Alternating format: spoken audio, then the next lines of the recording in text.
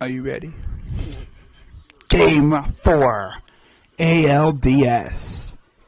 Astros on the brink of yet another ALCS berth.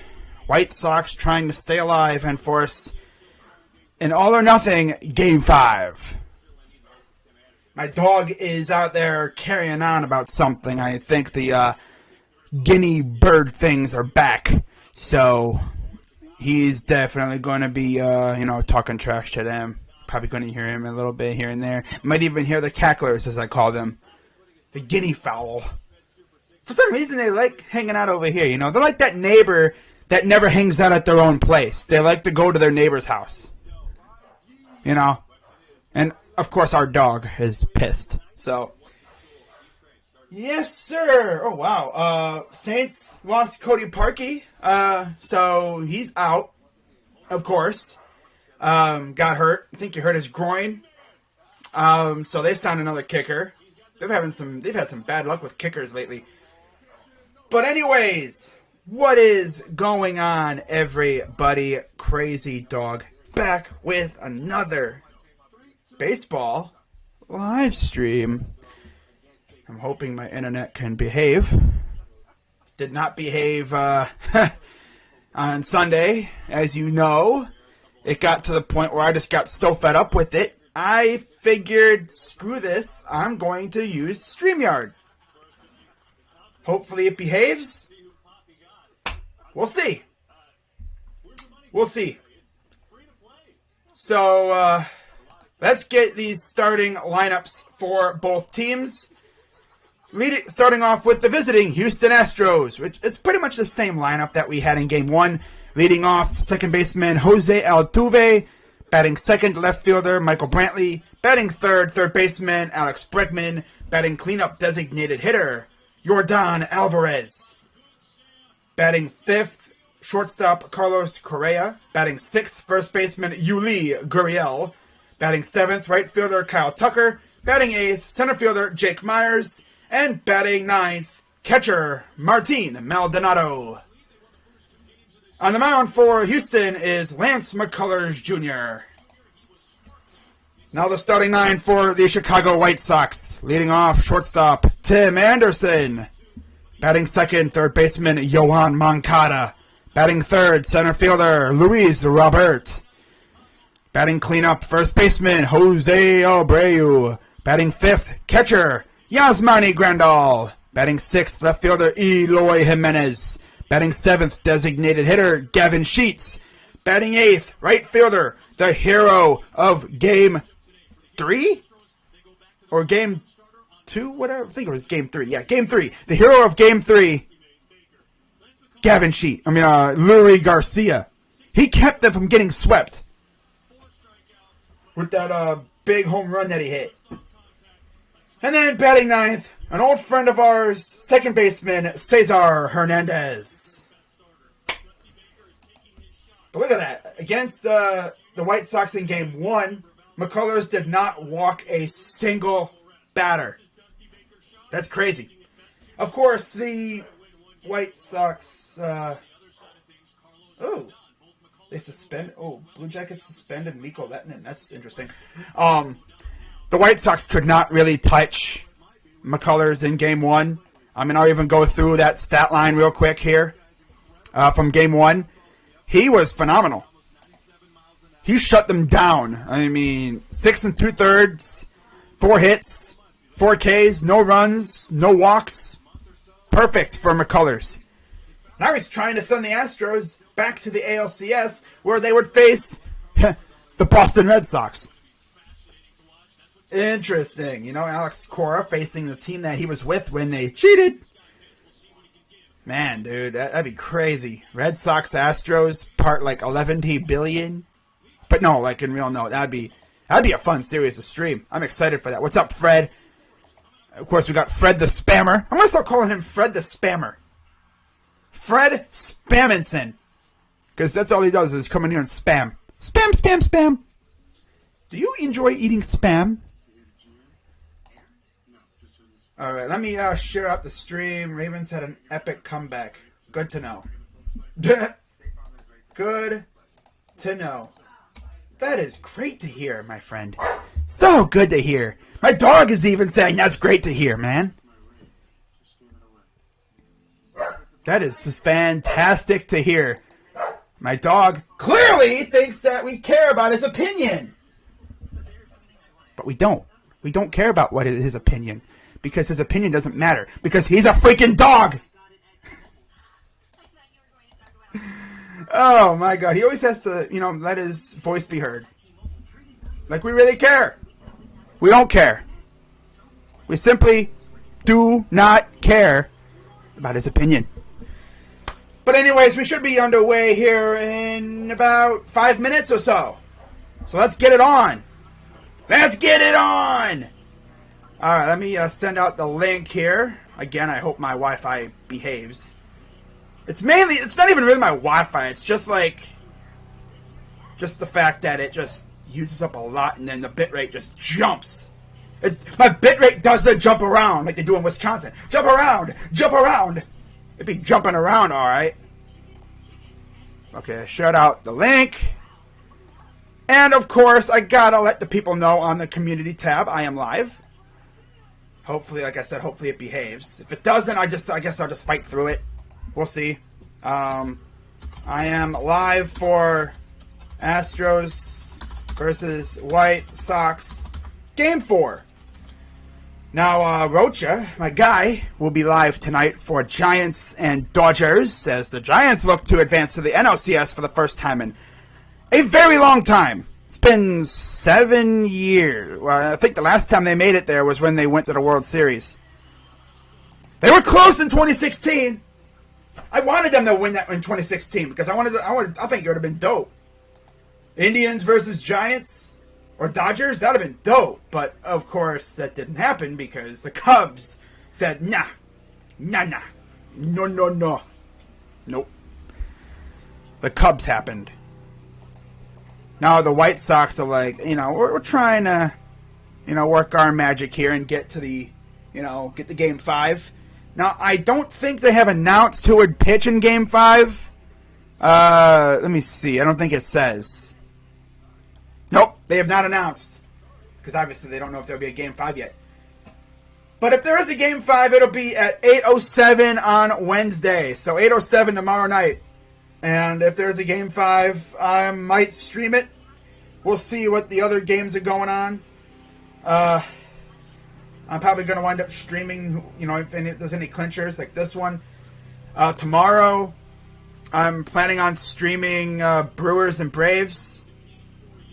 We'll see if that series ends tonight, though. That series might be over tonight, as it'll be Lauer versus Morton. But there's a very cloudy view of downtown Chicago. I'll tell you one thing. Chicago sports has had some fun times over these past couple days. The Bulls are looking good in the preseason. The White Sox are in the playoffs. And Justin Fields is starting games for the Bears. But I'm great, Jack. Honestly, looking at the chat, it looks like, both guys in the chat have pink PFPs. So you have to look at the name just to make sure I'm not talking to one person. But here's Rodon, 5 innings, 1 hit, 2 walks, 4 Ks on September 29th when he beat the Reds. Average velocity of his fastball, 90.9 miles per hour, lowest this season. But what a resurgence. What a resurgence for the White Sox pitching staff. He loves to use his fastball, his slider, and changeup, and he rarely ever uses his curveball. He uses his four-seamer half the time when it comes to his pitches. He'll hit you with a slider, maybe a changeup every now and then once in a blue moon, he'll hit you with a curveball. He'll literally throw a curveball at you. Literally. All right, so stepping in, we got Jose Altuve. Do I still follow the Cavs? Yeah. There's just nothing to talk about with them. Crazy talk. You didn't do any of Cavs preseason games. Because their preseason games are always happening when I'm doing something else. But I'm going to be doing some Cavs games this year. Of course. Cavs have been making some... Oh, wow. Senio Calamete going to the Chargers. Wow, because they lost Ibushi. who got hurt in our game. Alright, so here we go. First pitch coming from Rodon as the White Sox try to stay alive and force a Game 5. Here's the first pitch. And it's roped into left field. That's going to be a base hit, possibly a double for Jose Altuve. And Eloy's taking his good old time getting there. So, wow, leadoff double in. We're underway from U.S. I almost want to say U.S. Cellular. No, it's not that anymore. It's Guaranteed Rate Field.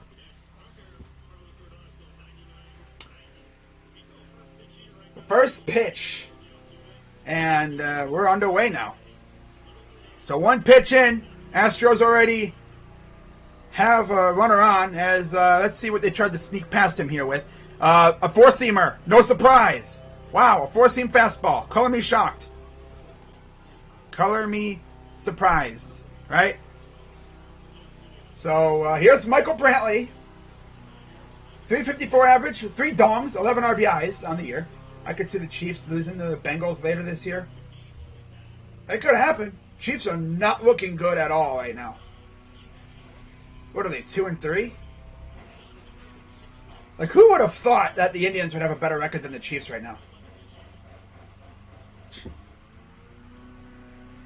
Here's the pitch. Swing and a miss. I'll be right back, guys.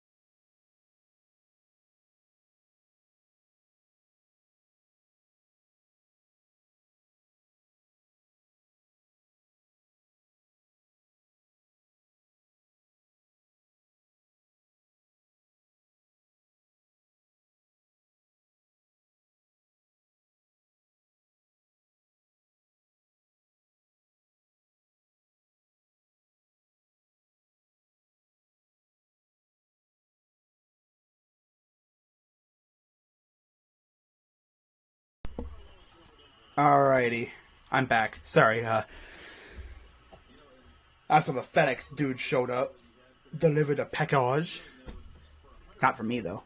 I didn't order anything. So here's Alex Bregman with 1 out, runner on third. It's a 1-1 count against Bregman. Rodon, lefty. He sets and he fires, and it's a strike right on the outer edge. 1-2 on Bregman, and the Chicago faithful are getting up and getting loud with their black towels. Honestly, I'm surprised they don't have white towels. That'd be a pretty cool illusion. You know? Be a pretty cool illusion. Looks like a sandstorm. Like South Carolina does.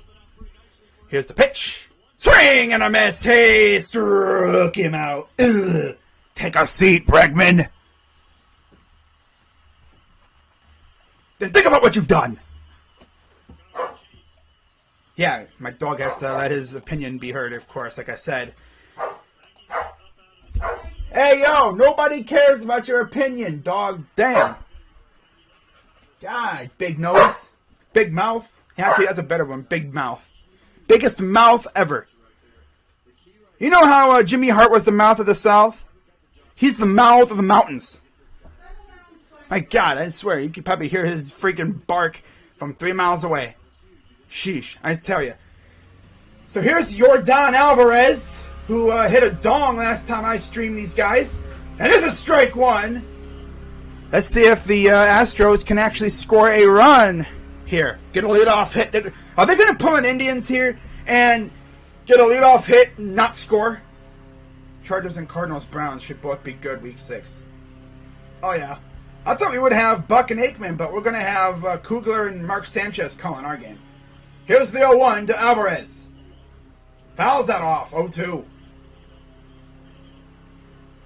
And again, the Sox faithful getting up, getting loud, waving their towels. That is so crazy. Like, again, I wish they would have used white towels because like, the illusion would have been insane. It would have been pretty cool to see from like, you know, when they show the outfield and stuff. That would have been dope to see. But hey, black towels is cool too. You know, it's their color. There's Brantley looking on. That's a cool looking shot. And here's the 0-2 from Rodon. Fouls it off. Guaranteed Rate Field, formerly known as U.S. Cellular Field, near the site of the old Comiskey Park. For all you old heads out there that may remember that stadium. Yeah, Comiskey. So 0-2 count for Rodon. Rodon sets, and here's the 0-2 in the dirt. Tried to get Alvarez to chase. Alvarez is not chasing that. He's too smart to not to chase that.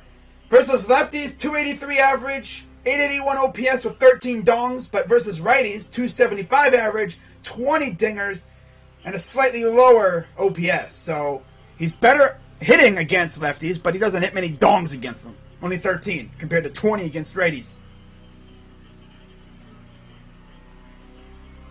So Alvarez waiting for the 1-2. Swing and a miss, struck him out, and Rodon gives up a leadoff double and nothing else after. How about that for Mr. Rodon? Gets his hat and glove checked as he walks off.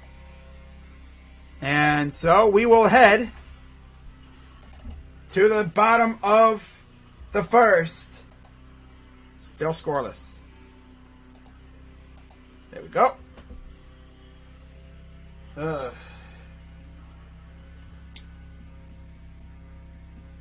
Actually, I'm going to add one more. I'm going to add one more thing to this stream here real quick. All right, guys? Okay.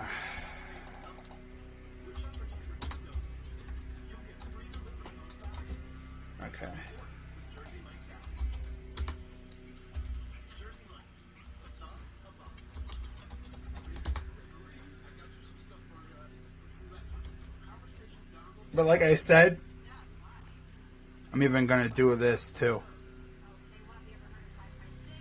I'm going to put it in the color of the team that leads. It's a pretty cool idea I had just now. So I'm going to minimize it. Make it nice and tiny. Put it right there. And booyah. I don't know if you guys can see it. Put it right. I'll put it down here. Yeah, put it. No, actually, no. I like it up here. Kind of sucks that you can't really see it much. Yep, Houston leads the series 2-1. Could have been swept too. There could have been a sweep, but I'm gonna move it over here a little bit, even it out. There we go. Could have easily been a sweep too, but hey, Lurie Garcia kept them alive.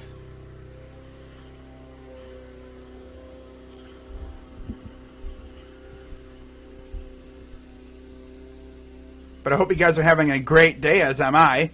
So, bottom of the first, and we're going to get our first look at, or our second look, technically, at Lance McCullers Jr. Started game 1. Like I said, he was fantastic. I don't think you could have been any better than that. I could honestly see the Steelers beating the Seahawks, especially without Russell. Yeah. If Geno Smith beats the Steelers, that's going to say a lot about him. And also about how, the Steelers are. Because they barely beat the Broncos. They could have easily lost to Teddy Two Gloves. And now they got to face Geno. So Lance McCullers. Here's the pitch, and it's a high fly ball. That's going deep center, but not deep enough. And one pitch, one out. So kind of a different turn of events there. As Altuve took the first pitch to left field for a base hit. And Anderson could not deposit that anywhere. And just into the glove. As they're showing McCullers' stats, he's ranked first in damn near every category. He's much more, he uses much more variety. 34% two-seamer, 26% slider, 25% knuckle curve, 1% cutter. And then 14%, I think it's like a changeup or something. First pitch is, great pitch, strike one. Surely that could have been a debatable pitch going to Moncada. 250 average, 3 for 12 in the playoffs. Here's the 0-1. And he's going to put that into the left field side. And there's your first hit for the White Sox. There we go. So there you go, a one-out base runner. If you hear like a loud noise, someone's doing yard work outside. Always got to do yard work when I'm trying to stream, Oh well. Never fails. Oh well. But anyways, here's Luis Robert. This series, no home runs, 1 RBI, and an 1100 OPS though. 500. He's 6 for 12. Runner on first. Cowboys are going to, and there's a grounder, double play potential, and they're going to get the runner at first. So that's 2 down. On 4 pitches? Wow. So Roberts' first inning is over with. The Astros outfield, you have Brantley, Myers, and Tucker. And then in the infield, you got Bregman, Correa, Altuve, and Gurriel, and then Maldonado at catcher.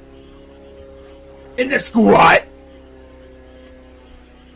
Cowboys are going to beat the brakes off the Patriots. The Patriots could beat them.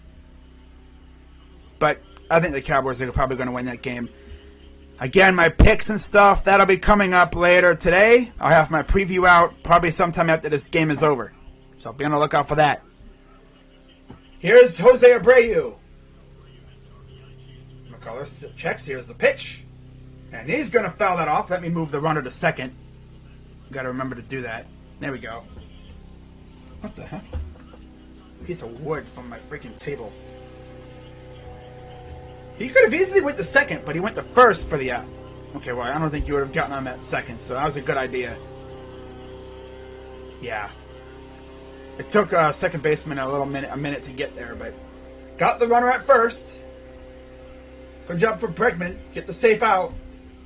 Now here's the runner in scoring position for Abreu. Here's the pitch from McCullers. Way outside, that's a ball. Yeah, White Sox trying to stave off elimination. 4 for 7, 417 average, 5 for 12 is Jose Abreu. The Astros did a very good job at home taking down the White Sox. Actually came back in one of those games too. Here's the 1-1 from McCullers. Did he go? No. They're going to look, and he did not go. 2-1 count. 2-1 count.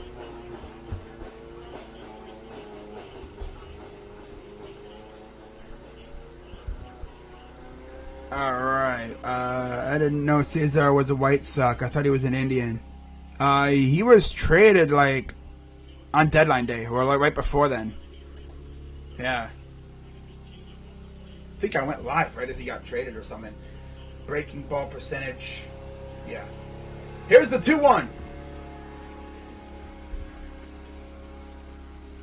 And he's going to deposit that into the foul territory. Tried to put it in the right field side, down the first base line. Just could not pinpoint that.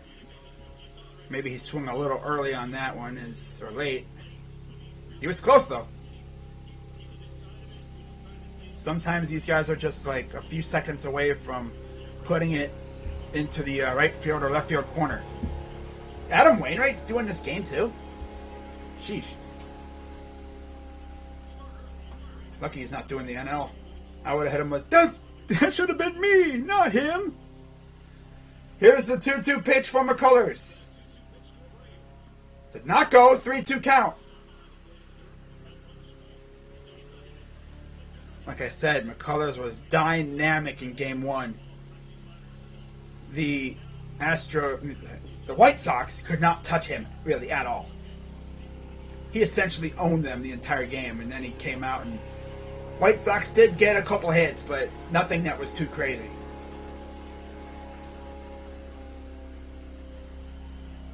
All right, full count. Let's see if Abreu can draw a walk here. I'll be doing games here and there all the way up until the World Series. Of course, I don't do games on Thursdays, Saturdays. Well, this Saturday I might. Well, there might be a game. I don't know about the ALCS or the LCS, but we'll see. Here's the pitch, because Ohio State's off, and he draws a walk. Look at Abreu drawing walks again. So runners on first and second with 2 out, and the White Sox are in business. Abreu, who's been there for years. I think he was the AL MVP last year. And now they have something brewing. There's I don't know who that was, but okay. Was that Rodon? Huh. Yes, Monty Grandal, 100. He's batting 100, 1 for 10. 1 home run, 4 RBIs. Here's the pitch from McCullers. He went just a little too far. All right. Yeah, I can smell like gasoline. And there's a showing the home run that he hit. He also hit a pretty big home run as well. He and Louis Garcia are the main reasons why the White Sox won Game 3. Here's the pitch. Swing and a miss, 0-2. But yeah, Yasmani Grandal, former Dodger, notably. Games 1 and 2, 5 runs, no extra base hits, 3 for 19 with runners in scoring position. White Sox offense, Game 3, 12 runs, 4 extra base hits, 8 of 15 with runners in scoring position, 5 for 9 with 2 outs. Here's the 0-2. Outside ball 1. So yeah, they went off in Game 3. It's like they went home, slept in their own beds that night, the night before, woke up, came to the stadium, and it's just like, yeah, we're home. It's like it gave them a whole new energy. Wow. Here comes the 1-2 from the Grandal. Swing and a miss, struck him out, and no dice. So no teams score anything in that first inning. Kind of disappointing, actually, considering they both had chances. So we head to the top of the second. Scoreless.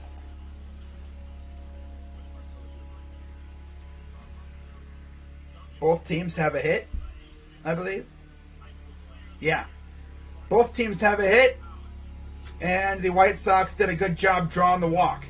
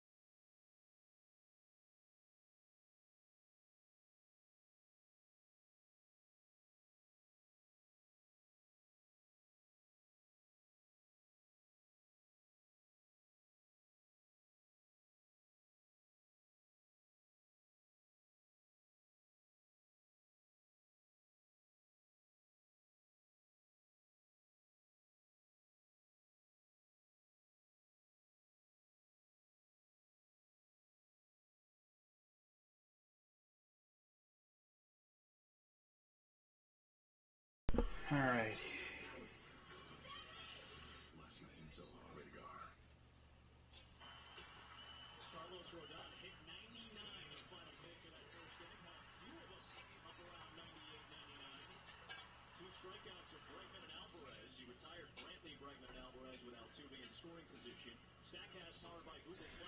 All right. Oh, great. Here we go. Okay. Here's the pitch. Strike one.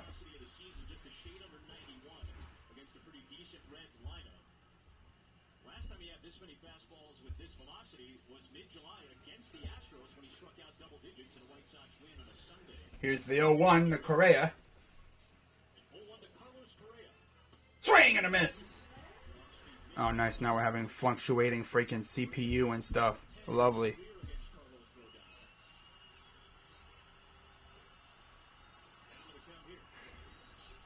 Wow. Okay. Oh, OBS. Gotta love you, man. Here's the pitch. Swing, and he puts it into left field for a base hit. Correa gets on board. And another leadoff hit. And there's my dog letting us again know his feelings. Even though, again, does not matter.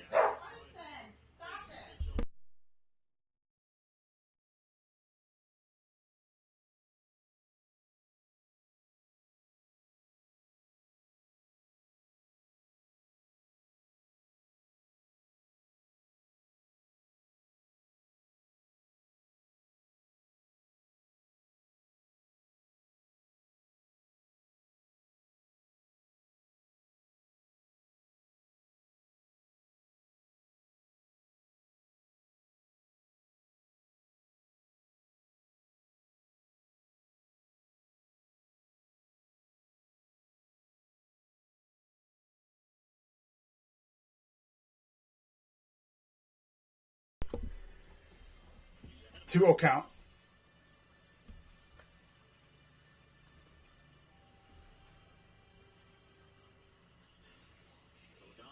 Top 10 in the American League with 185 strikeouts for Tony La Russa this year.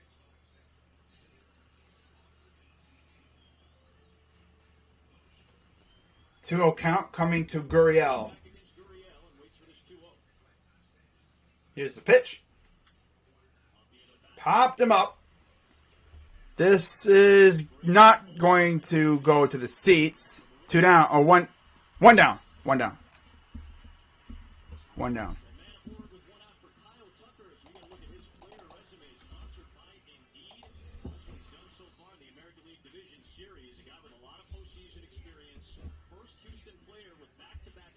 RBI games in Astros playoff history. He's been the hottest hitter since the All-Star break in Major League Baseball, the best OPS. And not a guy who seemingly gets rattled by anything. We talked to some of the beat writers around the Astros. They all had very good things to say about Tucker. Who's not going to give you much in an interview. He's just very even-keeled, very cold-blooded, very low heart rate. You know, you hear all the terms about athletes. All right. When they get into a good space, Tucker seems like one of those guys. Okay.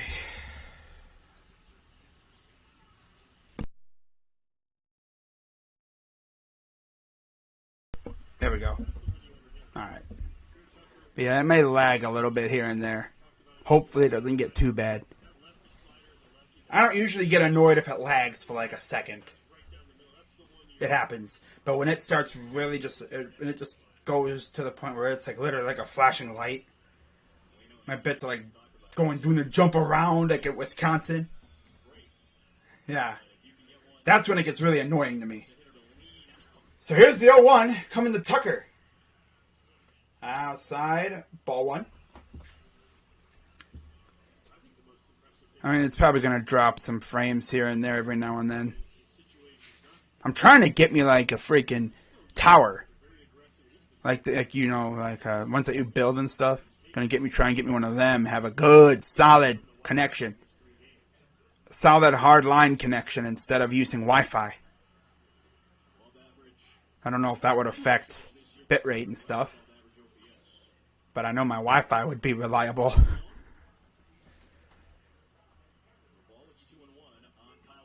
But hey, I mean, at least the stream, at least you know the video is somewhat clear. You know, you guys remember how blurry it used to be because I couldn't get any, higher because if I did, it would lag like crazy. Those were rough times. Very rough times. So here's the 2-1 to Tucker. Strike 2. O'Donnell's just throwing dots, man. He's like throwing darts at a dartboard. And again, here's the crowd getting up on their feet. They're probably going to do this for every single 2-strike pitch. Coming up, 2-strike count. But Tucker can really quiet these guys down with a big hit here. Especially if it goes out. There's just someone in a skeleton suit thing out there. It's like, okay. Alrighty then. Here's the 2-2. Fouls it off. Stays alive.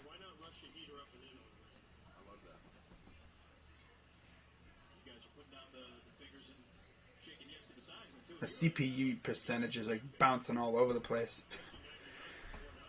Why are people always blaming Baker? He's not the reason why we lost. It's just they want someone to blame. It's not all on Baker. Part of it's on Stefanski for his conservative play calling at the end. Some of it's on the defense. But it's not all Baker. He does have a little bit, though. But only a tiny bit blame goes to Baker. Mainly, because execution. He could have probably done better on some of those routes. And some of those throws. Blame goes all over the place. People blaming Baker for us, for the defense giving up 47 points. Well, the thing is, we had to use, third and fourth string corners. Because our guys are getting hurt left and right.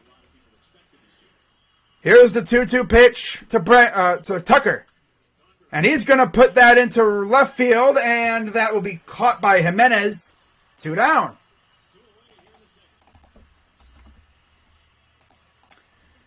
Thanks for streaming. You're at work watching. What's up, Andrew Gobert the third? Go Astros. Ah, you're an Astros fan. Okay. I think you guys have a good chance here. McCullers has been dealing lately. He's been dealing for the longest time, and now, of course, we're going to do yard work outside my window because, of course, they are. Okay. Here comes the pitching coach going to talk to Rodon. Kevin's stupid play calling. Yeah, his play calling was... He even said, he was sick of his play calling.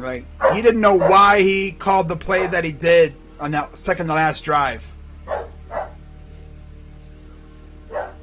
Man, it's like a whole freaking lunatic asylum out here, man. My dog is going nuts. Got yard work going on outside. Had freaking chickens showing up earlier. It's what the heck is going on out here? Bozo's looking at me through my door, through the crack of my door. What are you looking at, ugly? Get out of here. Sheesh. Man. So Rodon talked to Katz, the pitching coach, and now he turns back to the dugout, and we'll see what they talked about. Probably get it together, bruh. Got one more, and we get out of this. Give it up to Alex, man. God damn it.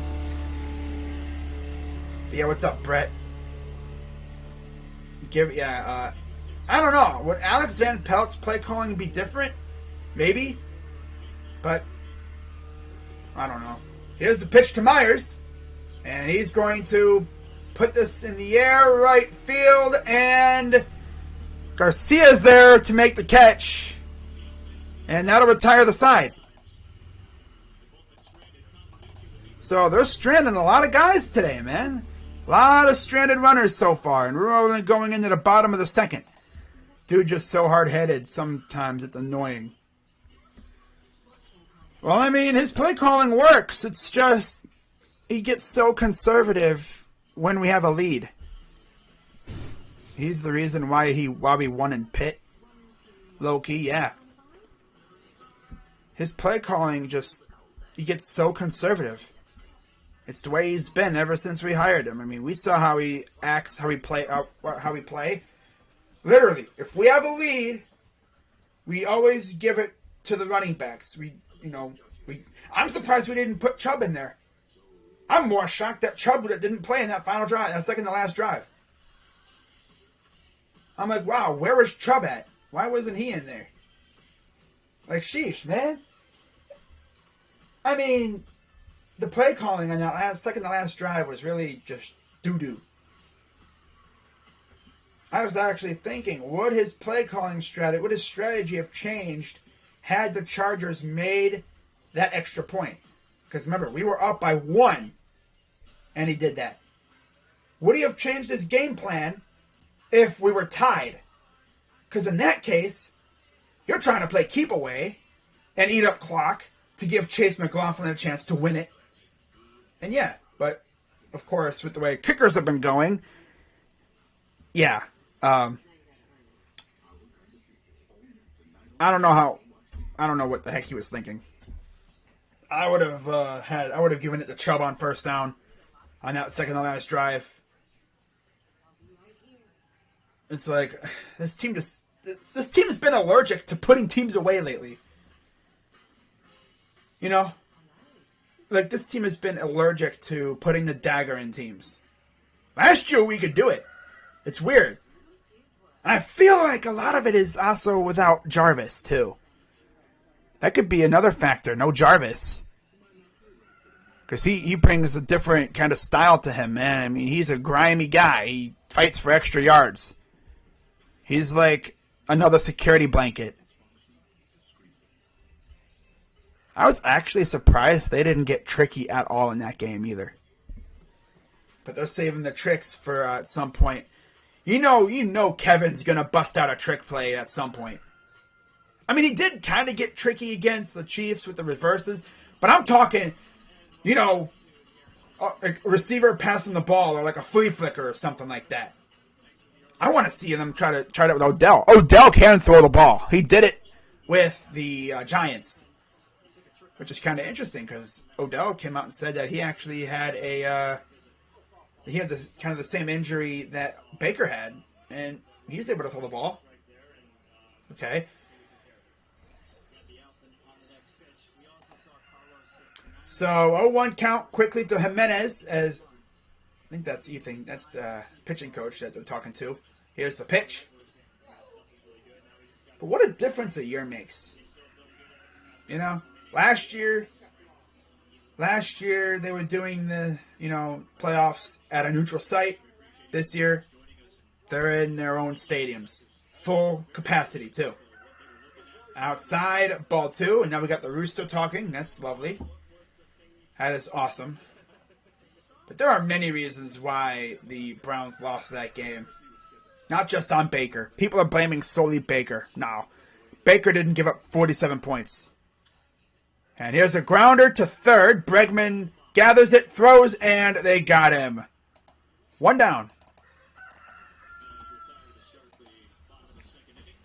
I think that's Giolito they're talking to over there. Yeah, it's Giolito. Okay. You see Dallas Keuchel. Is that Dallas Keuchel there? I thought he wasn't on the playoff roster. He's with the team. He's just not on the roster. Okay. Man, that'd be so tragic if they freaking they lost here. I want to say they got swept, but no. That'd be tragic. Pitch inside to Gavin Sheets.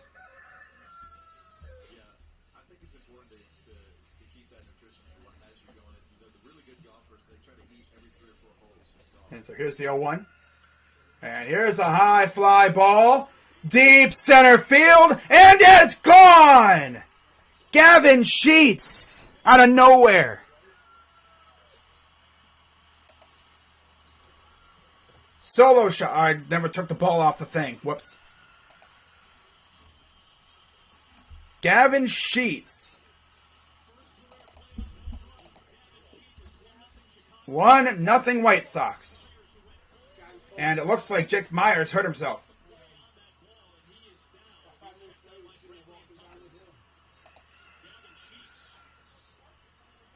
Wow, Gavin Sheets of all people. Woo! And Jake Myers is down on his back. Let's see what happened. So he went back, went up, caught it. Ooh, slammed face first into the wall. Like, poof. Looks like his left arm. Like he landed up against it. He threw his glove away. So, 1-0 White Sox. So McCormick will probably go out there to play center.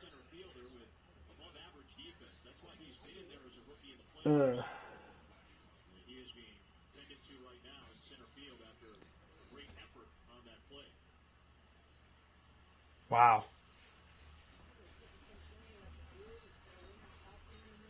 All right, I'll be right back, guys.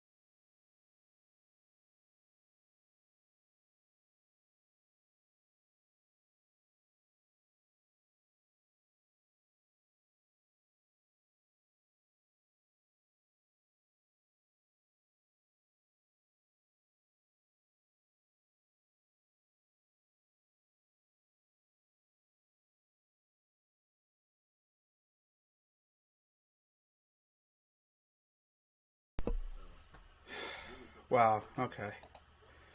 Alright, I'm back. Sorry about that, guys. Here's the pitch.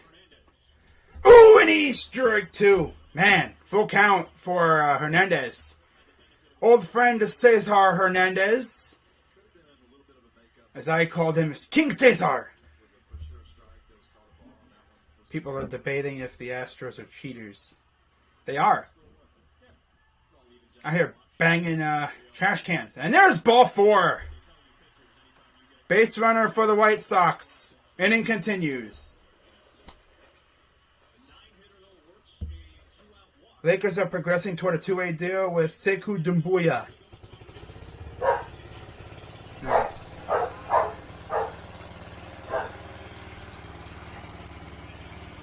Sekou Doumbouya. Okay, let's refrain from, the loud noises, Mr. Pooch.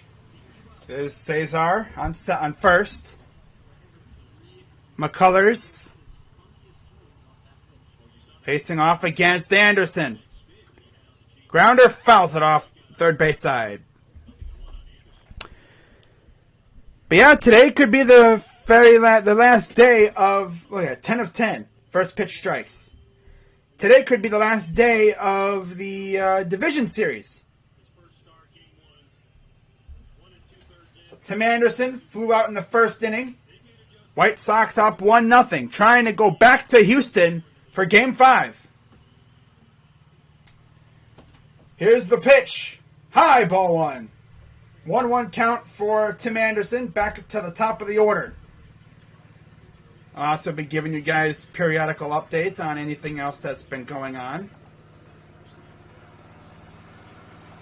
Wow. Clyde Edwards-Helaire on the injured reserve list. Jeremiah Otochu suffered a torn pec. He's out for the year. That's just tragic.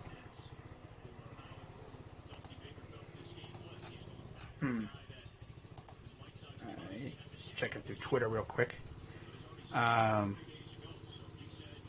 He didn't report. That's why they suspended him, because he didn't even report. That's why you didn't hear his name going on if you watched the hockey games. If you paid attention, he didn't even report. Why wouldn't you go for it on fourth down when you got a two-headed monster in the backfield? And there's a foul ball. You got Odell, me, Juice, DPJ, Hooper, and Joku.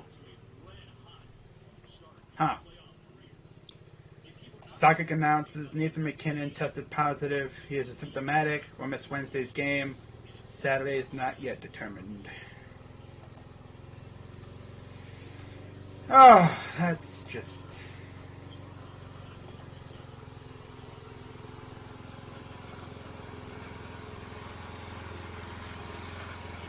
Here's the 1-2. Inside 2-2 count.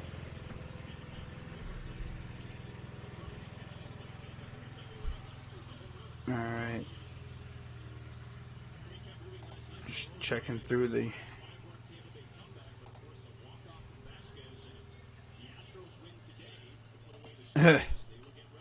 Wow.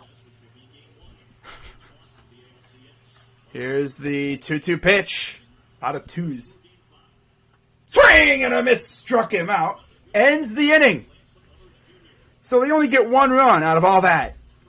That's just, yikes. But Gavin Sheets puts him on the board with a ding-dong to center field. And we go to the top of the third. 1-0 White Sox.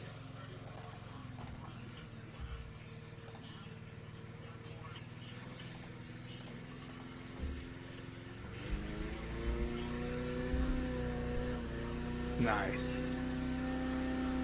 Well, I take that back. The Astros are winning. They cheat pretty good. Just not this game. Yeah, they're getting on base. They just haven't been able to finish it, really. They got a couple base hits, but nothing crazy. Wow.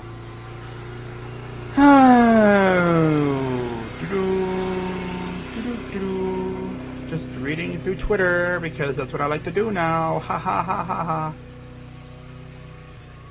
Alright.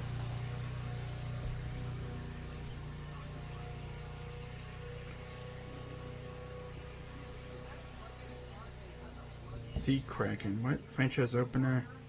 8 of the 12 forwards could be making at or close to the league minimum as a result of COVID protocol. Damn. Oh, he's talking about Lettinen. Lettinen's on waivers for a buyout. That's tough. You know, we traded for him, I think, for one of our old, other goalies. Not Matisse. It's someone else. And that's tough. That's tough. That's tough, man.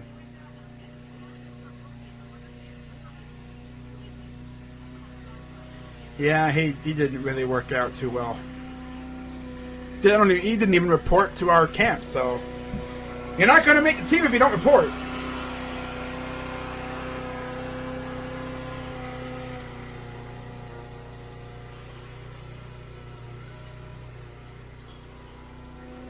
Shit.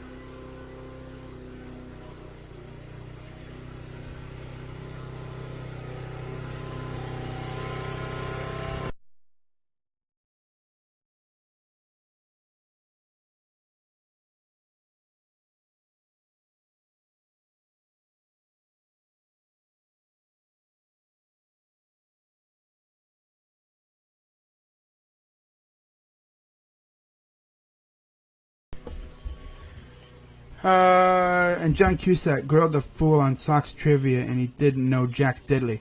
I heard John Cusack was recorded talking to an undercover sports critic who was saying he couldn't root for both. Oh, yeah. White Sox Dave from Barstool. Yeah, I remember. I saw that. So here's Martin Maldonado leading off here in the top of the third. Can the Astros respond? I think they can. But will they? We'll see. Here comes the first pitch from Rodon. And he's going to foul that off. Oh, it's an 0-1 count. Sorry for the noise out there, you know, the noise pollution. It's someone's doing yard work. Gotta love it, right? Yeah. So, Gabby Petito died by strangulation? Bruh! Strangulation? She got freaking choked out here, bro. Damn! That freaking douche canoe who freaking killed her, man, he freaking strangled her. Like, wow, bro. Wow, dude. He's probably freaking dead somewhere.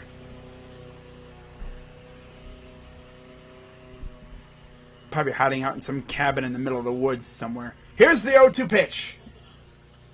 Fouls it off, stays alive. Alright, just checking up on that real quick. Okay, we're good there. Only game going on. Dude, Rodon is really good. You know, he was not very good a couple years ago, and then he just turned up. Just same thing with Giolito. So here's the 0-2 pitch coming from Rodon. Here it is. Fouls that off. Still alive. Well, I keep forgetting. Gotta take the runner off first. There's nobody on base. What the heck? There we go.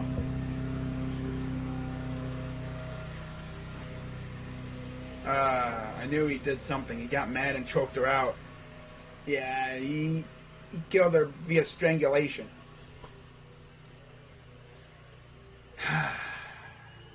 Damn. Here's the 0-2 pitch to Maldonado. Fouls it off again. He's still alive. Fighting off pitches and really making Rodon have to work to put him down here. Of course, you got Altuve on deck.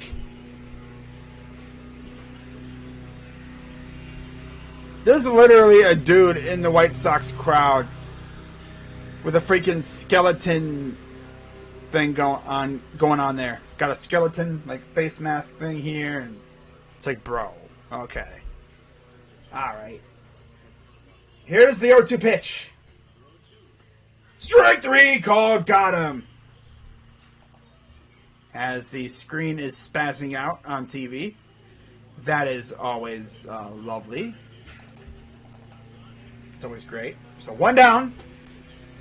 Back to the top of the order.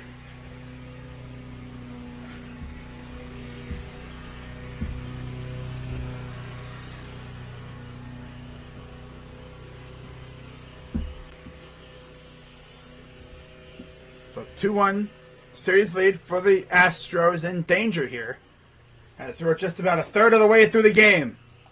Halloween stuff. Yeah, he's got like a skeleton shirt thing, like suit thing. That like you'd see like little kids wear. Here's the pitch to Altuve in the dirt. And he's got this like a face covering, like a face mask of a freaking skeleton. It's like something that you would see at a Halloween store.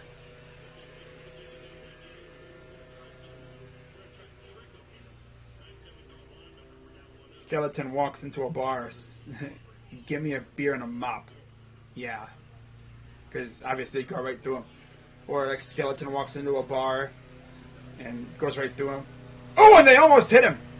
No, they rule that it did hit him. I think. They hit Altuve? And they're cheering for it too. Wow. They're cheering that they hit Altuve. Okay. Okay. Yeah, that's nice. They're probably still salty about him. I mean, he's one of the main guys in the cheating scandal, though. He's one of the main perpetrators. He, Bregman, Correa are probably the 3 most hated players. Springer and Brantley and them? Nah. Because I think Brantley just showed up there when they did that. I think he might have actually been with us, not gonna lie, now that I think about it. The fact he is hiding just pisses me off. They're gonna probably find his body somewhere. Like he's gonna be dead. Like they're gonna find out he like killed himself somehow.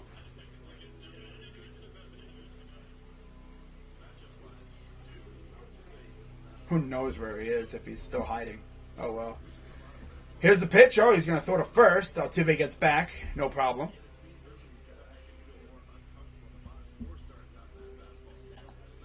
Real classy. I don't think it was intentional, but of course the fans are going to be like, yay, look at it, he hit him, haha, take that, douchebag. Of course they'd be like that. Someone on Twitter said she wasn't pregnant. Well, no, duh. No. I don't know. Here's the pitch. Strike 1 to Brantley. Stares at it. Stares at strike 1. Okay. Okay.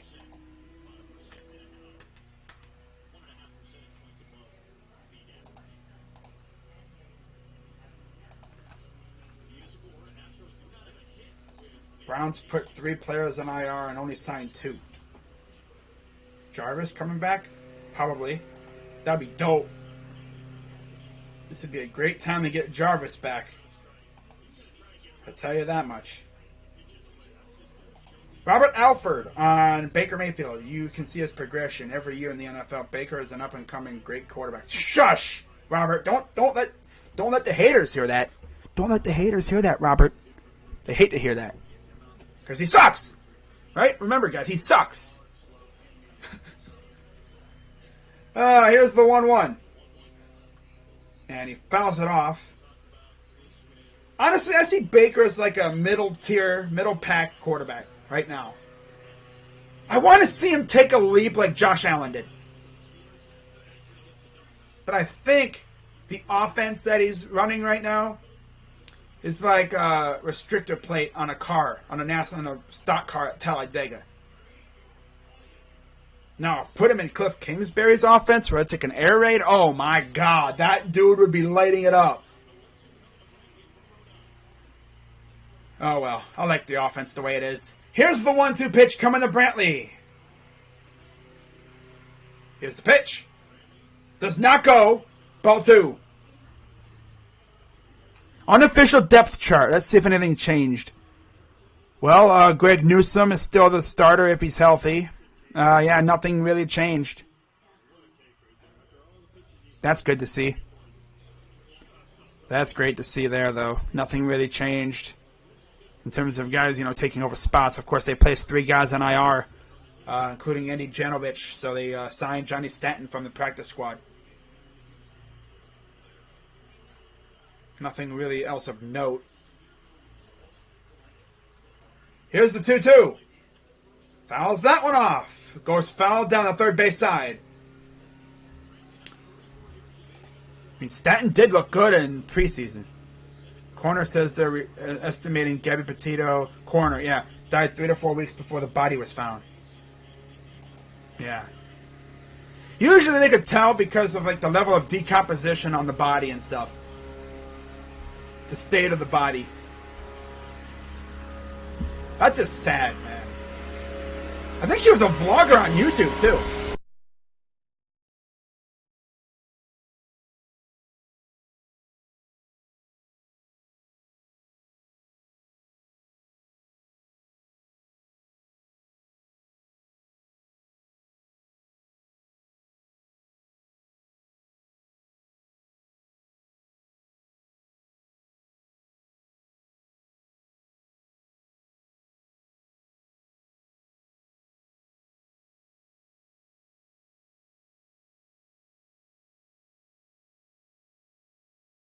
Alright. Freaking lawnmower right by the window. Gotta be the loudest thing I've ever heard. God. Alright, so 2 down after Brantley flew out to right center.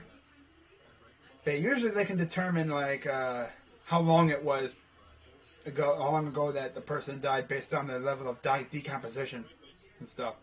But here's the pitch. This is Bregman.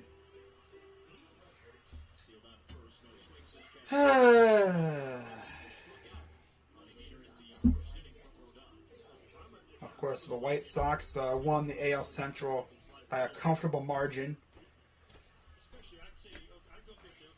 And the Astros, they really had no issue winning the AL West again. The Mariners did give them a nice run for their money, though. Here's the 1-0, going to throw to first. Gets back in time. So 2 down. Here in the top of the third.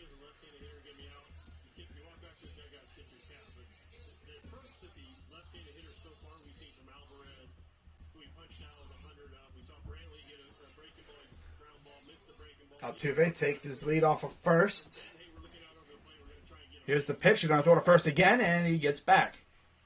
Not even sliding. He's just walking back.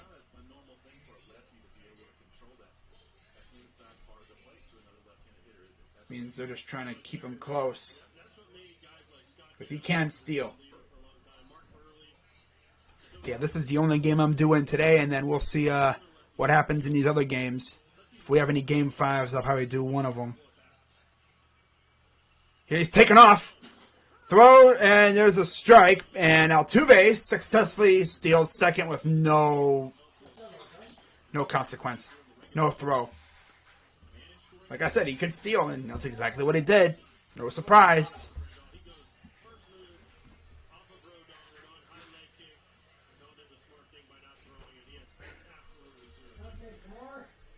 All right.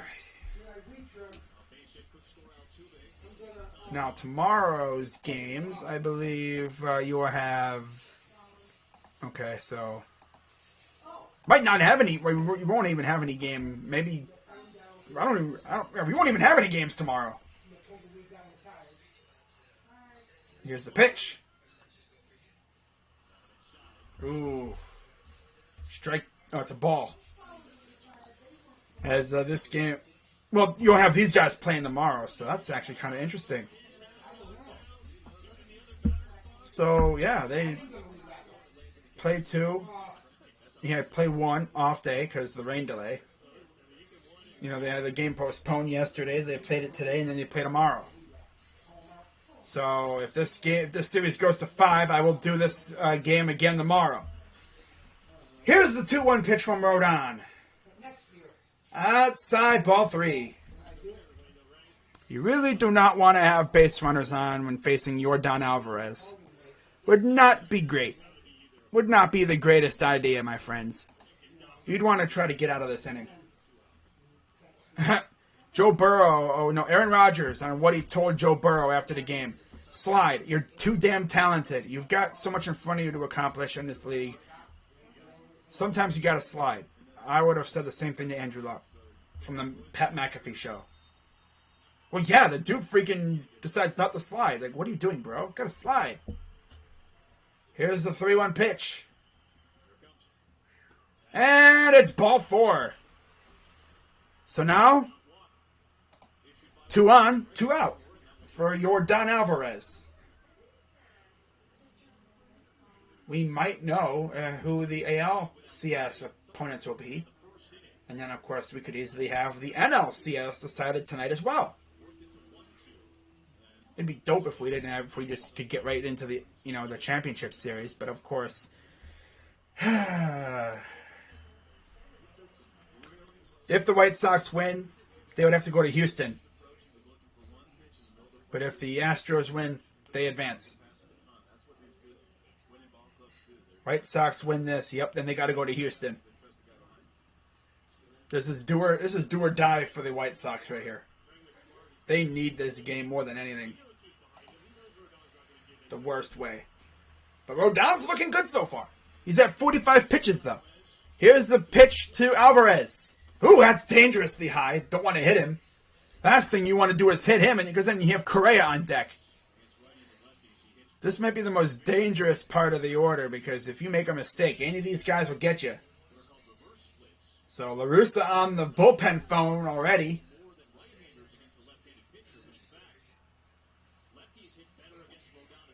Love how they use like the equivalent of payphones. You see him talking to the bullpen coach. They're going to start getting someone warming up, I'm guessing. After, if he doesn't get through this. Top of the third, here's the pitch. Strike. I wish they had like the strike zone on the screen, though. On the TV. I don't see Rodon giving up a lot of runs. He wasn't really one to give up a lot of runs in the regular season. Rodon has been fantastic as looks like Kopech is getting ready to start warming up.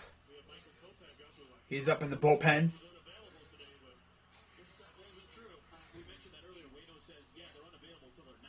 And there's a ball in the dirt, 2-1. Usually I get a haircut like that in the summer.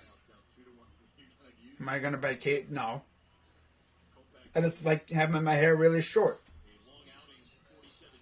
You know? So I've always gotten my hair cut like this.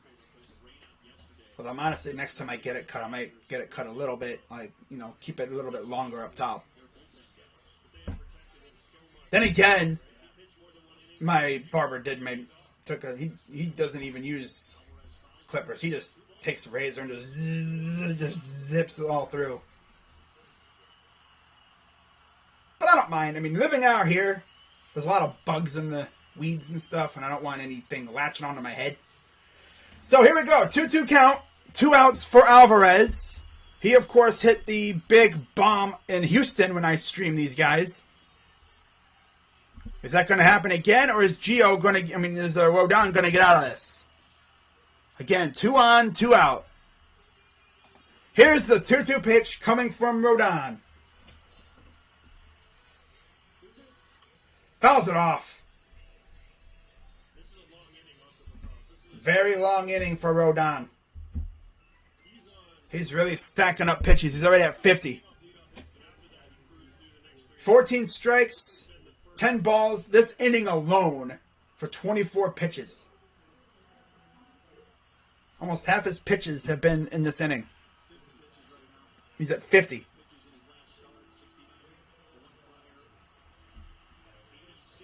Fans are letting their voices be heard. Here's the 2-2 to Alvarez.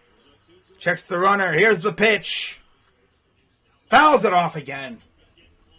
Got to be careful with Alvarez because, as we've seen, he has insane power. They don't call him Air Yordan for no reason. They don't call him that just to call him that. Like, he can really blast a baseball.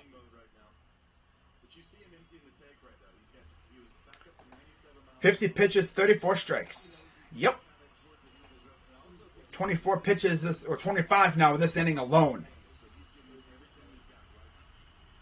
Like I said, almost half his pitches are in this inning. Here's the 2-2. Ooh, that was close. That could have been anywhere. That could have been a ball. That could have been a strike. It was a ball, but it could have been a strike. Like I said, you do not want to load the bases. And Rodon even thought that was a strike. He starts doing like a... Starts like kind of... It's like, like that. Crap. He thought he would get it, but no. So full count for Alvarez.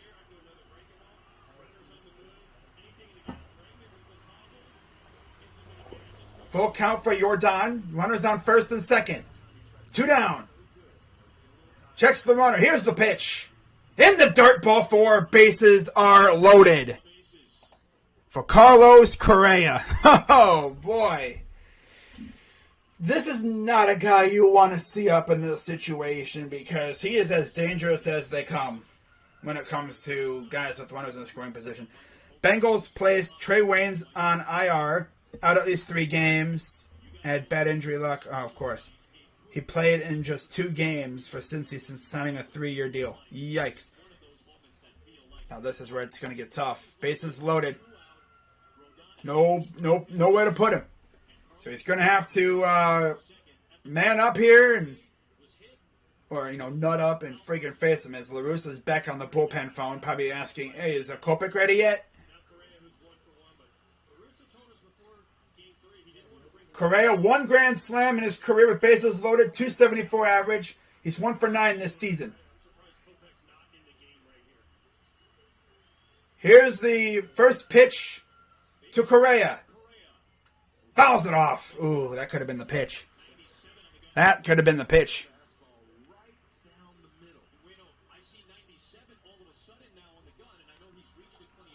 He's really cranking out 97 miles per hour. He's just emptying the tank right here. This is probably his final inning. 54 pitches. If he doesn't get this guy out, he's done. Regardless. Here's the 0-1 pitch. Ooh, strike 2. 0-2 count. Can they get Correa?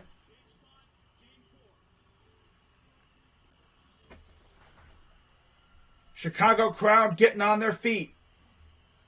Make sure my microphone is on. That'd be kind of embarrassing if it wasn't. It is. Okay. Crowd's waving their towels. Looks pretty dope, not gonna lie. Here's the 0-2 to Correa. And he's going to put it into left field. That's going to score at least 2 runs. Oh, of course that happens. Like I said, Correa is extremely dangerous. He's dangerous. That'll be, I'm going to guess, a double. So runners on. And here comes La Russa. Oh, boy, that's just tragic. That is tragic. A 2-run RBI double for Carlos Correa. That's tragic. Left corner. With 2 outs. Man. Grocery shopping, I ordered a delivery. Nice. Grand slam would be nice. Well, Pocket QB got a 2-run double as Michael Kopech will come in. They were literally saying right before he threw that pitch, I'm surprised Kopech's not out there right now. Well, maybe they should have put him out there because look what happened. That's tough. So it's 2-1 Astros. Still got 2 out. That was messy. Now you have Yuli Gurriel coming up. I literally mentioned it just now. Freaking Carlos Correa is very dangerous. This is a very that's a nice tragedy. Oh, that's great. Yeah, it's a nice it's very tragic for the White Sox. It was looking good. You got Maldonado out. You hit Altuve. Made Brantley fly out, and it's looking like, okay, you might get out of this. And then you walk 2 straight batters, and then you give up a double to Correa. I think he just ran out of gas. Like, he was really pushing it, and he put a pitch in the spot where you do not want to put it, especially against a guy like Correa. and it was like right top corner, like very top of the strike zone. It would have been a ball, I think, but he went after it and he put it into left field. So it's 3-2 now, or it's 2-1 Astros, and they still have 2 on with 2 out. Yuli Gurriel coming up, as Michael Kopech will come in to replace Carlos Rodon, who might have just pitched his final inning of the year. But how about the Raiders? You know, I mean, like, people are talking about it on Twitter and stuff, like the downfall that usually happens. I mean, usually they fall apart, but damn, like this? Sheesh! Now they're the first team that's going to be looking for a new head coach next year. You know, they got a veteran quarterback in Carr, nice looking team. You know, nice looking stadium in Vegas. We'll see what happens with Mike Mayock. Are they going to keep him around? You'd think they would.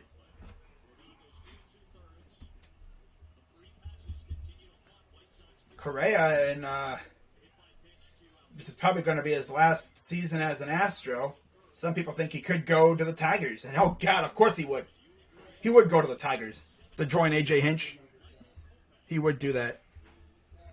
There goes Correa. Oh, my. Of course, having freaking lag spike. Here we go with the lag spike.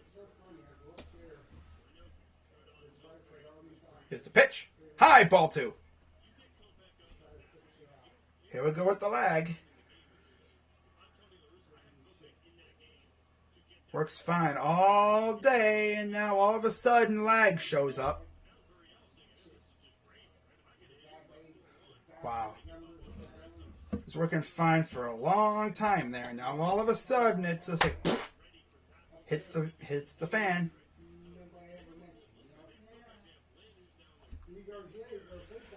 Of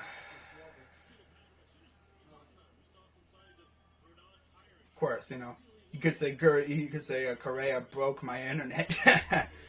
That's tough. Now it's fluctuating. It's doing the jump around. Jump around. Jump up and get down. Okay, I think it resolved itself. Hopefully. So 3-0 count for Gurriel, and they're trying to load the bases again? As you would have Tucker on deck. Oh, God. Are they really trying to load the bases again? Do you want to lose? Are you trying to lose?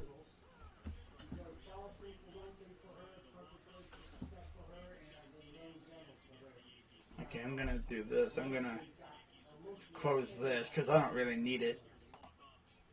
Okay.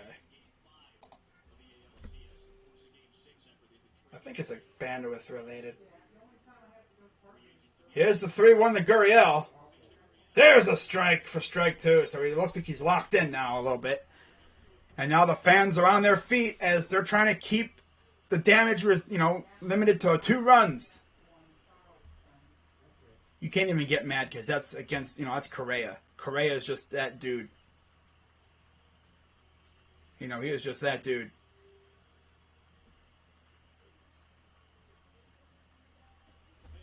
Here's the pitch. Grounder, that's going to be... Ooh, nice field job. Is he going to get there? Oh, he got there just in the nick of time. Oh, man. He almost got beat out. Good hustle on both sides. Great hustle. Oh, and they're going to look at this. I don't think he got there in time. I think, let's see. By a half a foot. Half a step, Kopech beat him. Gurriel. Yeah, he beat Gurriel by like half a step. That's tough. That's tough. That's just tragic. Alright.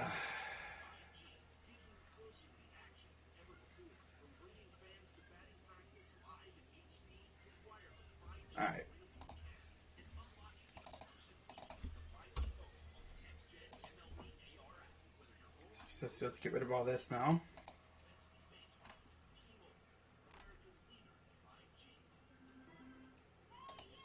There we go.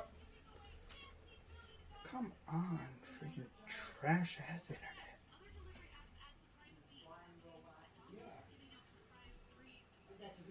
Freaking meme, not meme, but just dropping like crazy.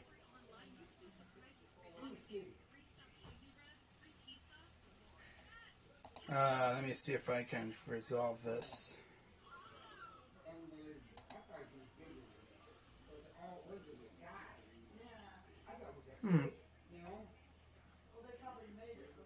Okay. Alright. Huh.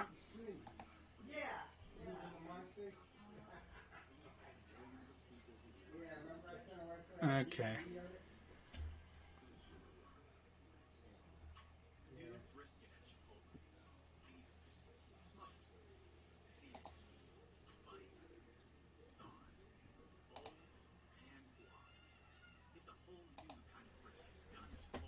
Alright. And there's the rooster. And there's the rooster.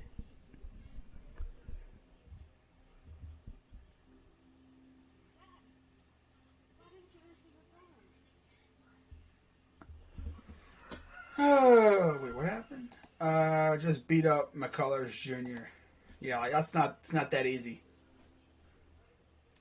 But we head to the bottom of the third. 2-1 Astros.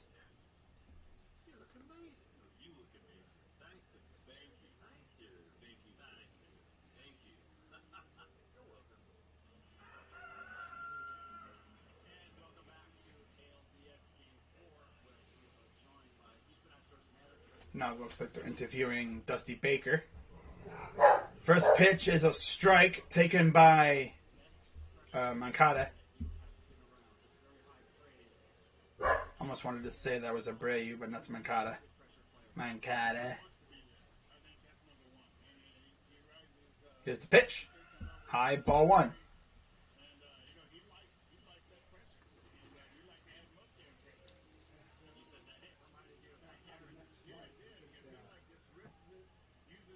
Here's the pitch. Swing and a miss. 1-2.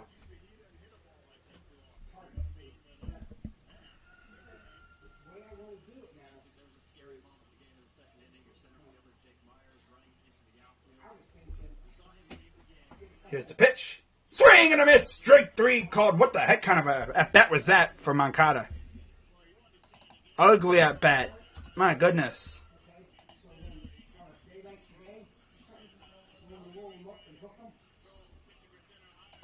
That was an ugly at bat.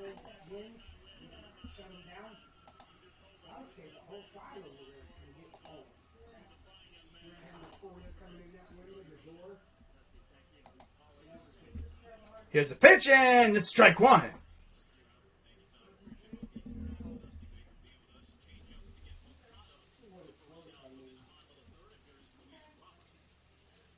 Here's the pitch. Grounder. He might be able to beat this out, and he will beat it out. Good hustle. Good hustle, and Correa just decided to eat it up. He didn't want to do something stupid.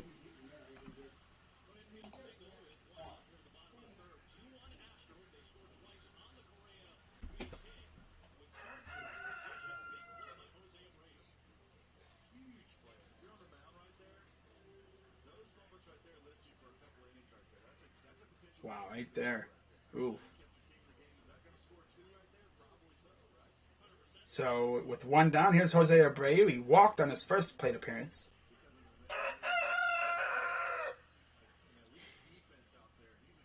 It's always something. Always something. Never a dull moment on these things, man. I tell you. Here's the pitch to Abreu. There's a strike.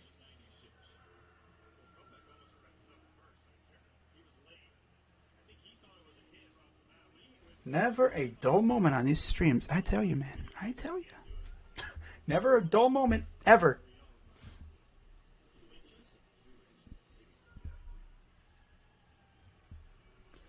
I think my rooster is talking to the rooster next door. Probably talking trash about he's a douchebag or something.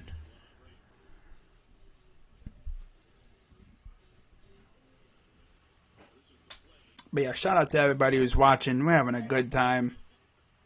Astros cheating again? Nah. McCullers is at 44 pitches here in the bottom of the third. This has to be the longest inning in a while. And the wind just shut my door. That's lovely. Here's the pitch. Ooh, strike two. Okay. They literally walk up by my window and then just scream as loud as they can.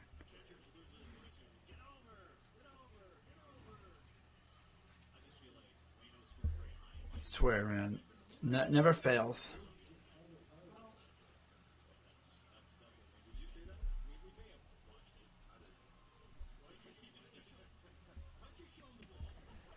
There's Kopech in the dugout, waiting to get back out there. Here's the 1-2 from McCullers. In the dirt, 2-2 count.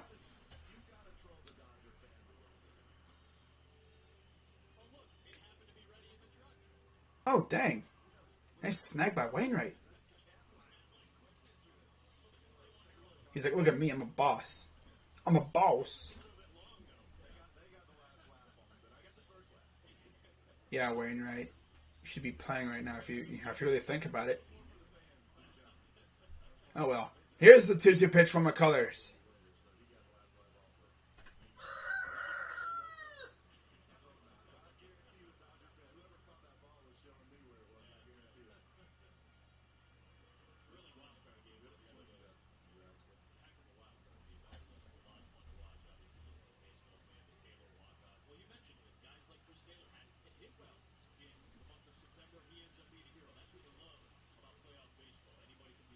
Here's the 2-2 coming from McCullers.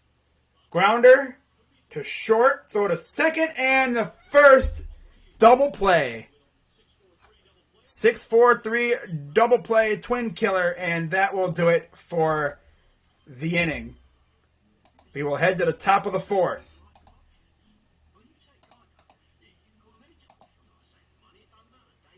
Okay. Fourth inning. And let's get rid of you. There we go. All right. We're all set. Tight screws. All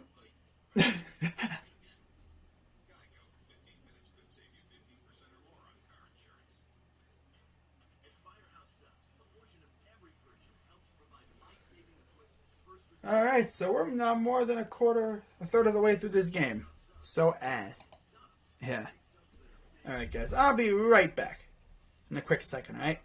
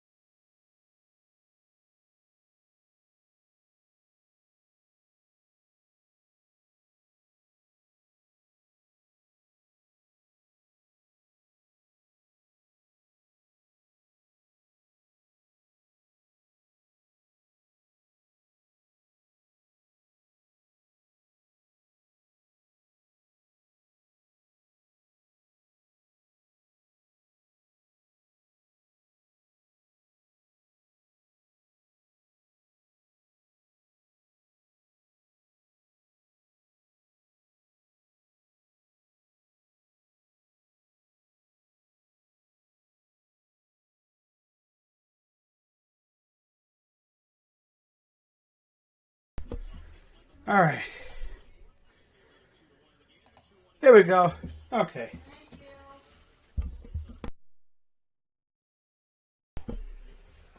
All right. Here's Kyle Tucker leading off against Michael Kopech.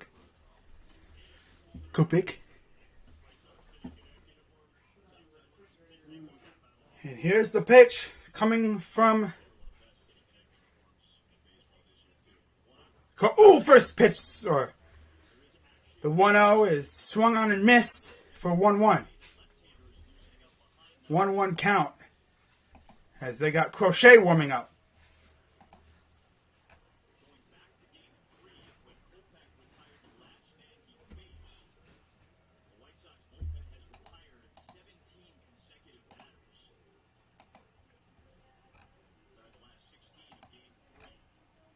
Here's the pitch. In the dirt outside, ball 2. Wow, that's crazy. I think that would mean he'd be coming back against us, right? He'd miss week 6, week 7. Yeah, he would come back against us, of course. Trey Waynes. That's just at the minimum. Here's the 2-1. Inside 3-1 count.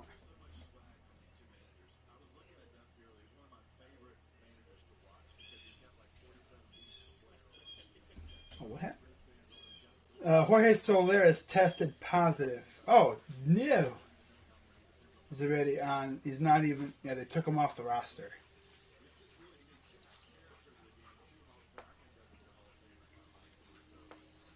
That's crazy. Here's a 3-1 coming to Tucker. And he's going to put that into left field for a base hit. So you notice all these teams are going to left field.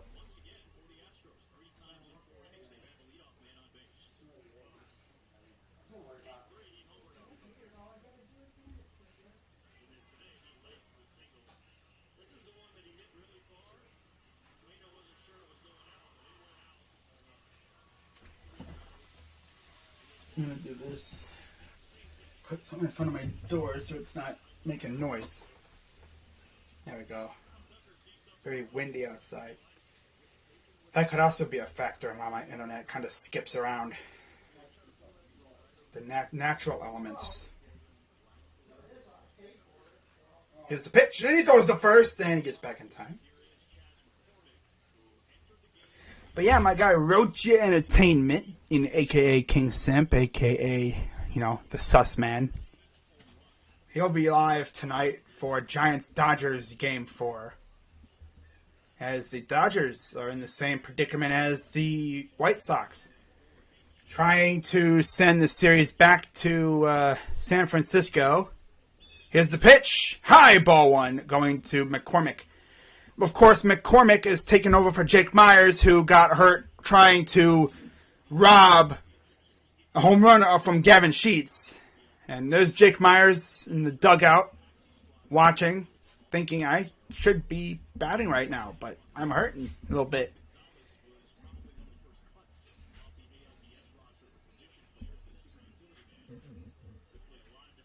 Here's the 1-0.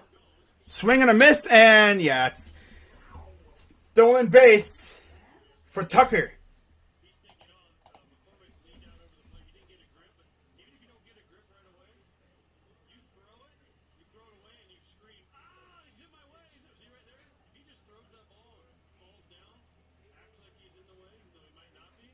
You kind of sell it. You sell it a little bit. He hit me. He hit me. But no, he didn't even bother to throw it.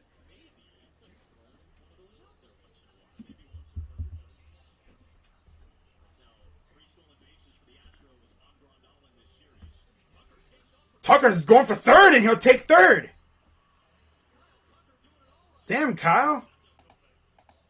Now, is he going to pull in a Rosarena and steal home? I don't think so. But knowing him, he probably would. Damn, Kopech. Not even looking. Tucker's like, I'll take that base. Thank you very much. Wow. That's now 2 straight stolen bases for Tucker, and the Astros dugout's loving it. So now they have a runner on third with nobody out, facing McCormick now, and then Maldonado, and then you're at the top of the order. Fouls it back. He was trying to put it in the right spot to score Tucker.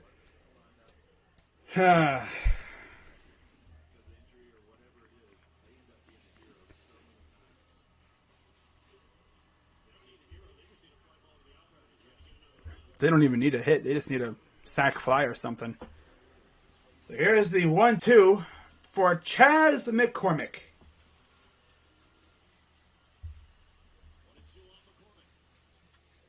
Puts it left field, but that's foul.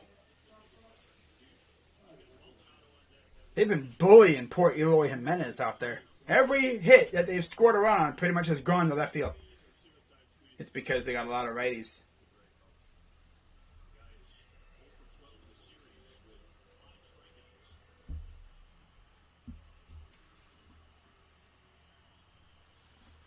Here's the 1-2 for McCormick. Here's the pitch. Lines it, foul, same spot. That ball boy down the left field line, right next to the tarp, he's busy, that's for sure. Yeah, I think he's actually stationed up right behind the tarp.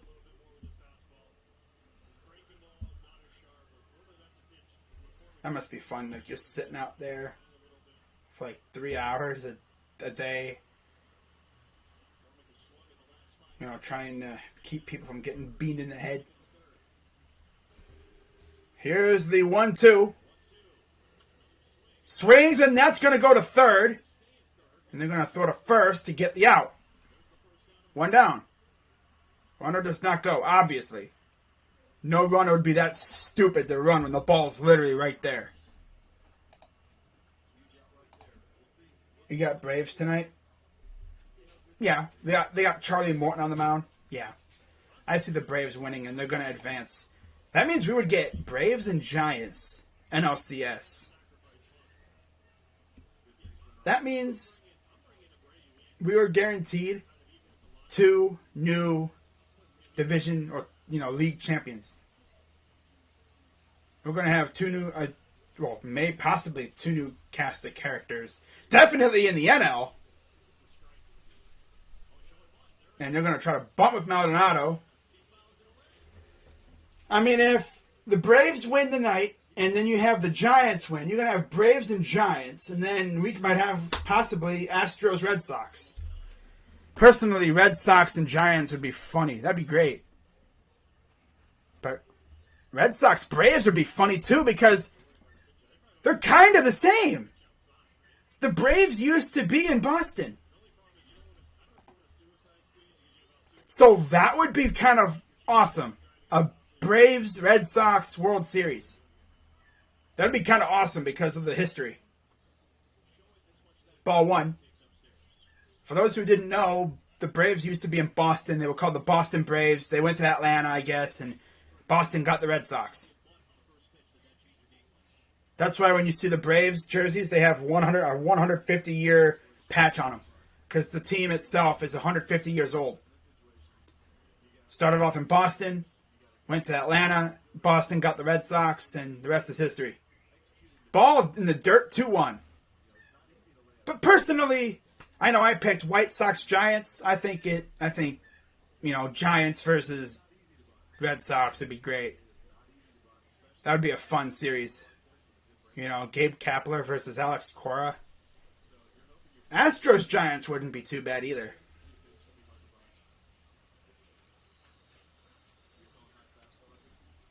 Alright, so here's the 2-1. Fouls it away. This is an interesting camera angle to go to. So 2-2 count. There's old Dusty Baker. Been around forever as a manager. I think he was managing when Babe Ruth was playing. That's a joke, by the way. Obviously. But of course, there's like a nice little rivalry between he and La Russa. Everyone pretty much knows about the rivalry.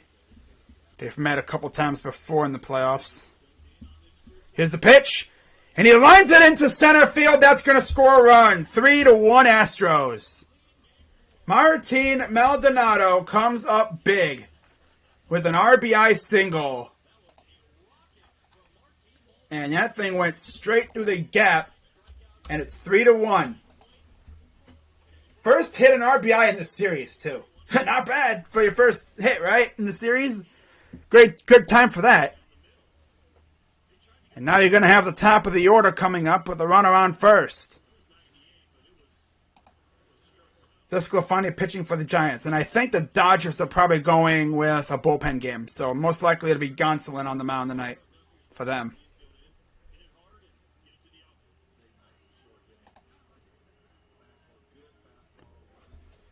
3-1 as Katz is back out to talk to the pitcher. This time it's Kopech, of course. Probably just trying to say, let's get through this. I was going to say, did he not go? But yeah, he did. Yeah, runner on first. Because they had runner on third. I was like, wait a minute. He did not go? No, he did. Imagine all teams sweep tonight. Well, no. An injured shoulder. Yeah, I figured it was a shoulder. Had to be something. Figured it was a shoulder. Oh, Walker? They're going Bueller tonight? That's interesting. But I guess, when you're trying to stay alive, makes sense.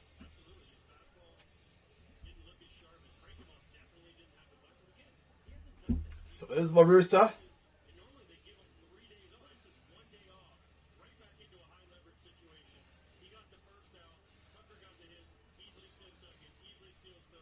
Altuve, double, a hit by pitch, run, and a stolen base.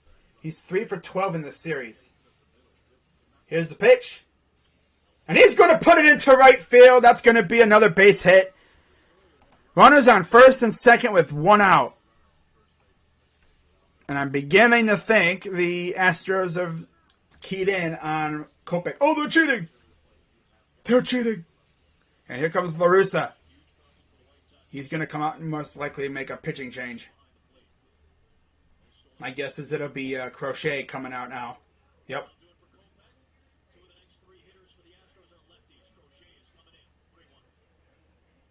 All right, so pitching change. Top of the fourth.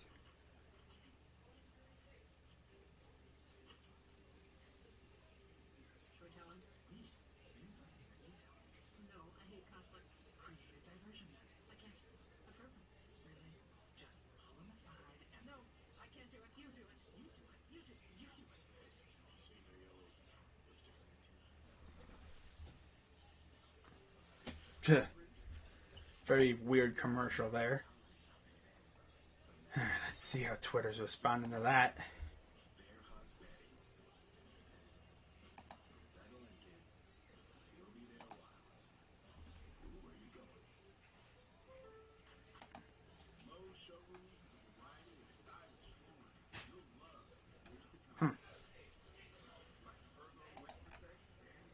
Teams are still monitoring the Mac Wilson situation,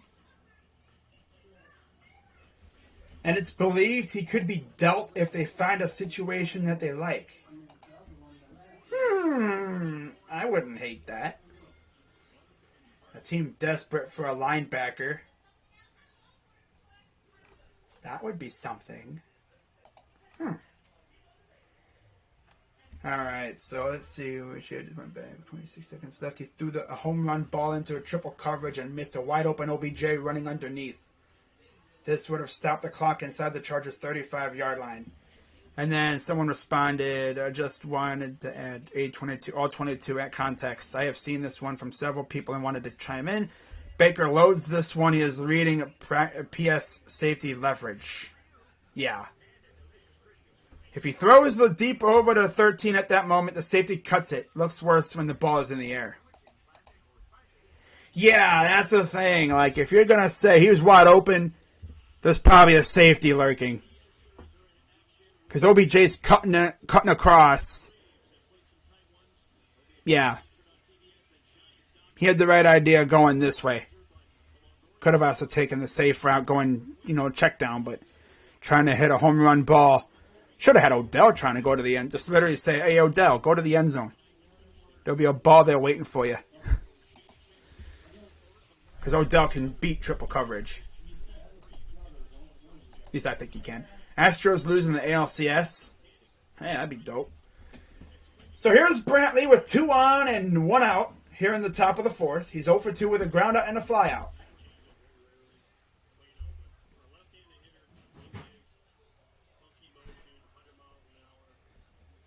Crowd's not as loud as it was just a few minutes ago.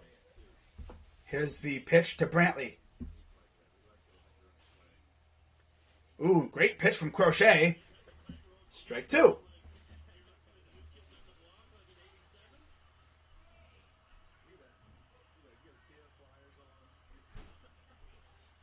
Now the crowd's getting loud a little bit.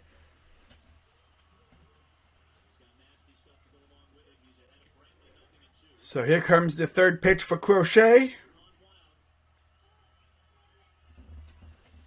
And here's the 0-2. Swing and a miss. He struck him out. 2 down. If the White Sox can get out of this with only giving up that 1 run, that's a victory in their book. Small victory. Because, keep it a 2-run deficit.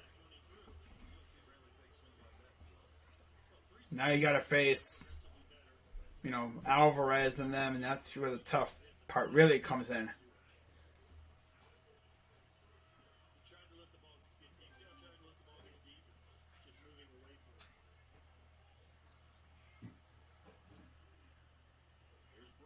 Here's Bregman and then Alvarez. First pitch in the dirt.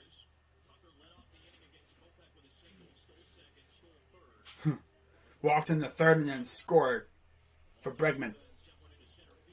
I don't know. Trying to hit it later in the process, and it just swung way out of range from him. Here's the 1-0. In the dirt again, ball 2, and the ball gets away. No one's taken off, obviously, because there's nowhere to go. Maldonado's slow self ain't going to go to 3rd, and obviously runner at 1st can't go because there's a guy at 2nd. Not to mention the ball didn't go that far.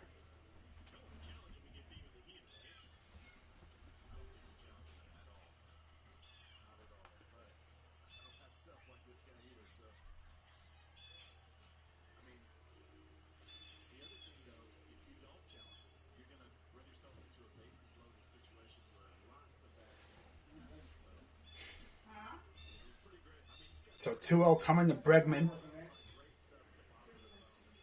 See if Bregman can maybe bring in another run or 2. Here's the pitch from Crochet. Inside 3-0. Yeah, let's load the bases for Yordan Alvarez. That's surely going to work, right? No. Playing with fire doing that.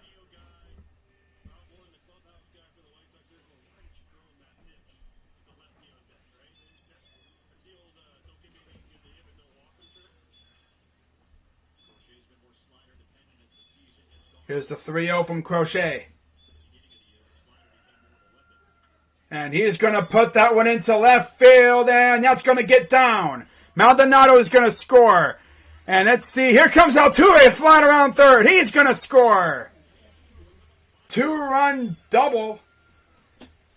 And, things are getting kind of out of hand now, and Crochet did exactly what you do not want to do.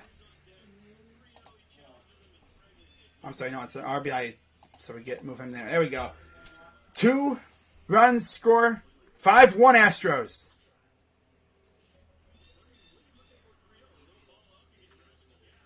Just gaps it. There's Correa, like, come on, let's go. And look at this dude. This dude, Altuve is flying. Here's Alvarez. And he's going to step off as Bregman on 3rd caught his attention. Wow.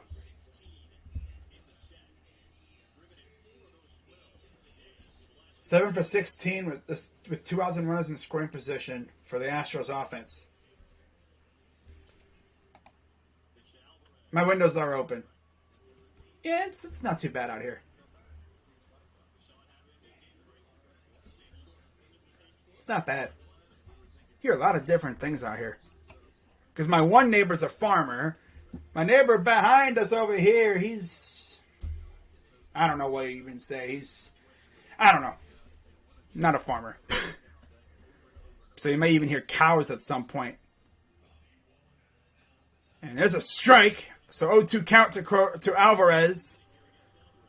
So I guess it was really good that Bregman brought in those 2 runs.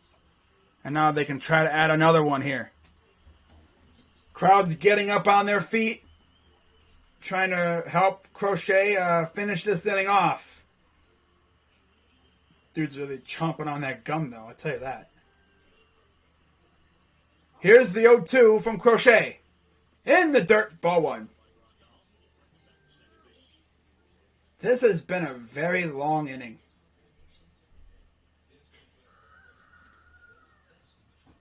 Been streaming for about 2 hours now. Just over.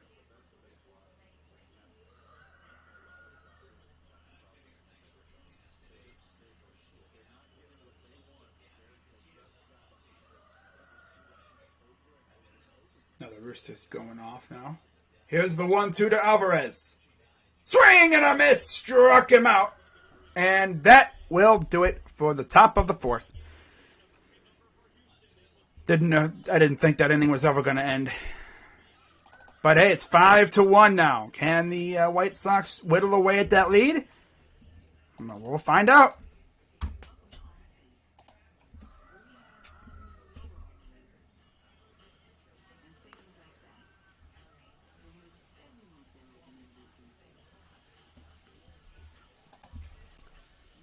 Yeah, my windows are open. Got a nice little breeze coming in here. My fan's off, so you're not going to hear any noise pollution from that. Get the natural noise pollution. The wind blowing, the animals in the background. So, according to someone on Twitter, the Browns' rushing defense is 2nd in the NFL, and we have the 11th ranked passing defense. Cardinals' rush defense is 28th at 139.0. I think the Chargers were like were 29th. They were. And the Cardinals have the 8th ranked pass defense. Steelers signed Anthony Miller, and Juju is out for the year. That's sad. I'm waiting for the game where Baker just goes out there and just slings it. He's not going to do that unless, there's a team that's just totally just leaving guys open. Like with the Giants. The Giants were playing a lot of zone coverage last year, so he was just gashing them up. He was like, are you going to give me free yards? Oh, I'll take that. I'll take that all day long. Now my dog is really going off about something. Let's see. Oh, God. Punter EPA in 2021. Cole is probably the best punter. Yeah. Cole from the Raiders is the best punter in the league, I guess. And the worst one is, you guessed it, Jamie Gillen. Yep, the Scottish Hammer. Wow, that is just crazy. Thomas Morstead is right there as well. The Scottish Hammer. Wow. He's really the worst punter in the league. Wow.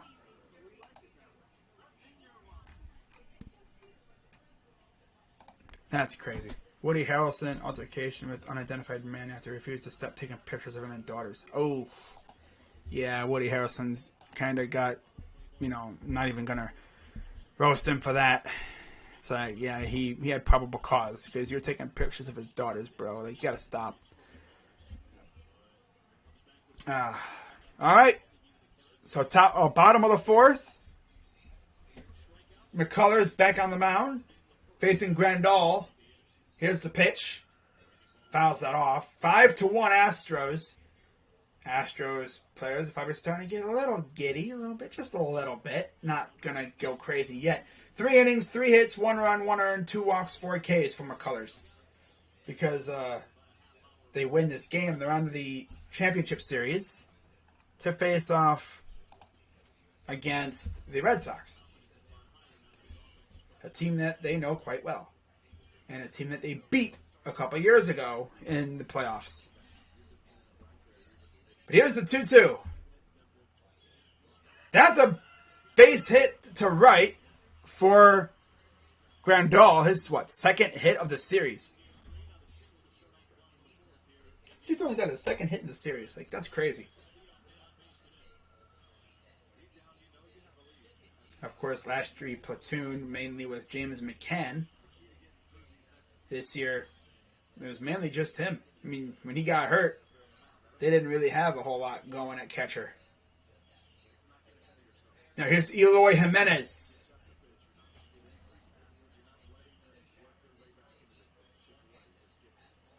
Dude's got the Bobby Bradley thing going with his buttons.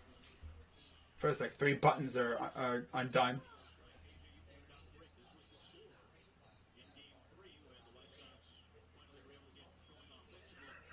Eloy Jimenez. Wow. Here's the 0-1. Outside. That ball really got away. 1-1. Starting to get into the middle part of this game. Astros up 5-1 because of clutch hitting.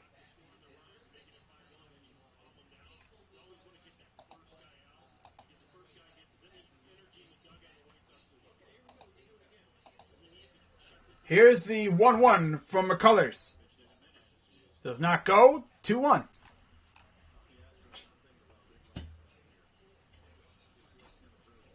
But yeah, my preview for the Cardinals game will be up at some point tonight.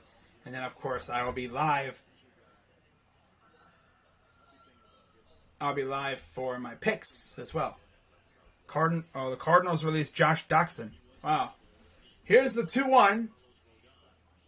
Swing and a miss, 2-2. Good movement on that pitch.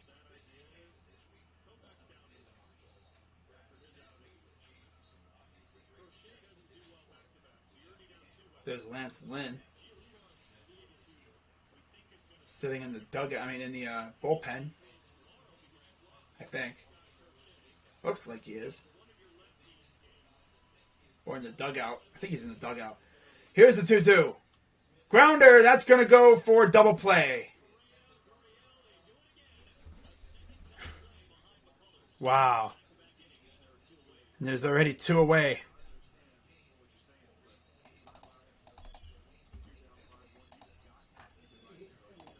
There we go. Sheesh, that was good old double play. Get a base hit, looking good, and then, double play. I know how that feels. I know that feeling. Yeah, Browns and Cards is going to be a fantastic game. I just checked the betting line right before this game, and we're like a 2.5 point favorite.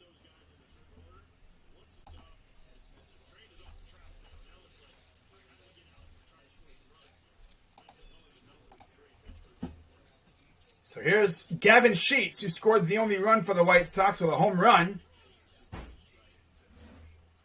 And this is the first pitch strike. Isles officially register a new deal for Kiefer Bellers. Okay. Dolphins have signed Travis Fulgham to their practice squad. He was the leading receiver last year. Wow. 539 pass receiving yards. Wow. Here's the 1-1. In the dirt, got away. 2-1 count for Sheets.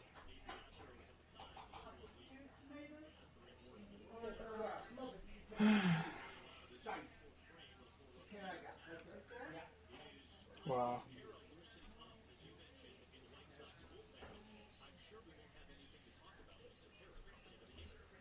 Here's the 2-1 pitch.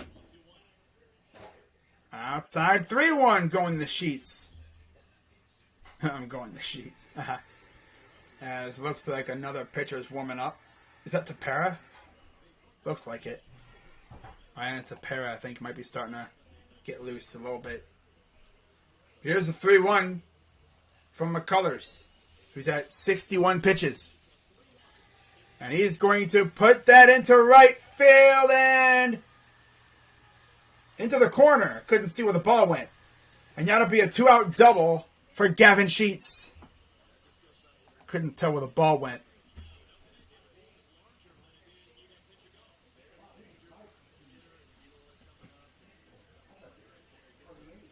So a double.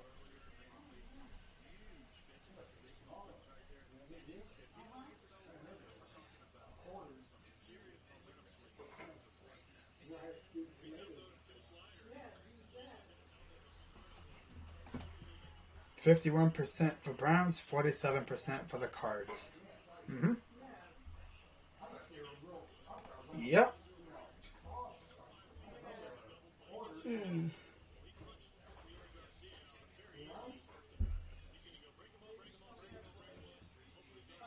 So 2 down from McCullers. And he'll be facing the guy that really helped the White Sox win Game 3, Lurie Garcia.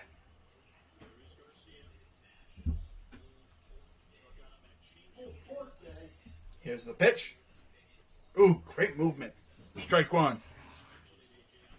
You hear about that shit all down here. Day for this, day for that. Oh, yeah. I told you never heard anything. So 0-1 count for Garcia. McCullers sets. Here's the pitch. Fouls it off. Down the third base side.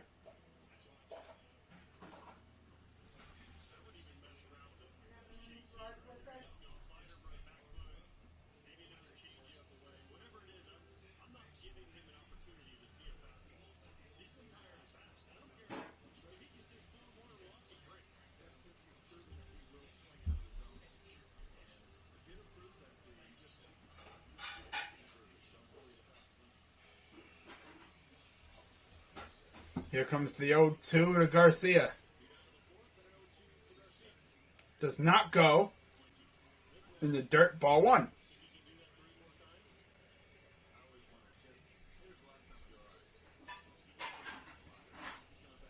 Bigger issues going on between... Wow, really? Bigger issues than the John Gruden thing?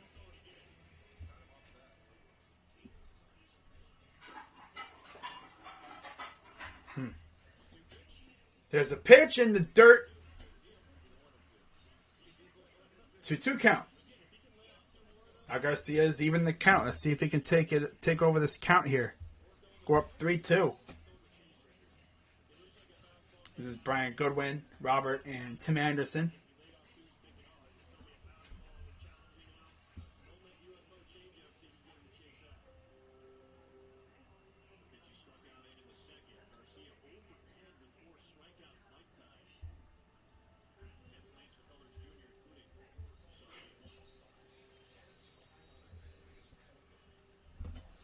Here's the 2-2 pitch. No! Full count. Mac Wilson. You know it's going to be funny? If the Giants trade for Mac Wilson, and then we see Entertainer and Bad Dog make a video about him. Trying to say, oh, he's really good. Nah. That's cap. He's not very good. Nah. I don't know if anyone's going to trade. You'd have to be pretty desperate to trade for him. Payoff pitch, and he fouls it off.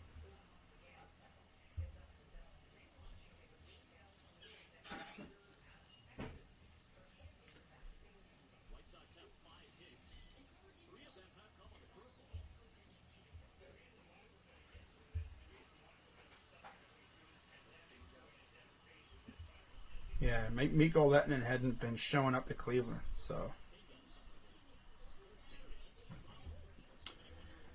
Payoff pitch. Ball 4.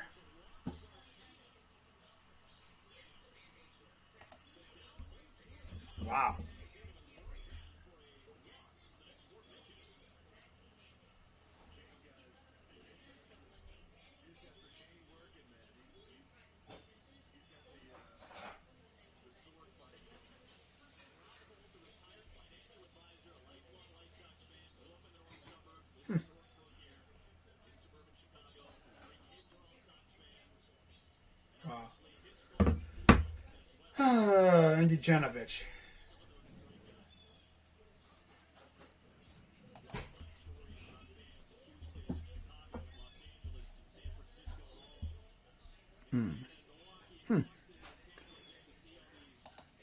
Mac Wilson's like he's not trash, but he's definitely not that great. Like not someone I'd be like going, "Oh my god, we got him."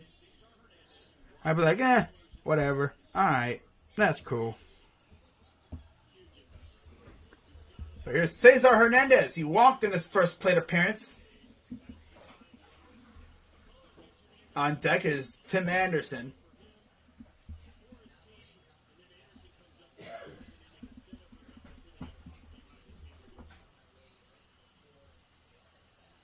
Here's the pitch.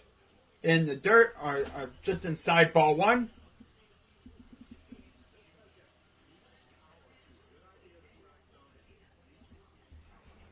"5-1 Astros here in the bottom of the fourth."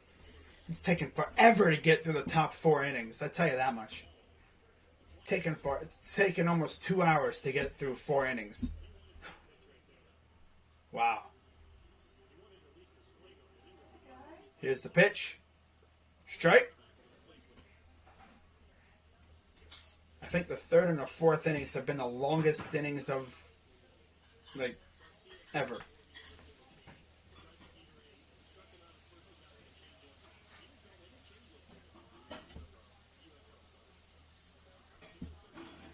So here comes the 1-1 to Hernandez.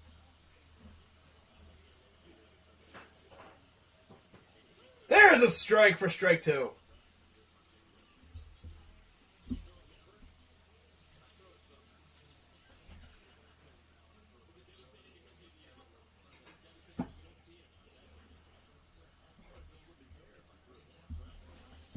There's Sheets on second. That's Garcia on first. Hernandez. Then you have the top of the order coming up. You want to give Anderson a chance to tie the game possibly here. 1-2 pitch to Hernandez. Ooh, they got him looking. Strike 3.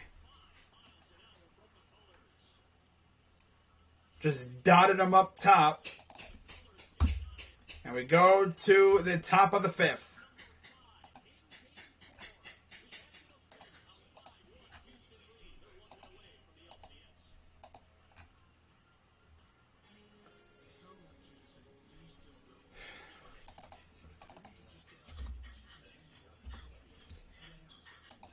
Now we're officially hitting the halfway mark of this game. Pretty much.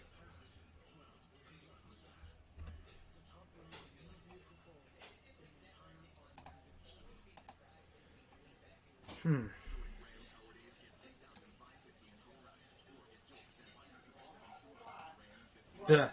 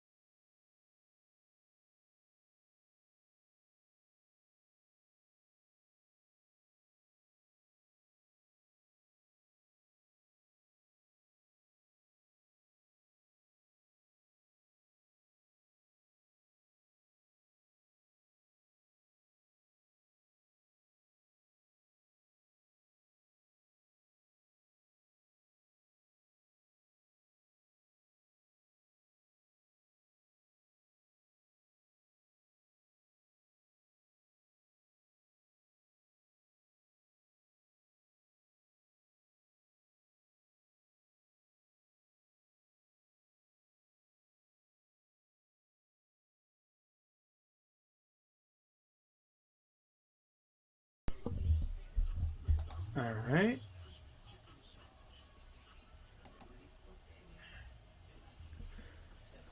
So Ryan Tepera is now coming in to pitch for the White Sox, acquired from the Cubs before the trade deadline, along with Craig Kimbrell. Imagine you bring in Craig Kimbrell, and then you still lose in the first round. That's tough. So here's the first pitch to Correa. Strike one.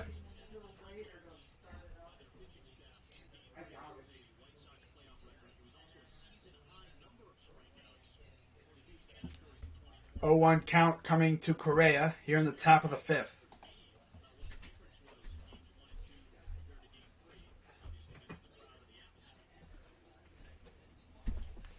And he fouls it off.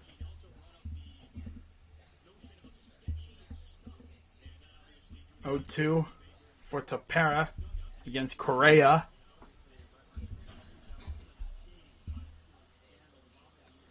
Correa was the one that really blew it open a couple innings ago when they had bases loaded.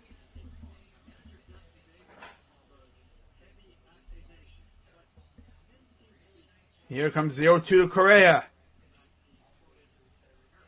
In the dirt. Nice snag by Grandal.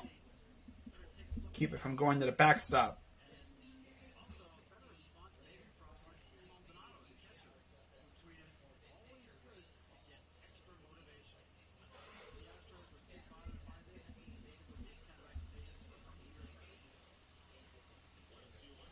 Here's the 1-2 coming from Tepera.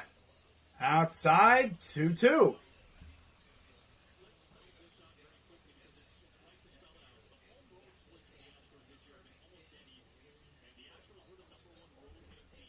White Sox have 15 outs to cut this lead, to tie this game or take the lead. Astros offense strikeout rate, in the dirt, full count. Let me look at those K rate again. Literally just looked down and looked up and missed it. So, 20% on the road, 13%, and 19% at home. So, damn near identical. Cheating. He's cheating. They're cheating. Cheaters. Cheaters. They're cheaters. So, full count for Correa. Tepera sets, and here's the pitch. And he's going to put it right for second base. Hernandez throws, and there's one down.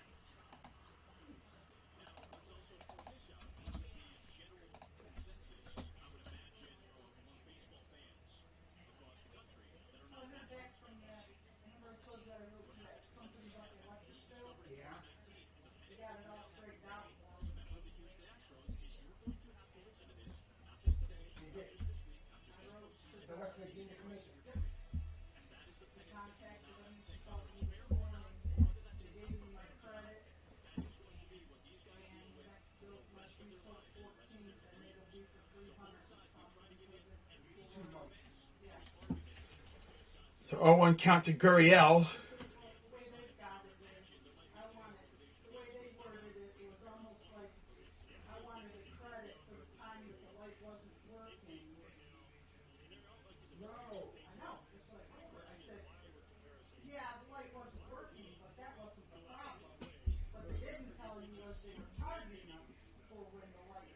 So there's a ball, 1-1 count.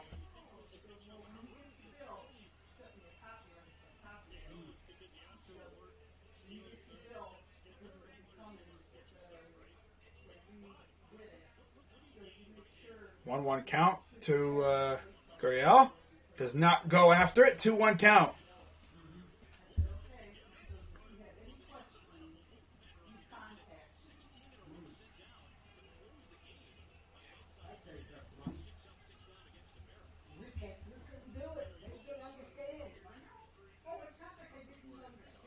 Two 2-1 count coming from Tepera.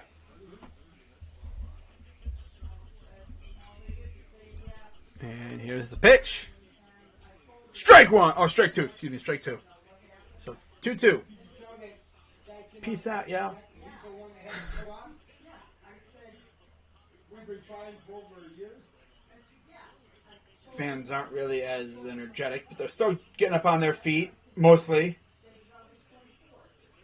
A lot of them are getting on their feet. Kind of half-spirited. And here's a fly ball right field. Playable for Hernandez. He makes the catch, 2 down.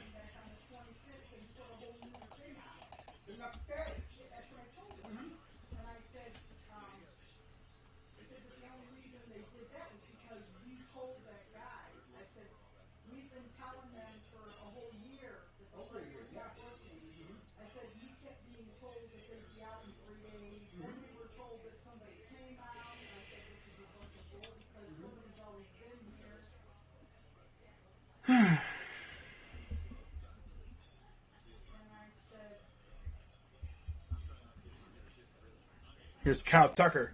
Single in the 4th, a run, and then 2 stolen bases. That led to him scoring those runs.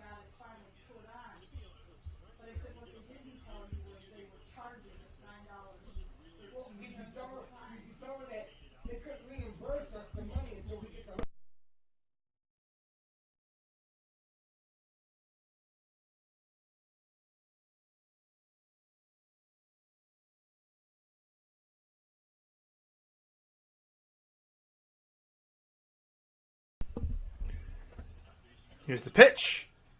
And he hits that foul. That's going up to the upper deck. Ryan Tucker. Kyle Tucker. Why did I say Ryan Tucker? What? Where did Ryan come from? Kyle Tucker. 2 down. 0-1 count. There's someone enjoying, what is that, pizza? Or something. Looks like maybe a hot dog. Someone looks like someone they're enjoying some nachos. Yeah, always make sure to wipe your mouth after you eat. And there's a foul ball to the left field side.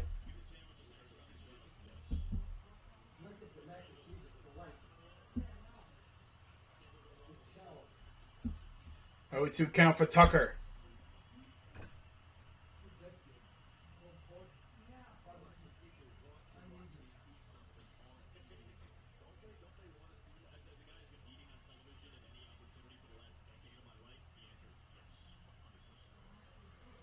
Here's the 0-2 pitch.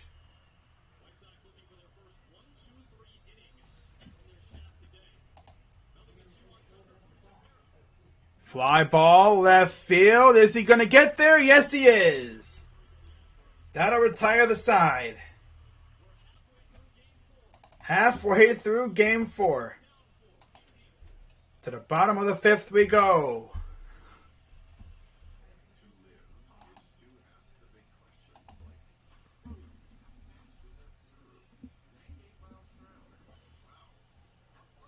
Unofficial depth chart.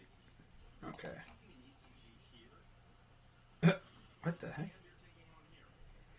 Wow, so Jamar Chase versus single coverage, so man coverage.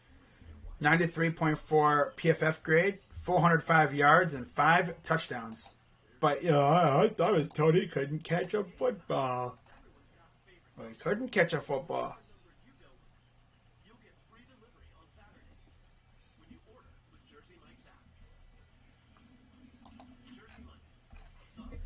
Jeremiah Owusu-Koramoah is number 2 in the NFL rookie rankings, I guess, according to Josh Edwards.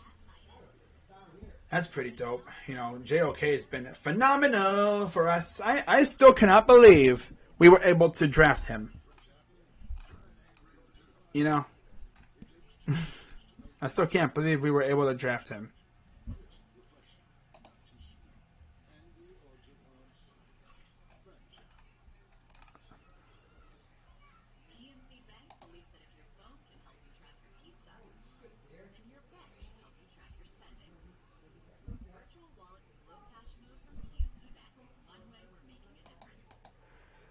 Alrighty. Just checking through Twitter. Making sure everything is good.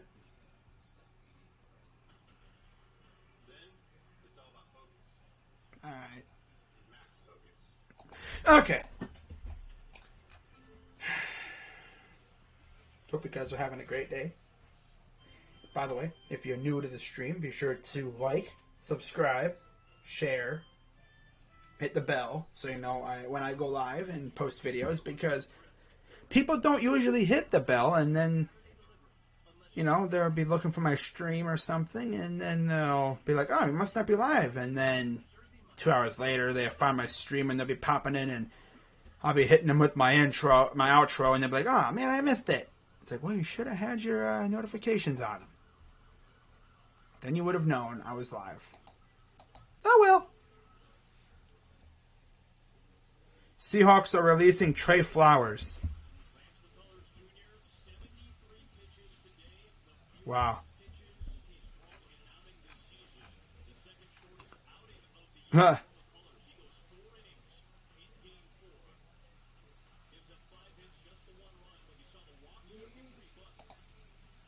Wow. Yeah. Seahawks released Trey Flowers. I'm sure some of their fans are like, wow, look at that. That's freaking crazy, bro. Here's the pitch. Swing and a miss. Bottom of the fifth, Tim Anderson leading off. As we are now halfway through this affair.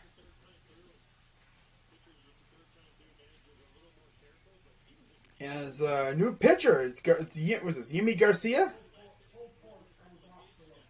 All right.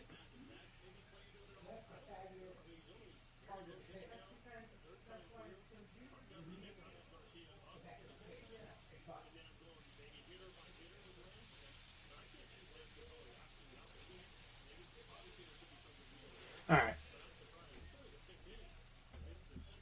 1-1 count coming to Anderson.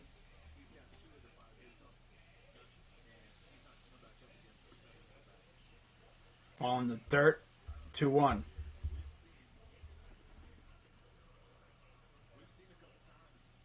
McCullers like, yep. He's like, I did my thing again. He's like, man. One bad, really somewhat bad pitch, and that's really it. Didn't really give up too much. Swing and a miss, 2-2. McCullers was once again pretty good.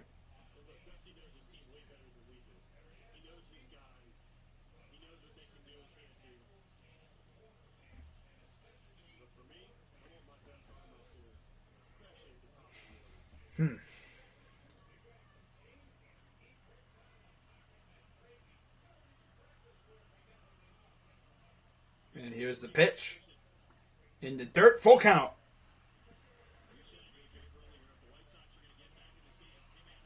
The NFL does not intend to publicly release any written materials related to the investigation into the Washington football team. That's where they found the Gruden emails, because he was emailing his boy Bruce Allen about that stuff. Payoff pitch, fouls it off.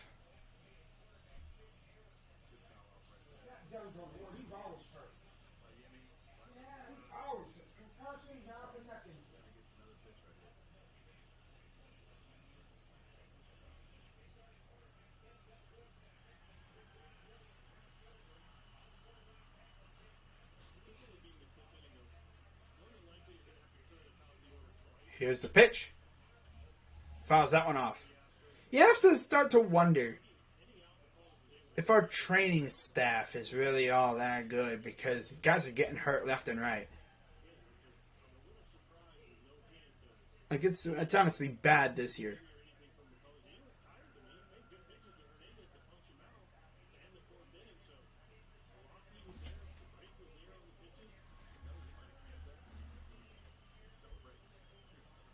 Here's the payoff pitch.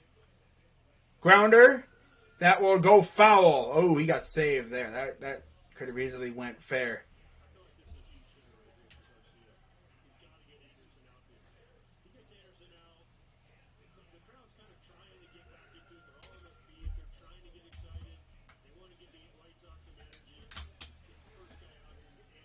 This guy's like, bro. He's like, bro, man, we gotta freaking score, man.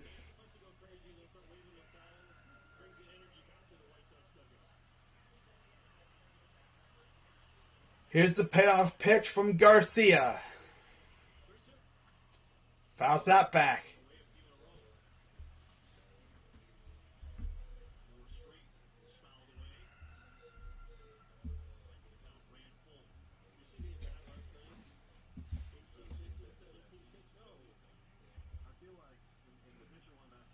Game's been going on for friggin' 2.5 hours and we're just now in the 5th inning.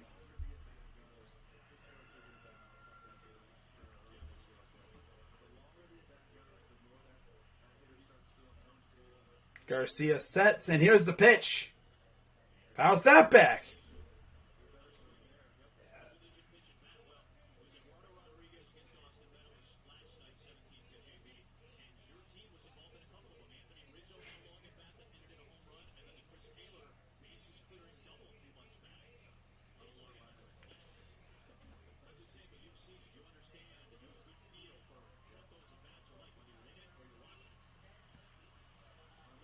So full count still for Anderson.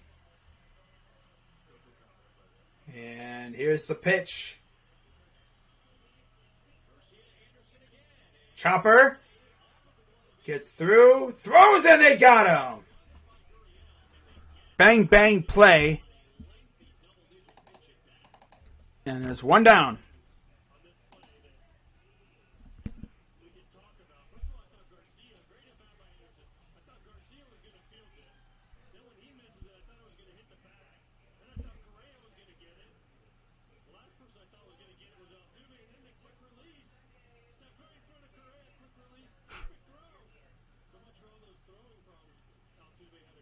Okay.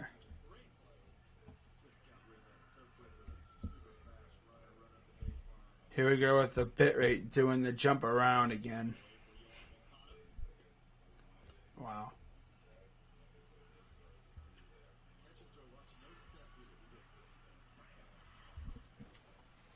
Jump around. Jump around. Jump up, and get down.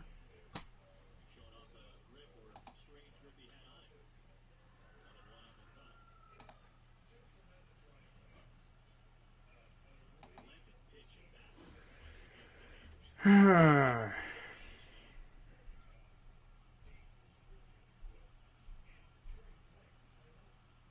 right. It recovered. Now it's back to being trash again. Ooh, there's a nice strike. 1-2 count for Moncada.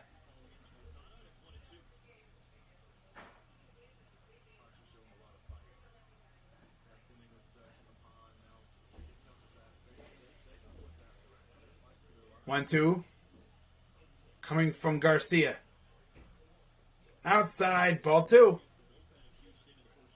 I bet you these guys have thrown about like 100 balls straight up. Not even just talking about overall, like balls that were outside the zone. There's Abreu saying what's up to the camera. Big old wad in his mouth. Big old fat lip. Always be like, you know. Oh, and there's a grounder. That's going to go to second into the shift. 2 down. You always be seeing them with like freaking big old wads in their mouth. It'd be like, eh. And then they go, every 5 seconds. It's like, damn, bro. Then they go, oh. Oh, man. You better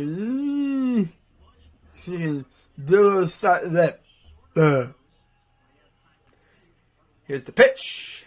Strike 1. Hoo-yah! Strike 1.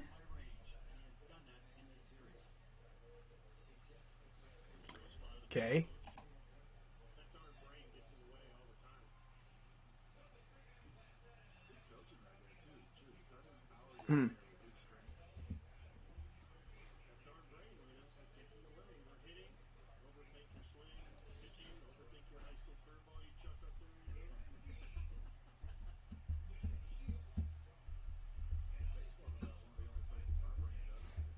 So 2 down here in the bottom of the 5th.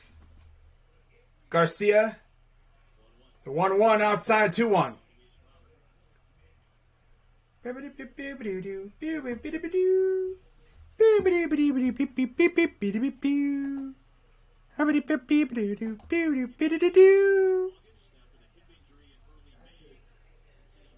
know, my bit rate is again just jumping around. Did he go? No. He did go! 2-2 count.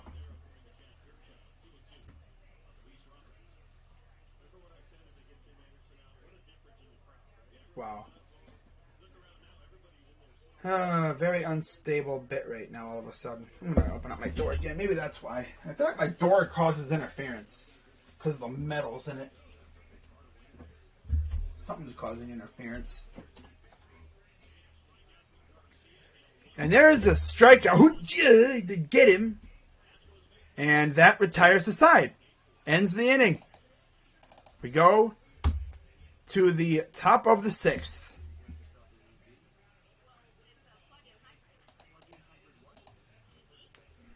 Top of the 6th inning.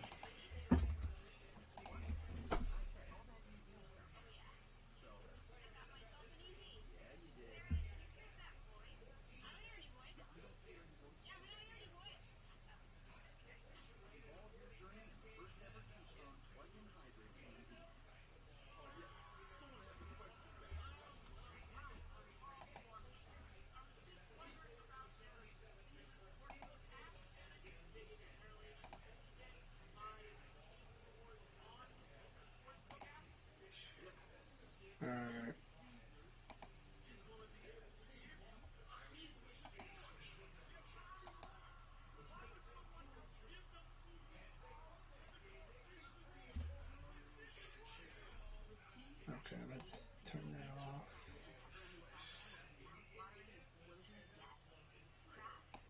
Let's knock this down to about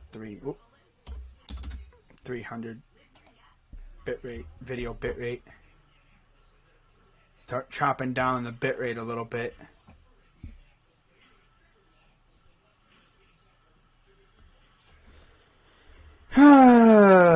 You know,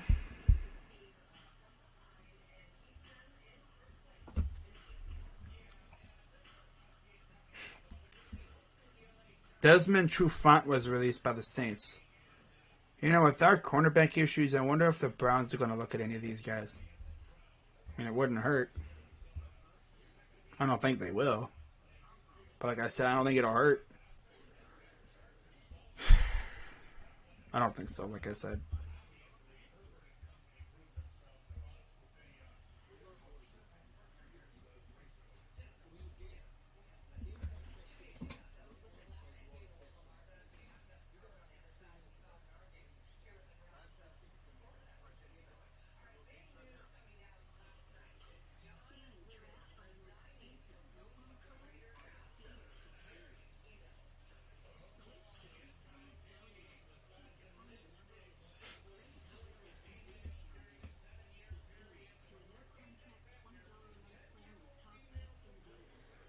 So, according to Brian Toporek from Mark Stein, sources say that Cleveland, Indiana, Minnesota, San Antonio, and Toronto, in alphabetical order, have been the most determined suitors for Simmons since last season ended.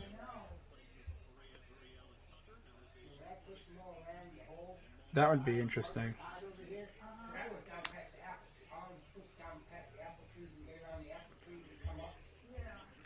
All right, so leading off, here is McCormick. First pitch swung on and fouled off from Tepera.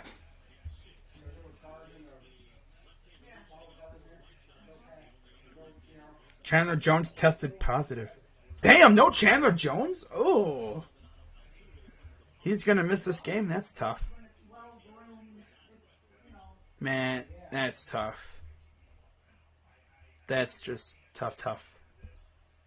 Oh, Brian Poole was released too? I mean, wow, that's tough. Again, here's the 0-1.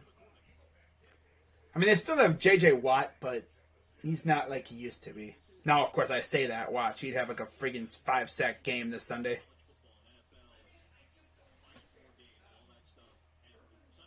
And they just love showing people eating. They all don't obviously don't look too happy. Half of them look like they're just so bored or depressed. Like, bruh, the heck's happening? Here's the 1-1. He got strike two, didn't he? Might have went a little too far, maybe, but he gets to call it a strike.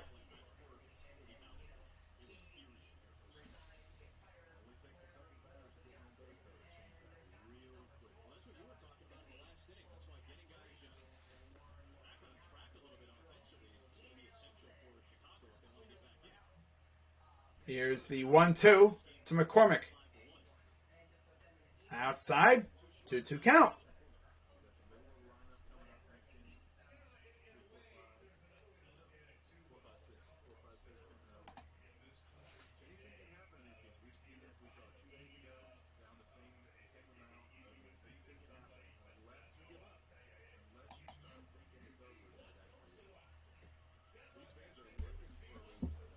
Two count for McCormick.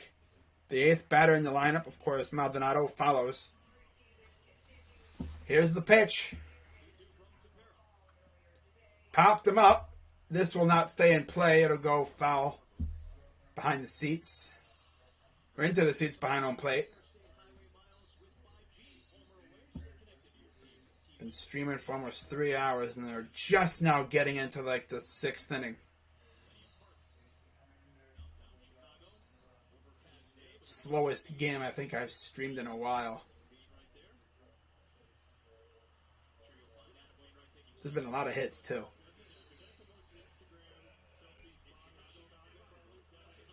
Here's the 2-2 pitch from Tepera.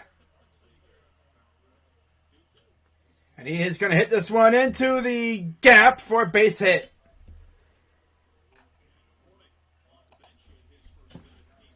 First hit in a little while. Pops it right down in the left center field. More center field, but yeah, left center-ish.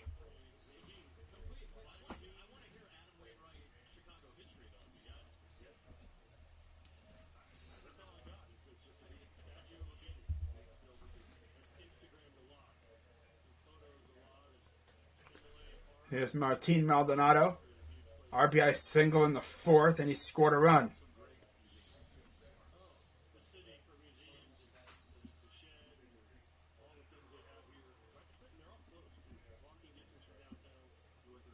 Blake Bortles being worked out by the Seahawks. And Packers have Quentin Dunbar in for a workout. Or for a visit. Here's the pitch. Looked to bunt, but he does not go after it. There's the low and outside, ball 1. There's the bean. The famous Chicago bean.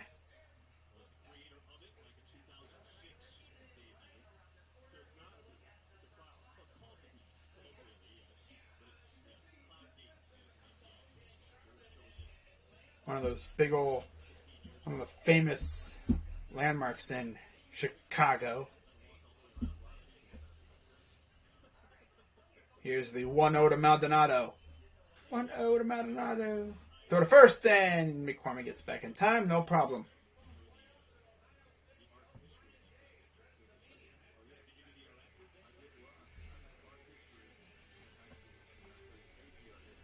Playing straight up. No shift.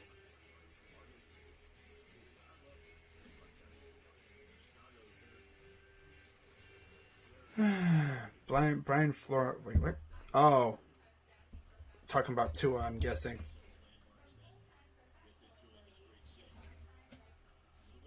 Yeah. Ooh! Designated Tua to return from IR to practice.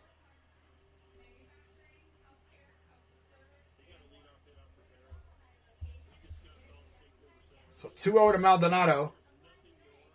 Again, you don't really want to have base runners on facing Altuve, but, you know, don't know if they're going to be able to get guys out here. And nobody out.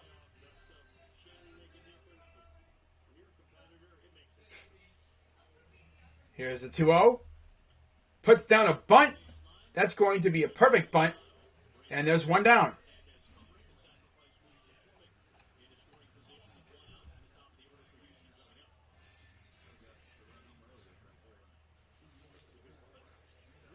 It'd be great if the, bit rate would stay in the green, but it loves us doing a jump around. Ow. Stab my toe on something. That's lovely.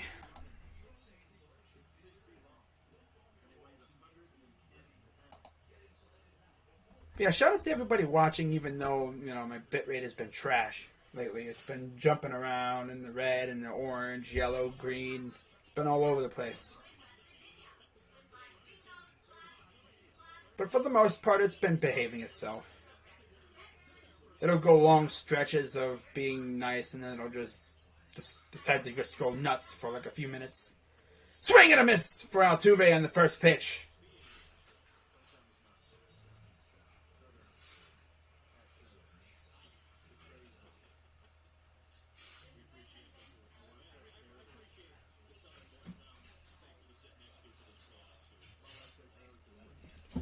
With runners in scoring position, they're 3 for 10, and they're 423 in the series. Here's the 0-1. Outside, and well, it's way outside in the other batter's box. Grandal had to do a little slide to go get that. 1-1 count.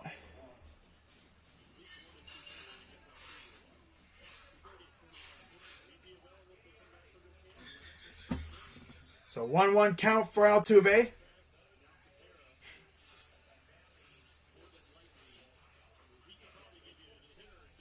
Tepera sets, and here's the pitch. Ball 2. This has to be the slowest game I've streamed in a while.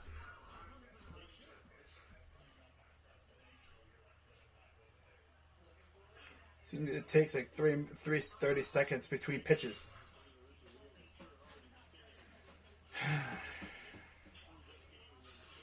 I've been streaming for almost 3 hours, and we're still in the top of the 6th.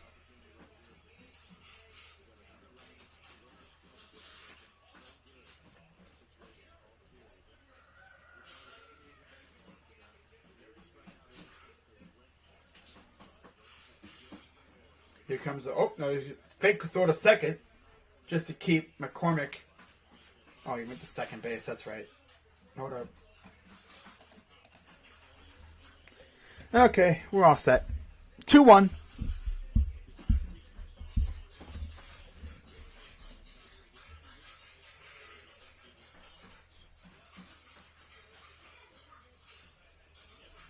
Here's the pitch. Pops it up. Is this going to stay in play? And it won't. I thought it would have been able to stay in play, but nope. A few more feet and it would have been. If this was Oakland, it probably would have stayed in play. Because they have like 3 miles that seems like a foul territory. I'm exaggerating, but they have a lot of foul territory in Oakland.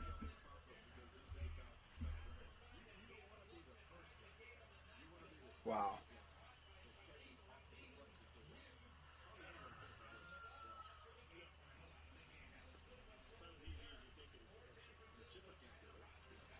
Two pitch coming to Altuve.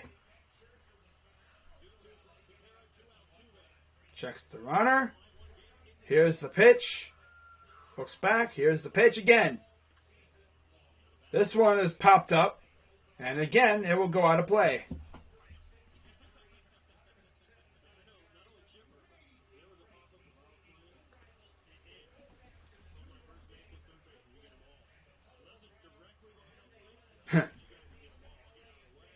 The kid's like, how did he get a ball? And you want this ball? I see what he did. He gave it. Oh, the guy gave it to the fan. That's the little kid. That's dope.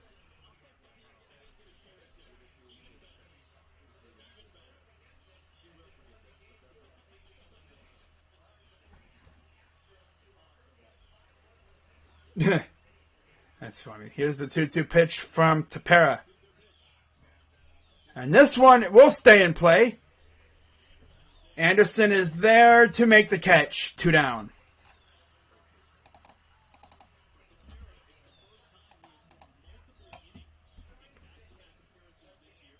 Top of the 6th.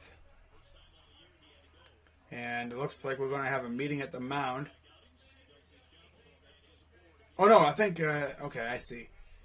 Well, La Russa's coming out, so his day is done. And unless the White Sox offense wakes up and scores 5 runs or whatever, his season appears to be done as well.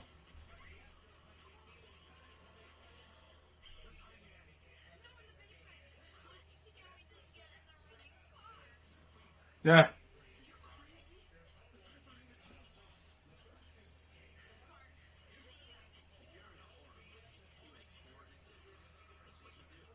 Duh. Even the villain's like, these are idiots.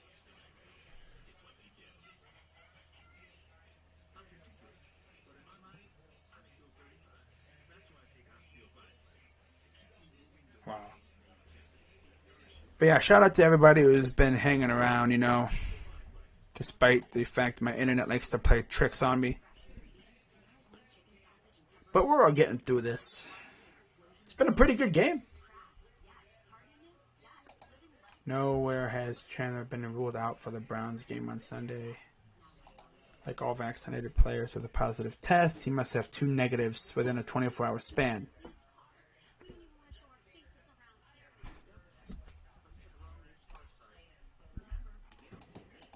It depends. If he's vaxxed, then he just has to have 2 negative tests in 24 hours. But if he's not, then he has to wait 10 days, so he's out.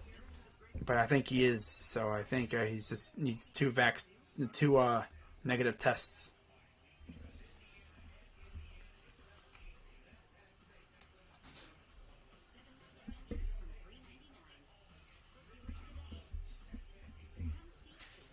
Now, if he, if he's back, then it's like, okay, yeah, he was. Oh my God, why am I tired, man? Damn. I always love a good, quick-paced baseball game, but God, these games that take forever to get through, it's like, oh my God.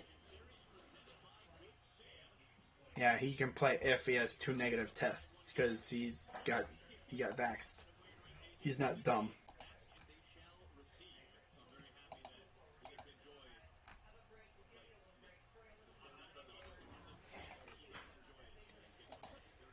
All right.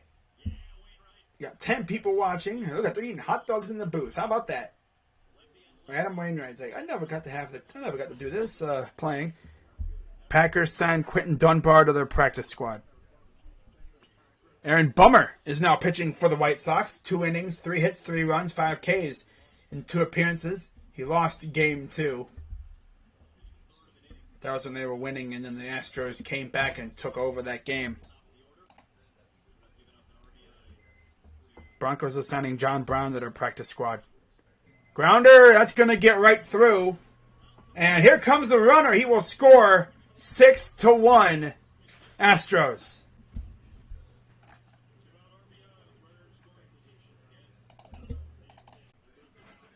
Oh, nice. Then my internet decides to crap out. Lovely. Wouldn't it be nice to have like a glass bowl with a lid that's microwave? What the hell's up with this stupid freaking internet all of a sudden?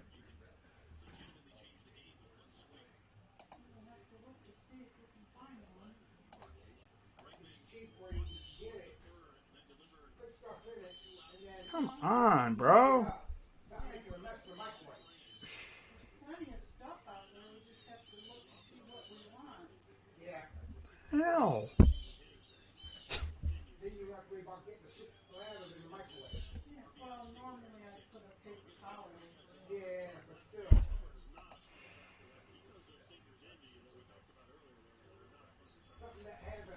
Here's the pitch. That the lid Fouls it off. can open, Oh, yeah. the steam can come out. Yeah. I don't know if you guys heard me because my... Oh, and there it goes again. No, it's... You know, if you guys could see the amount of dropped frames that I have had on this stream, 20,000 dropped frames, tough. So your comment on Roach's postgame last night. He's one of my favorites. Yeah. He's the Sus King. That's his nickname to everyone in the whole, group that we're in. Jets worked out Brandon Fusco. Ooh, any other ones? Let's see. Maybe we tried some people out. I doubt it. Who knows? Maybe we did. Oh, no. Giants worked out Forrest Lamp. Oh. Well, yeah, you kind of figured they would. 1-2 count for Bregman. Strike 3 called. Got him. But a run scores. And it's 6-1.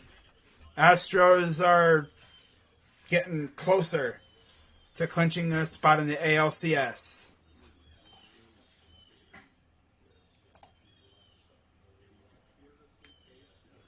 Birds are out there just having a friggin' fit. My goodness.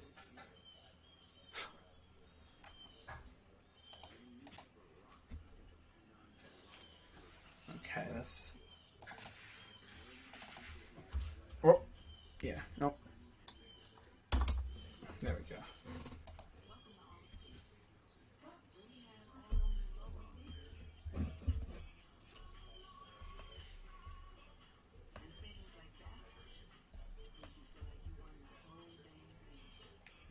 God.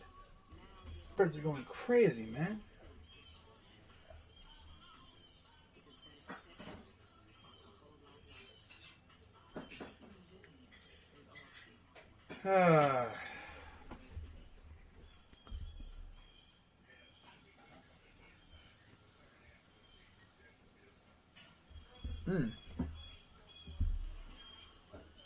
God. Birds must be pissed about something.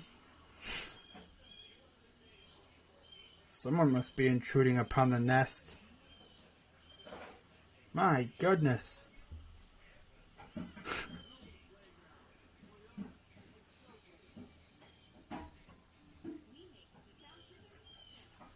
Oh, wow. Austin Mack. Raiders. Wow. A lot of teams working out players today.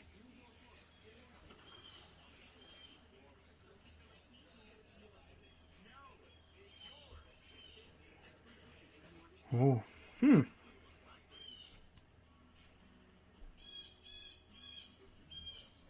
Damn.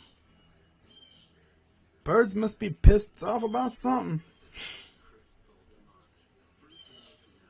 Sheesh. Someone must be intruding upon the family home. God, I've never heard birds carry on like that. I haven't heard that in a while. Man, oh man. I think it's crows. Alright, yeah, we didn't work on anybody today. Okay.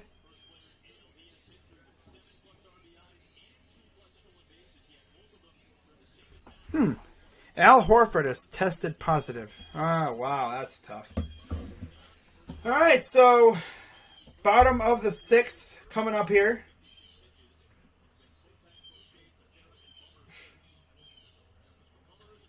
Fouls off the first pitch to Abreu. And now here, oh yeah, it's Phil Maton. Former Indian. We acquired Miles Straw in that trade that got the Astros Phil Maton.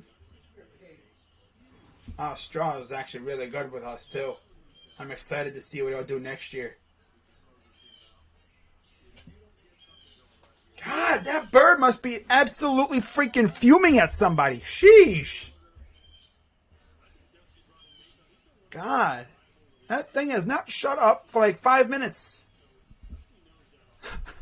The things you hear out here, man, it's crazy. Chickens, freaking weird African birds, dogs, cats, cows.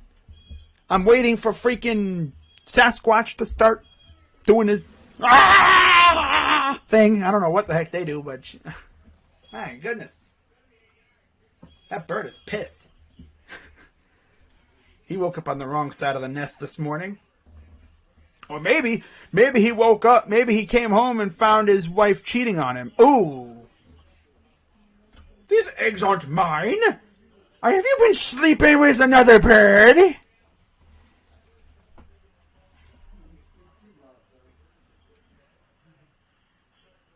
Here's Abreu. 1-2 count. Here's the pitch. And he grounds it to third. Bregman gathers and throws. 1 down. All right, so that makes it now what?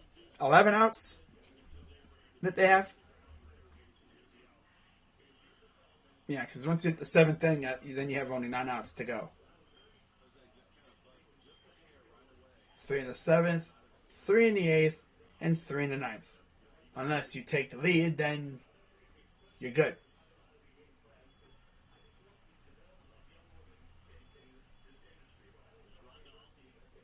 Here's the pitch. Swing and a miss from Grandal. One for 2 with a single in the 4th.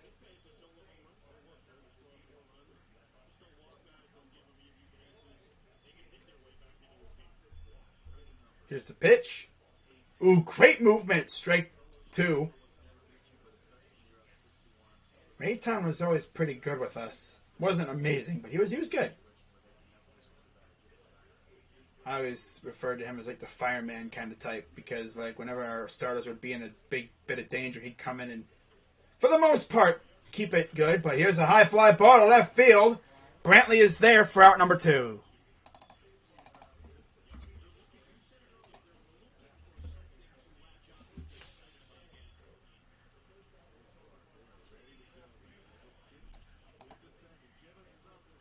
Yeah, Roach is my guy, though.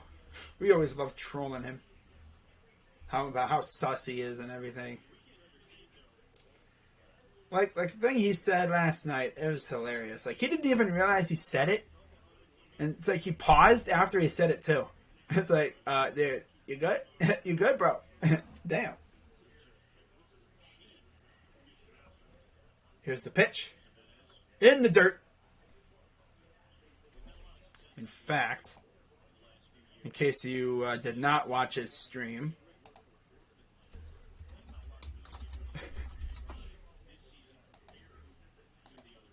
this is what you essentially missed out on. Here's the pitch. Whoa! Dangerously high and close. Got a little too close for comfort there, but he just nearly missed him.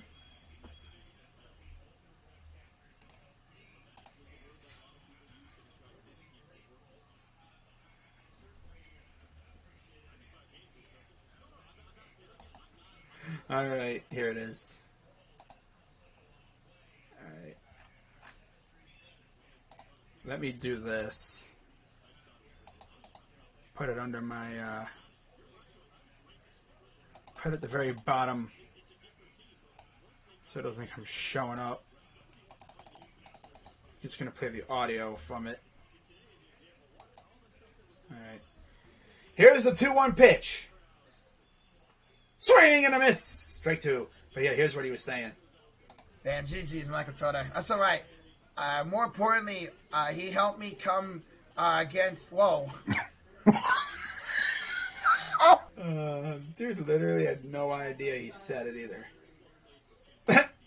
Such a sus dude, man. I swear. He's so sus. Here's the pitch.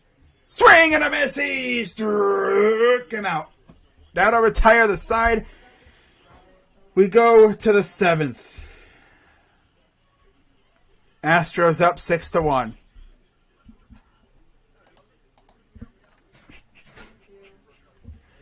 I don't know what made me die more.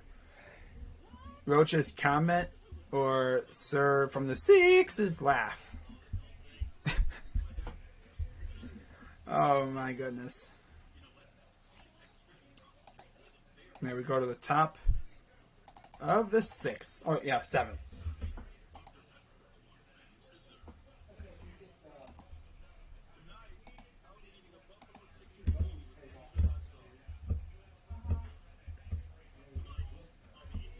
Someone said we would absolutely love to add Trey Flowers. I mean, it wouldn't be bad. I wouldn't mind Brian Poole. The Cavs have a new court design?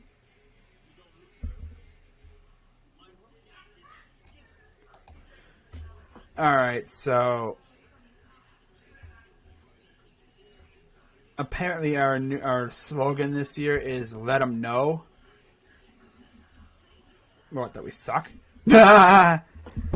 New court design that features this year's All-Star Game logo as well as the "Let them know" word mark, which contains the names of the season ticket holders. That's cool. Let them know what? That we're good? Yeah,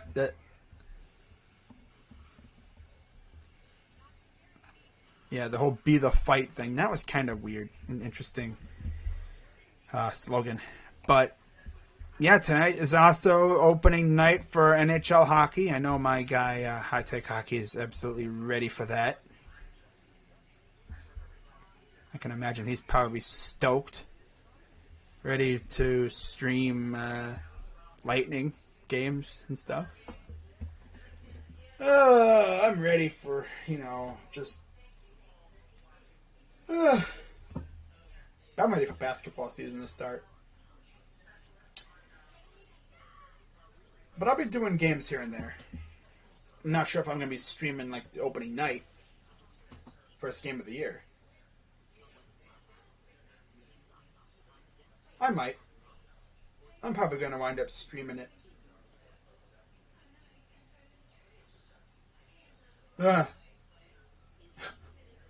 Well.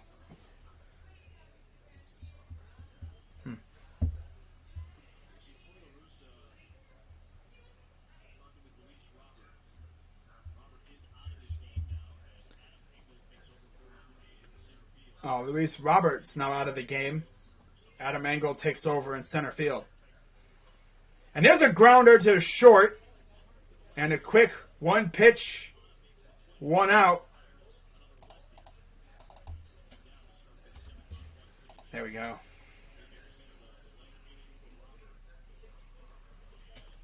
And Lopez is warming up in the bullpen.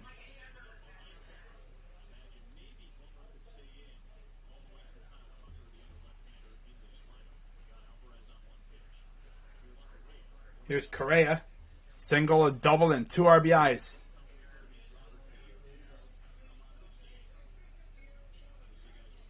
And here's the pitch. Grounder, foul.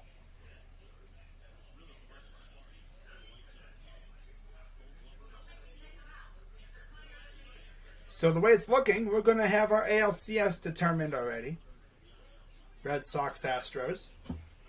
Alrighty. And then we could easily have the NLCS determined tonight as well. If anything, it'll be tomorrow. But here's the 0-1 to Correa. Fouls that off his foot. Off the dirt. 0-2 count.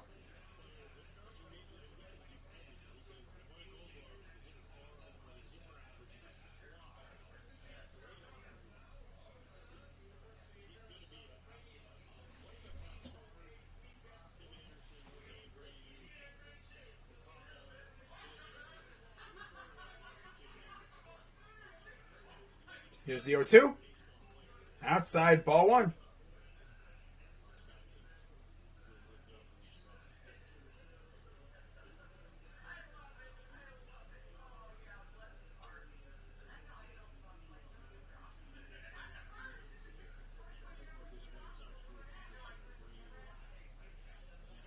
One, two. Outside, 2-2 count.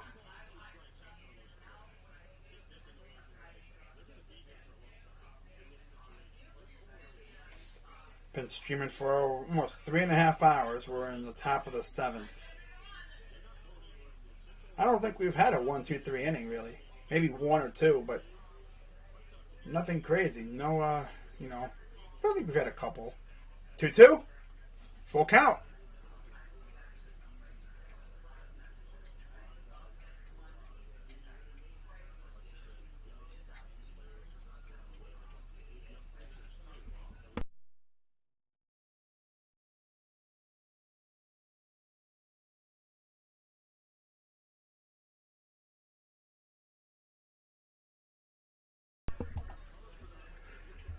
Here's the payoff pitch. Inside, ball 4. Not messing around with Correa.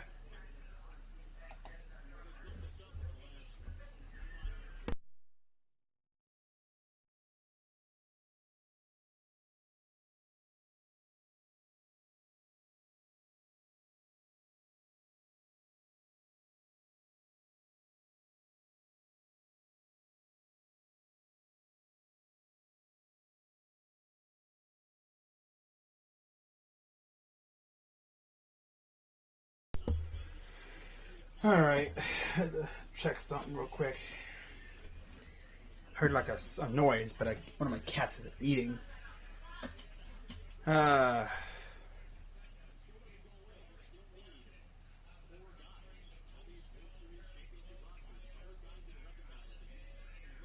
Here's the 0-1.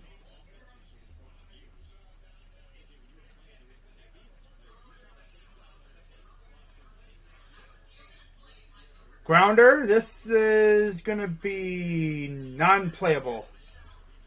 So runners on first and second with 1 down.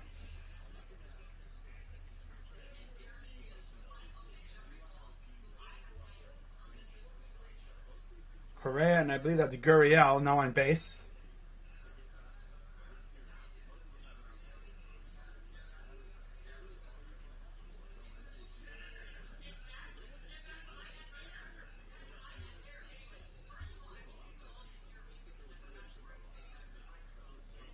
Wow.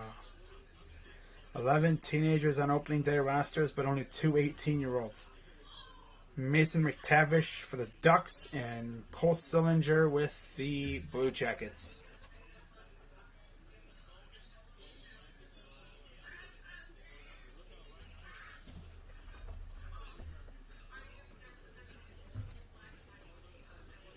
All right, here's the pitch to Tucker.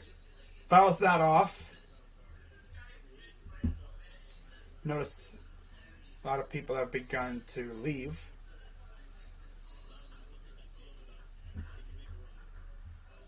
Still a large amount of people there. I mean, you're starting to see some seats starting to open up.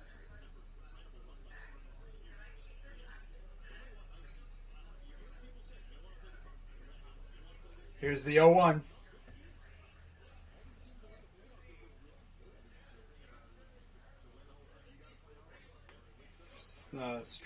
Swing and a miss.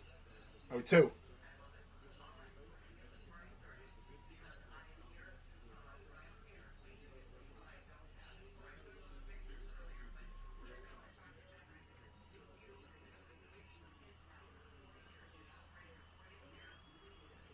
Oh, 2 coming to Tucker from Bummer.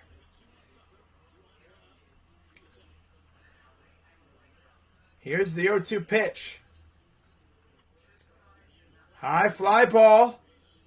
Left field, playable, out number 2, going to Eloy Jimenez.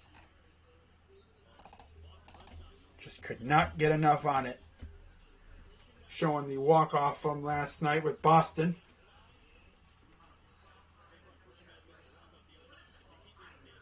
3-1 series win versus the Rays. Advance to the ALCS. Devers 6 of 18. Kike 9 of 20. Each had 2 dongs. Each had 6 RBIs. 3 runs for Rafi. 4 for Kike. Here's the pitch. Ooh, great pitch for a strike to McCormick.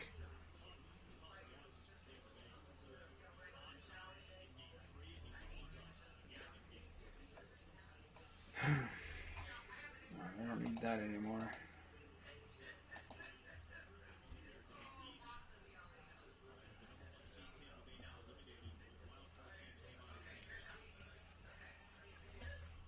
Here's the 0-1. Swing and a miss. 0-2.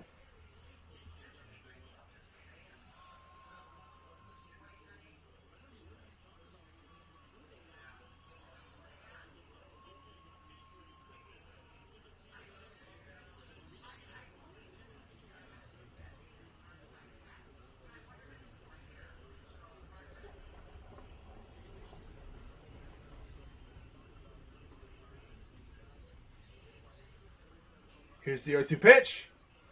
He went straight to recall. That'll retire the side. No damage done that inning. But the White Sox have got to wake up if they want to try to force a Game 5.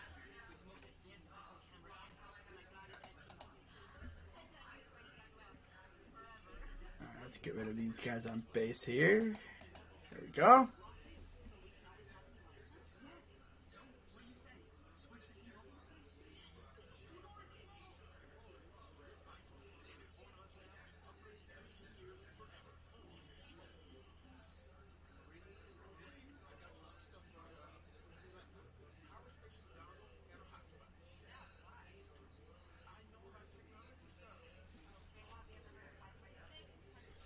All right, but yeah, shout out to everybody who's been sticking around, and we're getting closer to the ending of this game here. And like I said, unless the White Sox wake up and score 5 runs, then it looks like yeah, the Astros are heading to the ALCS.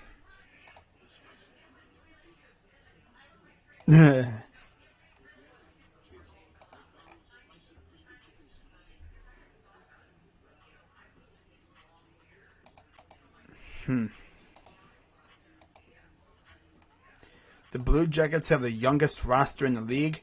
Average age of 25.71. New Jersey is next at 25.74. The oldest roster is the Islanders at 29 years old. Sheesh.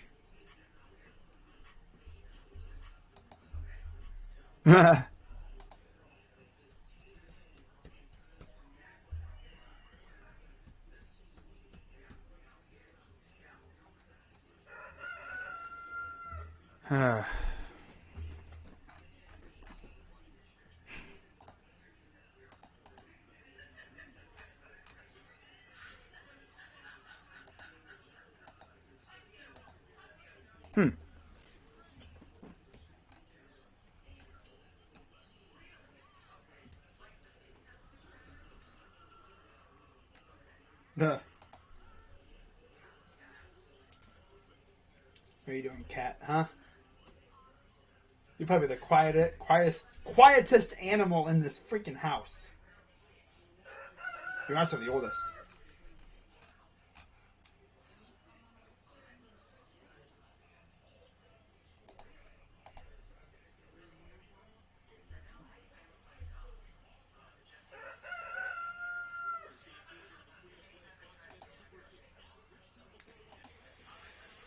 All right, so bottom of the 7th. After the 7th inning stretch, Titans are signing Avery Williamson. And there's a high fly ball deep right, and it's foul. Ooh.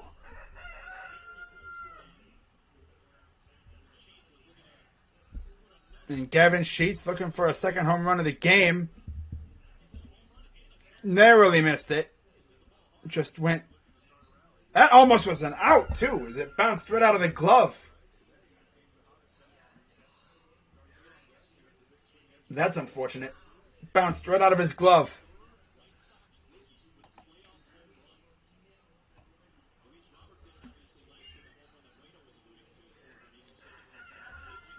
So here's the 0-1 to Sheets, who's 2 for 2. Oh, nice snag. Pat Maldonado. Oof. and then Myers got hurt. First run scored of the game, and then since then, Astros scored 6 unanswered. Here's the 0-1-1. That's going to be snagged by Gurriel at first. That's not on the level of Brandon Crawford from last night, but that was still a nice little snag, keeping it from going past and meaning extra bases. So 1 down here in the bottom of the 7th.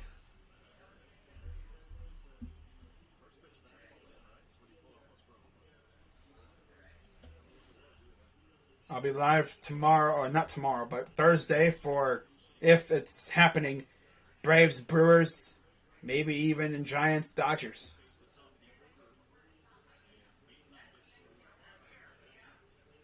Ball goes foul, third base side.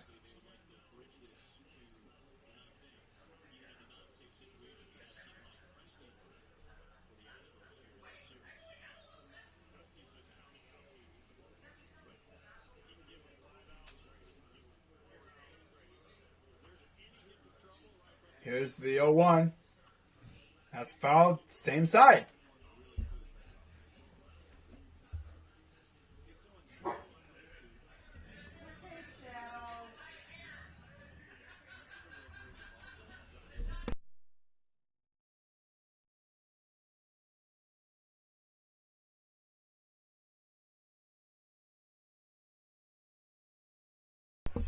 Almost hit him. 1-2 count.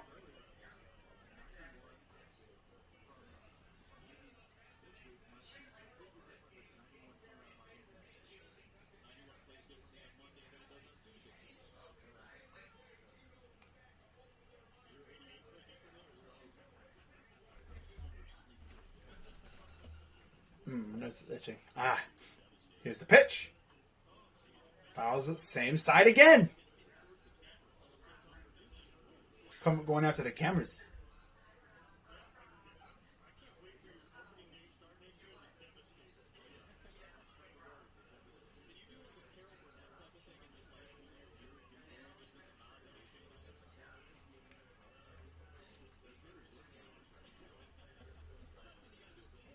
Here's the 1-2. Fouls off to the right field side. My God, dude.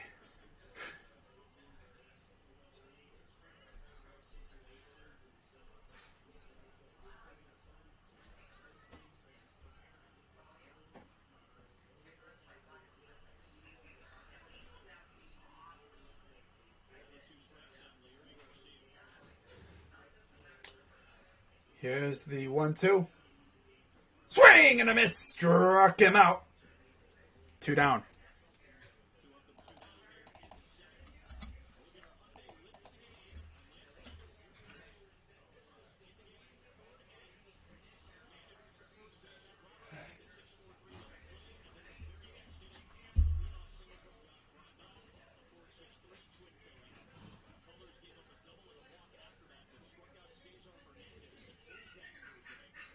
Right, White Sox offense today, 0 for 6 with 2 double plays. And now here's Cesar Hernandez.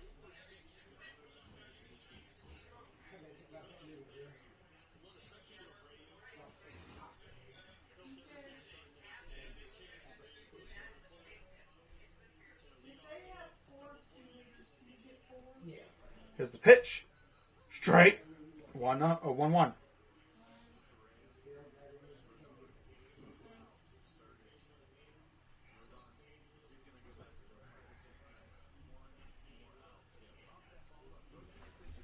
1-1 count for Maton. Trying to get Hernandez down here. Here's the pitch. Fouls it off. 1-2 count. Not bitching, but me and Cowboys got to tell them what we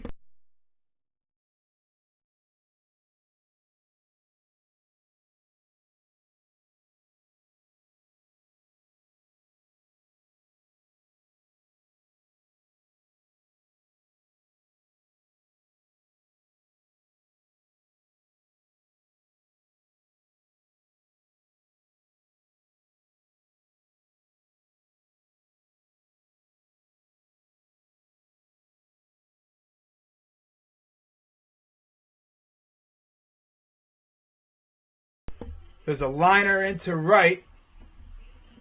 And there's a base hit for Cesar. Keeps the inning alive. That guy's from Cleveland. Yeah, he started out in GAM. Yeah. And so here comes Dusty Baker. He's going to make a move. Make a change. Back in 0305. Corner chaser.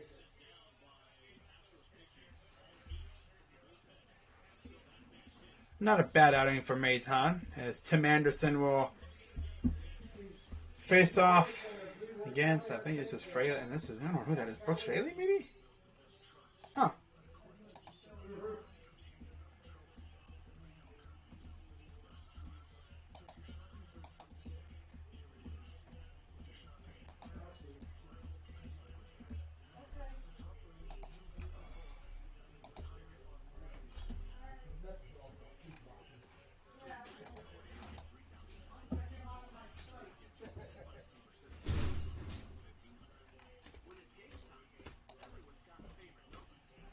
Wow. Most forced incompletions among rookie defenders. Jeremiah Owusu-Koramoah, 4. Eric Stokes, 4. I'm still in shock that we actually were able to get that dude, man. It's crazy. We never get those kind of players. But now it looks like we did. You know, it's like we always see those players and it's like, crap, well, you know, I wanted him. And this is what, the second time we've gotten a guy that I wanted, pretty much. I mean, I was just like, you know, we should get Mac Wilson. We should get Mac Wilson. We did. Well, it turns out he's not great, but JOK is an absolute freak, and I love it. Of course, Miles Garrett was a guy, but that was a pretty easy choice.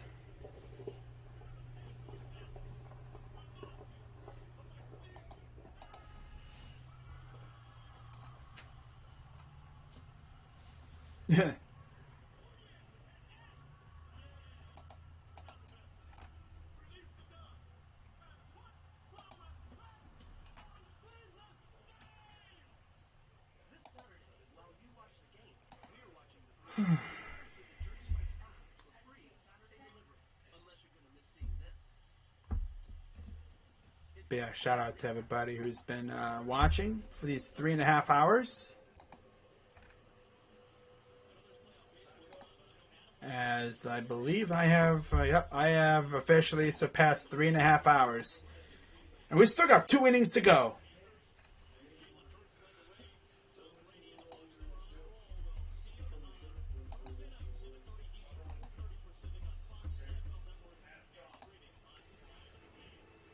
So 2 down, and here is...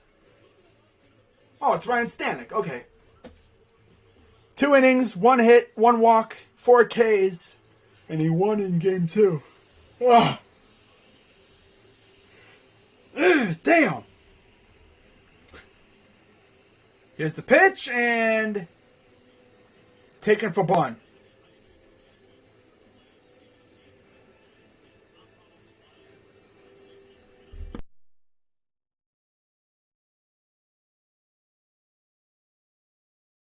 I'll be right back, guys.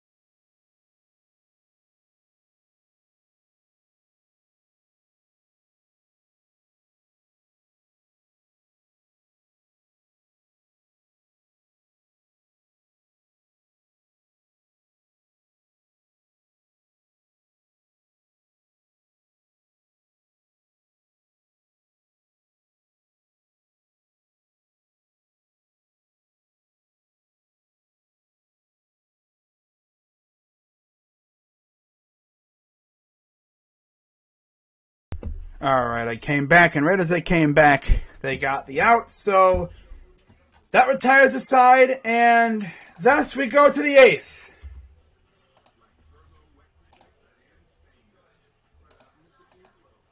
To the 8th inning we go. Just 6 more outs for the Astros, and they are moving on.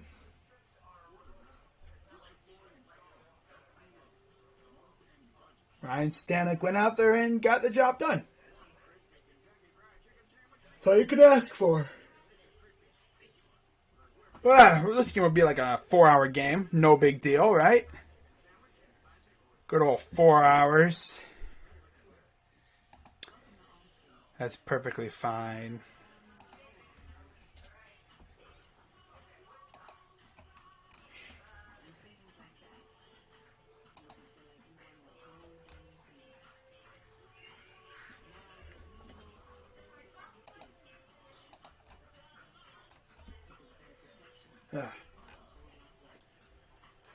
Oh, and of course the Braves are playing now too, so that's always fun. You know how the games the games overlap.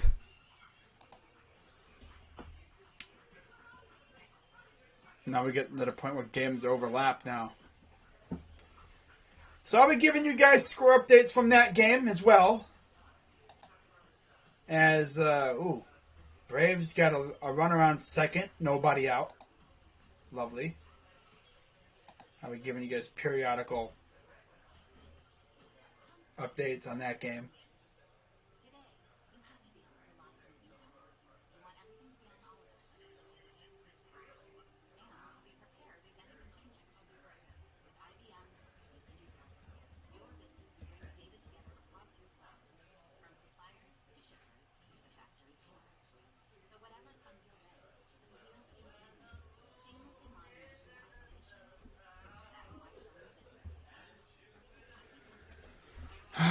This would be like a 4.5-hour game because we all know that 9th inning is probably going to take 30 minutes overall.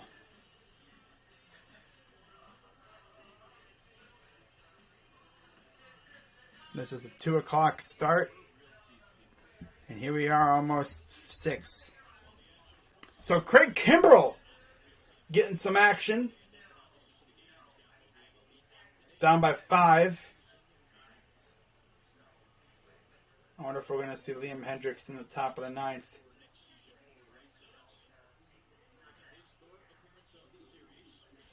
So 1 inning, 2 hits, 2 runs, and 2 appearances for Craig. Former Red Sox, Brave, and Cub. First pitch. Taken for strike 1 from Maldonado.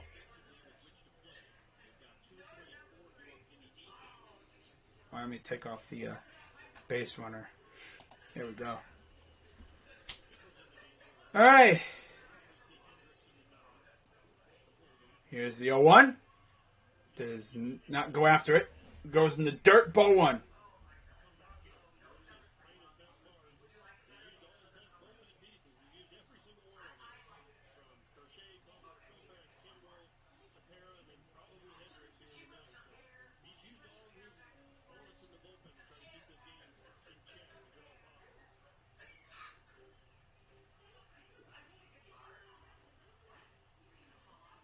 Here's the 1-1.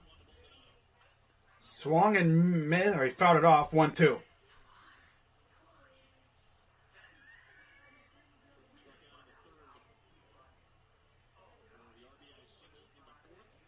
Yeah, we're starting to get an overlap between this game and the Braves game.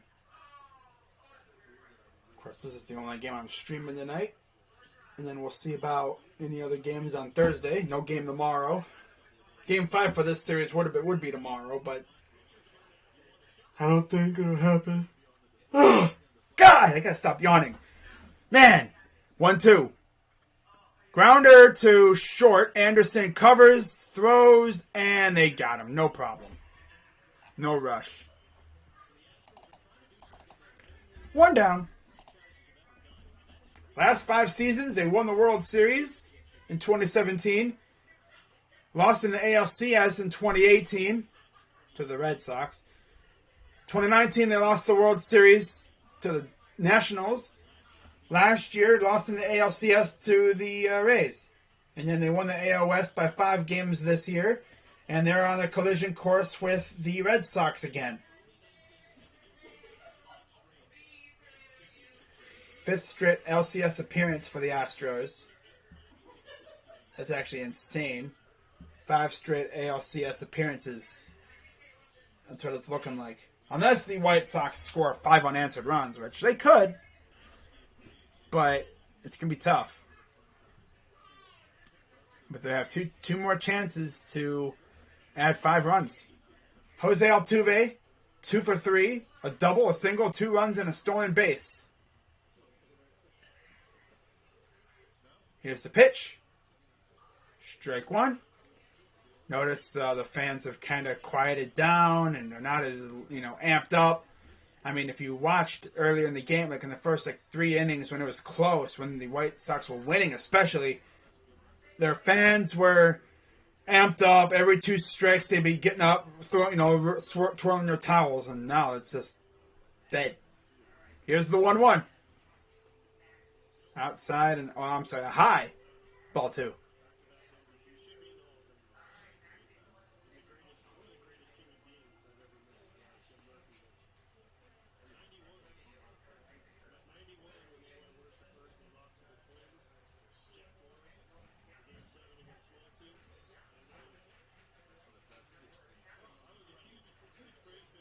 And here comes the 2-1 to Altuve.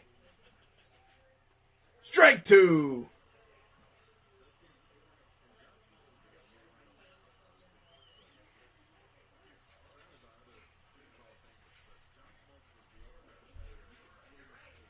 Of course, I picked the White Sox to go to the World Series, so that looks like that's going to be falling flat on its face. But I was kind of debating if I should pick the Astros, and of course I picked the White Sox. Here's the 2-2 pitch. High, ball 3.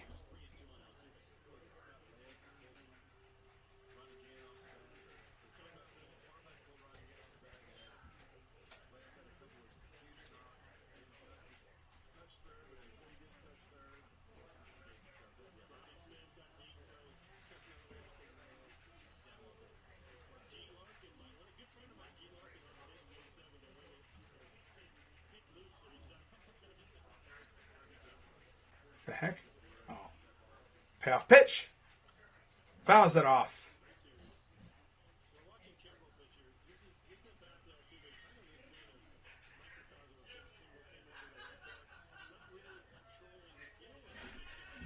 Still a lot of people there.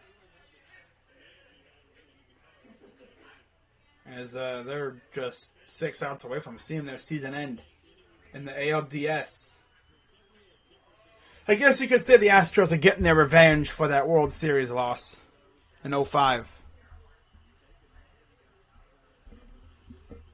But here's the payoff pitch from Kimbrel.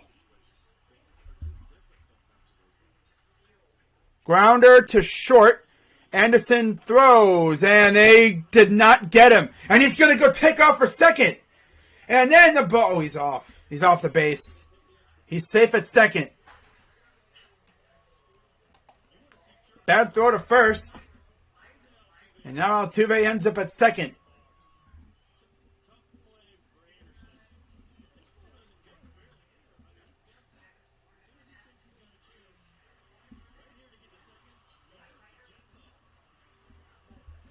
He took off.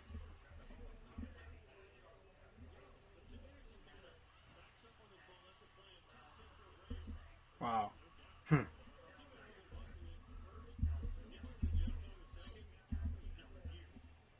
Yeah, he just swiped and ball ended up just outside of the glove. Then he threw it from the seat of his pants. So top of the 8th, that's an error on Abreu. I'm sorry, on Anderson, I think. Here's the pitch in the dirt. Ball 1 to Brantley.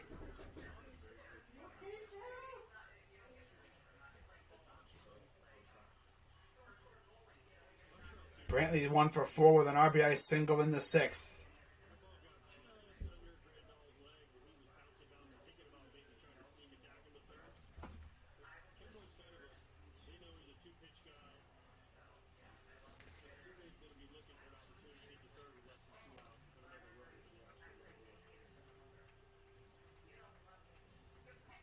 Here's the 1-0. In the dirt again. And he's going to take off a third and he'll get there. He's been extremely aggressive on the base paths. Now we got to run around third again with one out. 2-0 count for Brantley.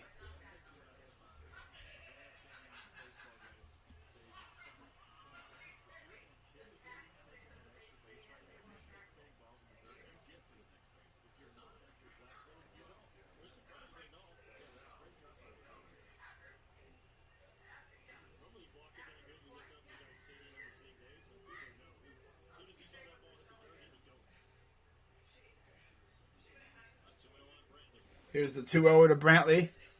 Inside 3-0. Bregman on deck.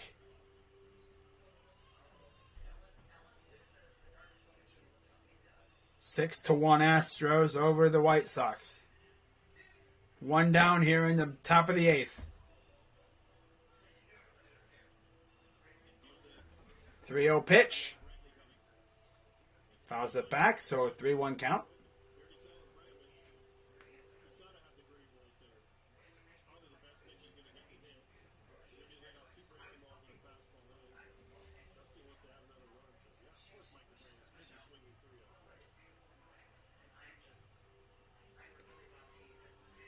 Fouls it off the netting.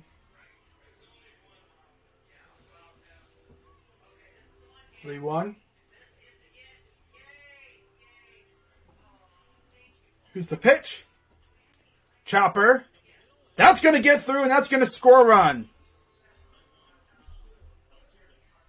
7-1 Houston.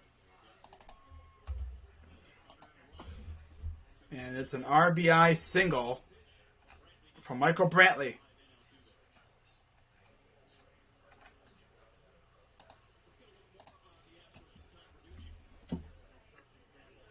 Just a little chopper.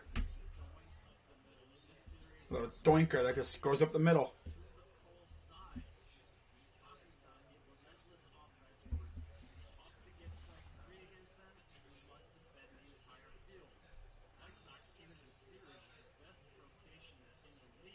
Here's the first pitch to Bregman. Strike one.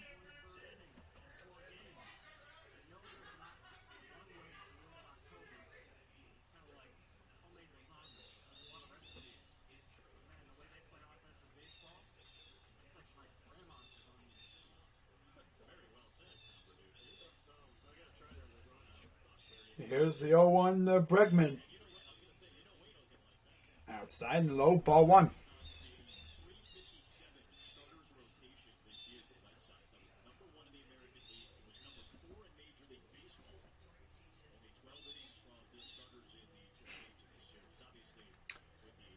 Wow.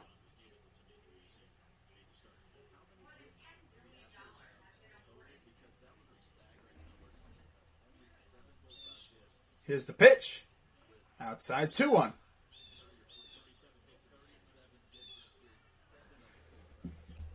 Oh, man, this game is just completely like going at a snail's pace. God, that another pissed off bird. Lovely.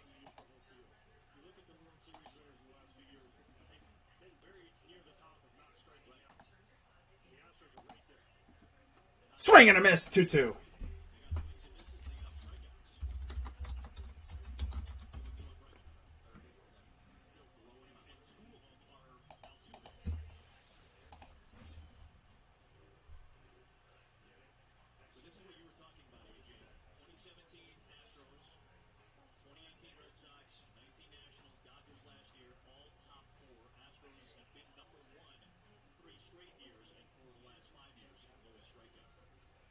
Here's the pitch. In the dirt, trying to get him, stealing, and they don't get him. Man, they are attacking poor Grandal with the stealing. They're being very aggressive. Man. Now there's a base open for Bregman. But then you have Alvarez on deck.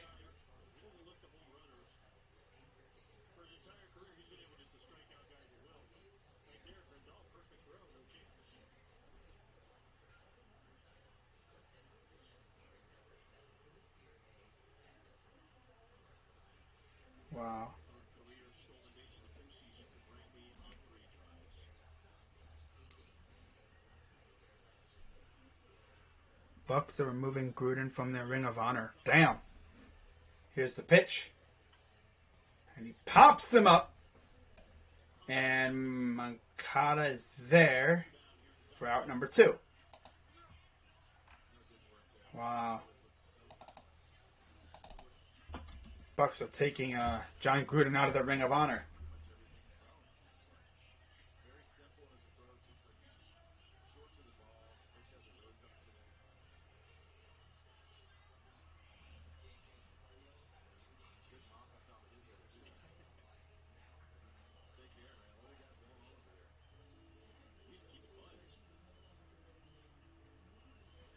Here's your Don Alvarez with 2 down here in the top of the 8th. He's 0 for 3 today. Ball way on the outside.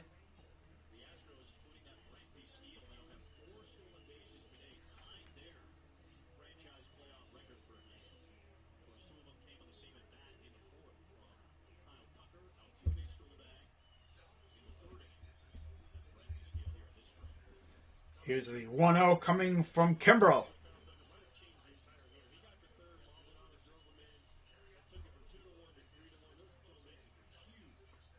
Outside 2-0.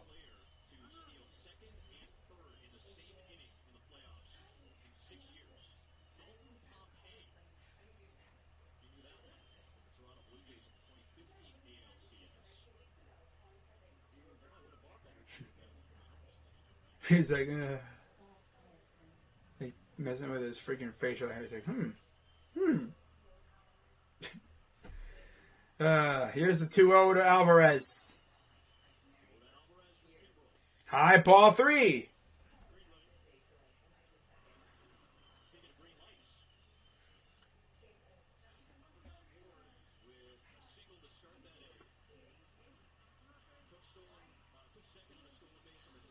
And he took 3rd. Then he scored.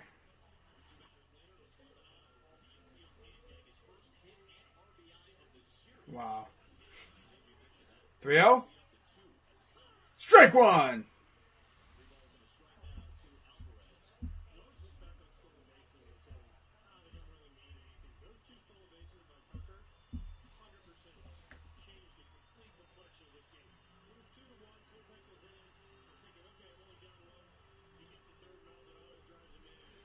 Now you're starting to see the sun come into play here as the sun's starting to set a little bit in Chicago. Here's the 3-1. Strike 2. Full count.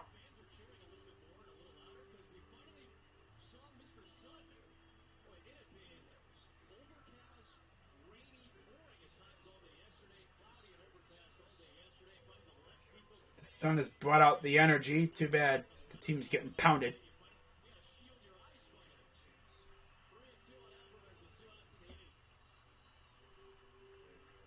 Payoff pitch. Fouls it off. Imagine they get all excited and Alvarez hits a 2-run shot. It's like, well, so much for being excited.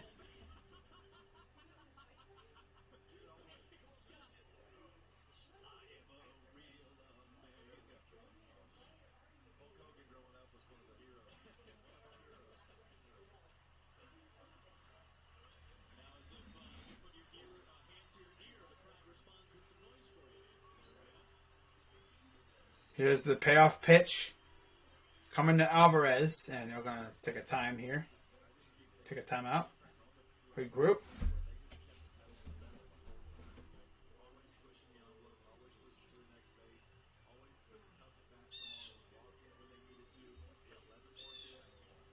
So here we go. Full count for Alvarez. Kimbrel sets. Here's the pitch. Inside, ball 4.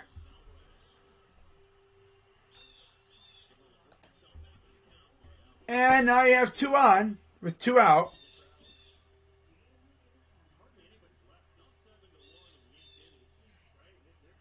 And Katz is going to come out and talk to him.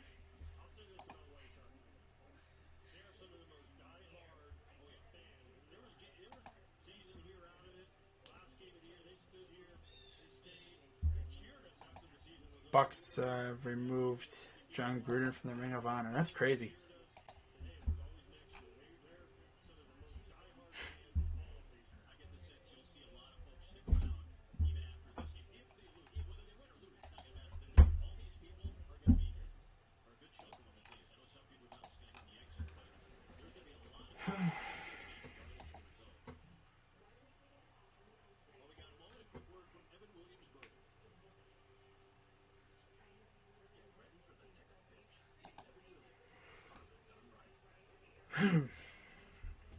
Wow, Skechers drops. Wow, Skechers drops John Gruden. I'm waiting for Corona to drop him. You know? Because he had those commercials when before he became a coach, I guess. Before Romo took over to do that. Those commercials. Answering the phone from dudes. Correa grounder. Anderson throws and that'll do it for that. 7-1. Heading to the bottom of the 8th.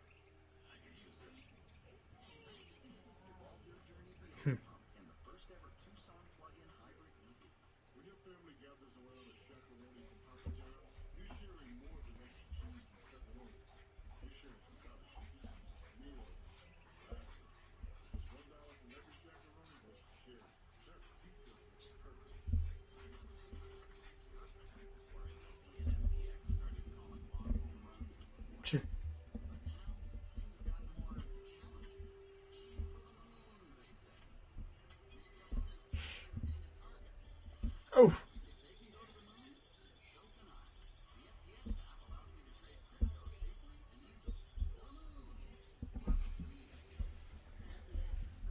Alright, so just got one more inning to go. Wow.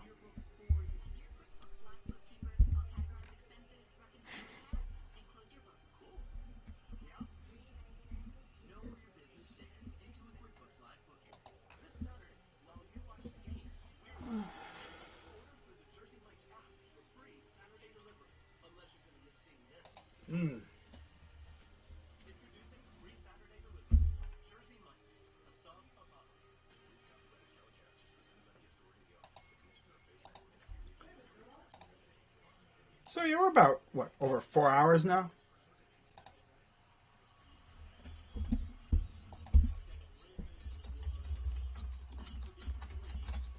So here's Kendall Graveman. 2 innings, 3 hits, 1 earned, 2 walks, and 1 strikeout, and 2 appearances this series. I believe he also pitched in Game 1. Yeah, he pitched at the end of Game 1. Here's the pitch. Strike 1! Hoo-ha! Hoo-ha! Hoo-cha! And there's my dog, of course. Always gotta let us hear his opinion. Inside, ball 1.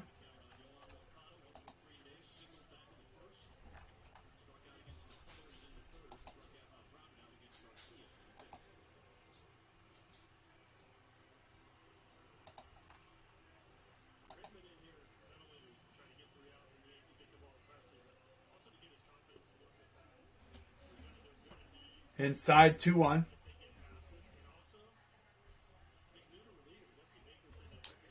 This is going to wind up being like a 4.5 hour stream. Because they still got to get through the top and the bottom of the 9th, too. Here's the pitch. Fouls it off. 2-2 count.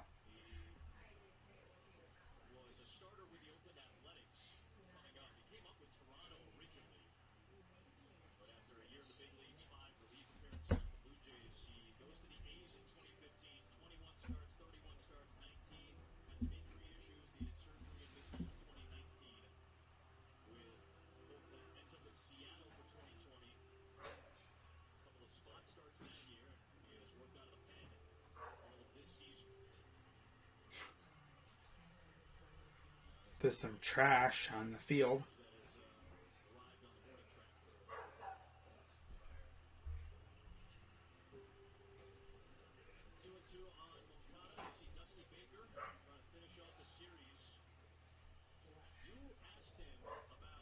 Wow.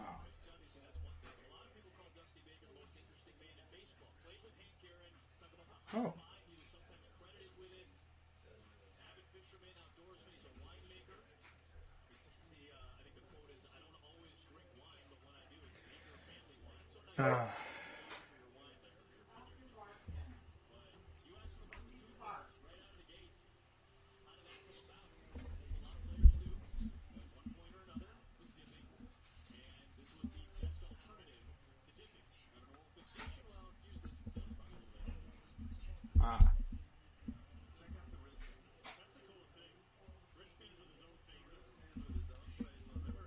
He's got wristbands with his own face. That's actually pretty funny.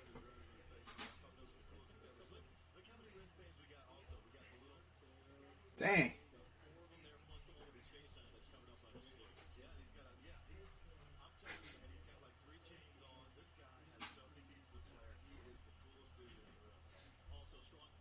You know,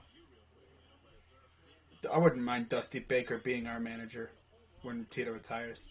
Yeah, let's replace an old guy with an even older guy. Yeah, makes sense.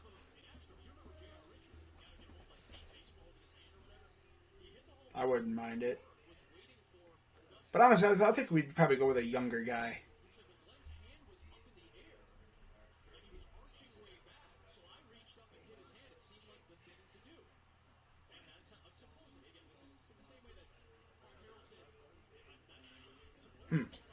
So 2-2 coming to Moncada.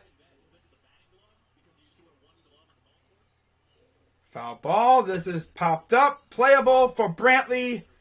And he makes the catch. 1 down.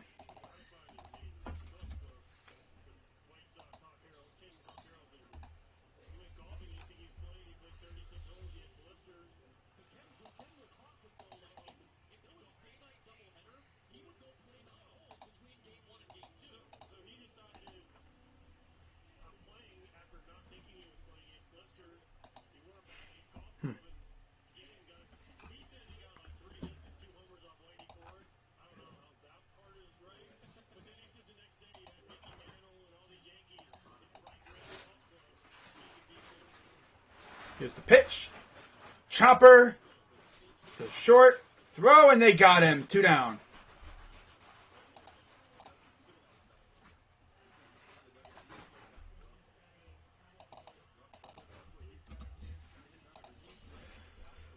Okay.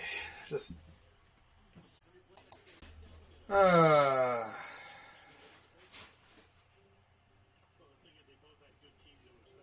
Nothing like a good old lag spike to end this stream with, huh?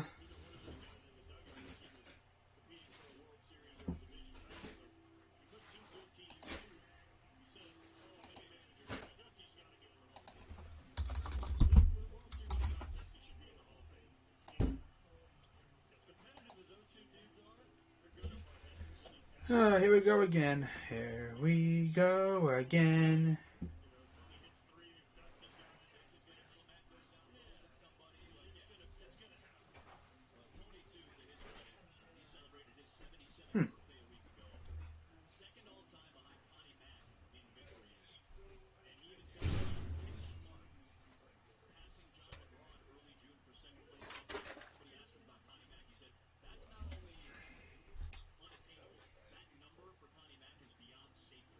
Oof. Full count. Just get these guys out already, bro. This game's been going on for damn near 5 hours.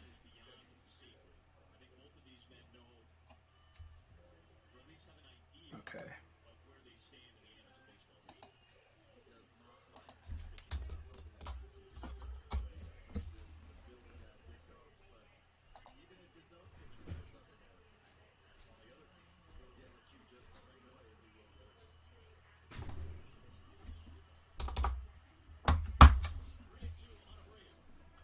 Fouls it off. There we go. All right. Nothing like a good old lag spike, you know. lag spikes, slash, encoder, craziness, freaking bitrate going up and down, up and down, up and down. Like I said, my bitrate spazzing out.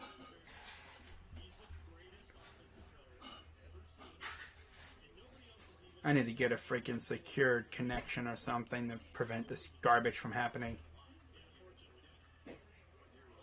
And then he hit him.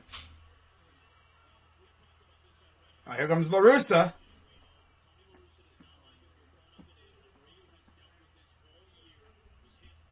Wow. Went up and in on him, and he's not liking that too much. Oh, I gotta fiddle around with the freaking settings because OBS is garbage. Gotta love it. Gotta love it. Went up and in on Abreu and clipped him, and La Russa's, of course, gonna spaz out.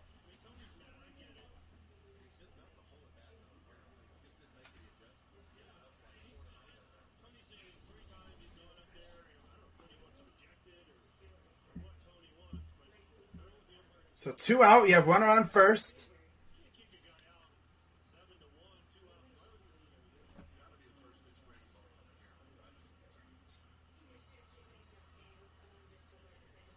Umpires are discussing something. Yes, let's make this game go slower. Okay.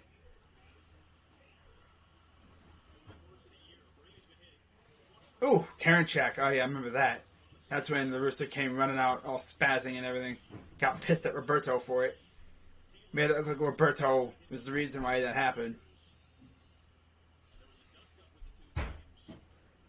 John Brown, Broncos. Yep. Hit by pitch 22 times this season, 5th most in the MLB. Hit twice this series alone.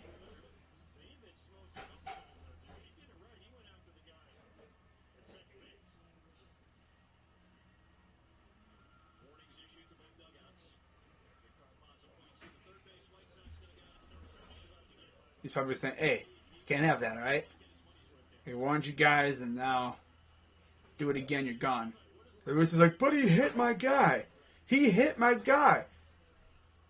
Well, I'd be like, well, I'd be like, if I was the umpire, I'd be like, well, to be fair, you kind of did hit Altuve earlier. So now you're even. The Rooster going to get tossed. Old man going to get tossed. Are you drunk, La Russa? Are you intoxicated? Huh?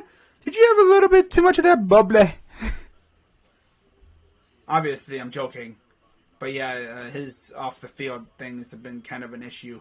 The whole DUI thing that he's been known. I'm surprised he even got hired by the White Sox.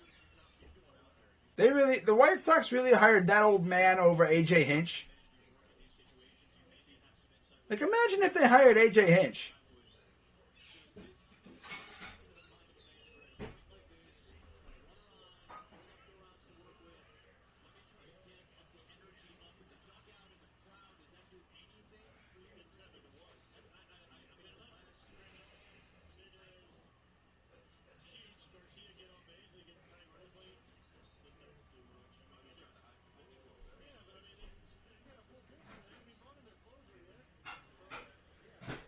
Alright. Come on, let's get this game going, guys. We're getting close to the freaking 4.5 hours. This has to be the longest baseball thing I've ever done. And we're in 9 innings. Slowest game I've streamed in a while. I mean, last year I think I did White Sox and A's, and that game was only slow because I think it was Rick Renteria just was obsessed with making pitching moves. He made like 7 or 8 pitching changes in that game.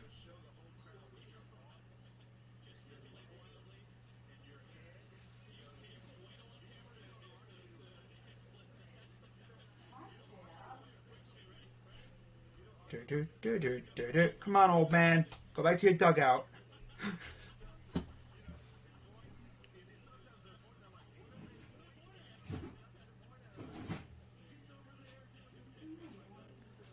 So he goes back to his dugout, not ejected. I'm sure they're like, oh man, I thought you'd get ejected. Nah.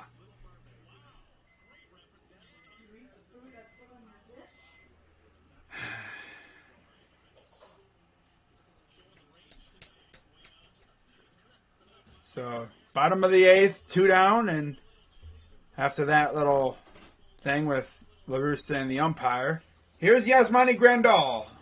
Singled in the 4th.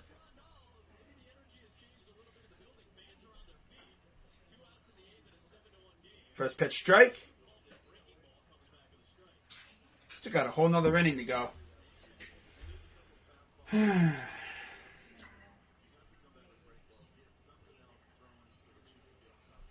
Here's the pitch. He went. Strike 2. He's like, huh?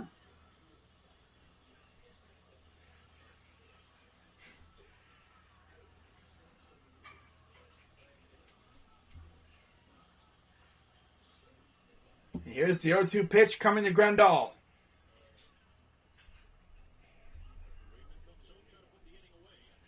No, that was very close.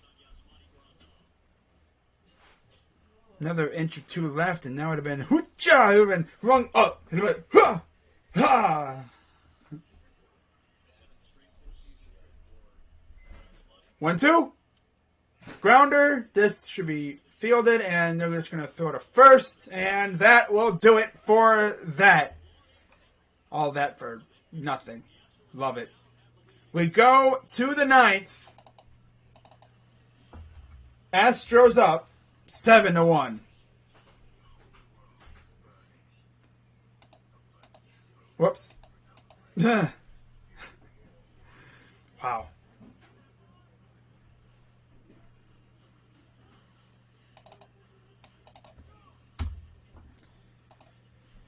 I'll be right back, guys.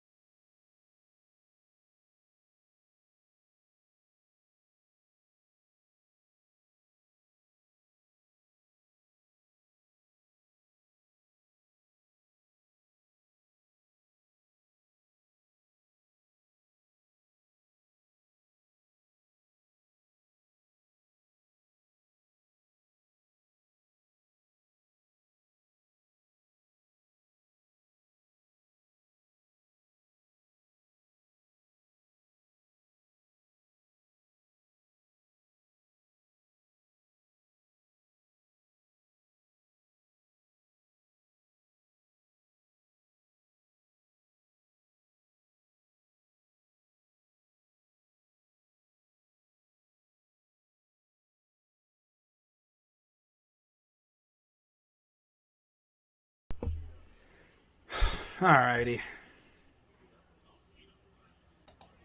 I'm back. Well, they got a base hit, so don't need to worry about getting rid of the baseball on first. That's good.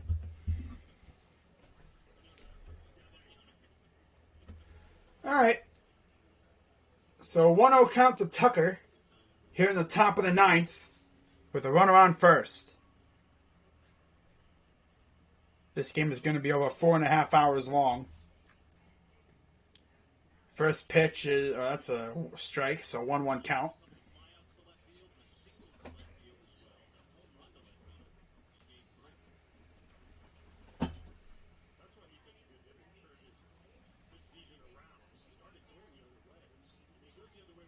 Here's the 2-0 coming to Tucker.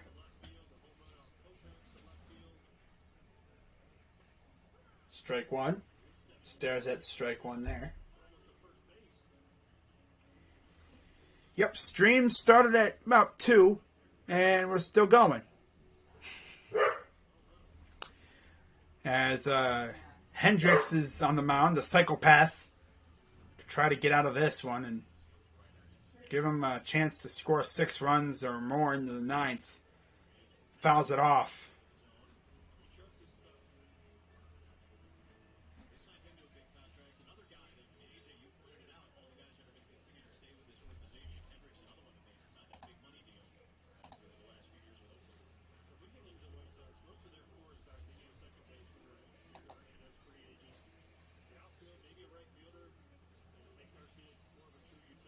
All right. 2-2 count coming to Tucker. Grounder, that's going to be a double play. No, they don't get him at first, but they get the runner at second. So just keep them right there, but put an out on the board.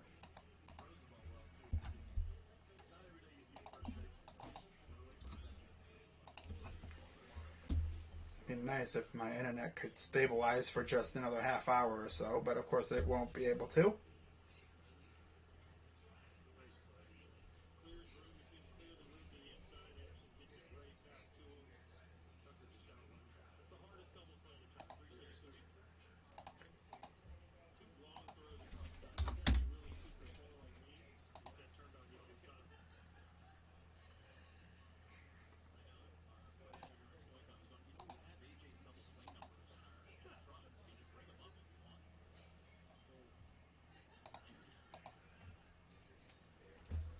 All right, so here's Chas McCormick. Runner on first with 1 out.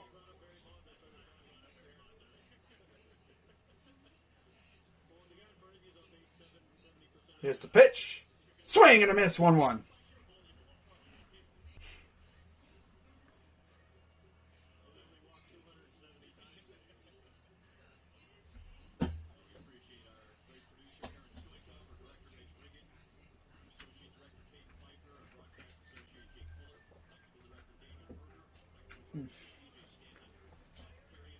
Fouls it off.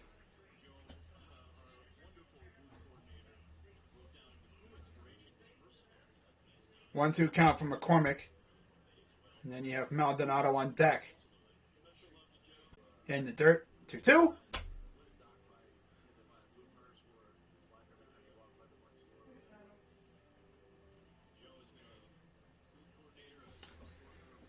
So now we have the bottom of the ninth.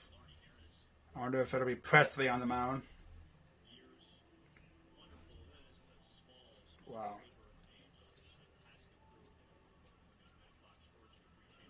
I'll go through the stats and everything and all that great stuff. As here's a pitch and he fouls it back.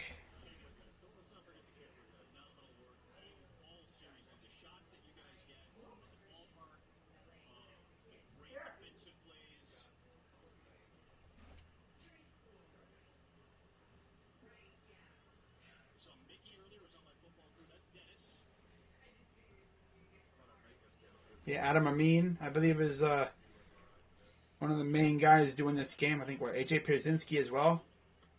Ball 3.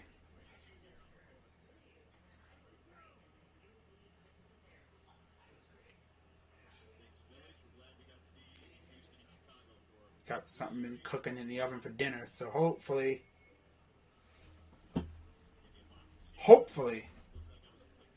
this game will finish by the time it's done. So here's the payoff pitch.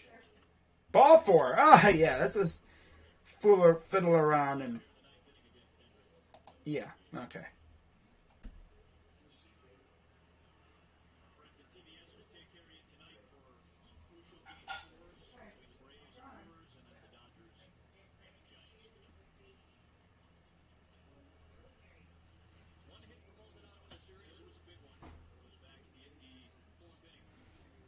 Here's Maldonado.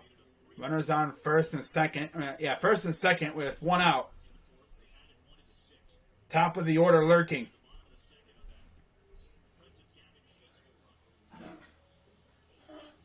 There's a strike.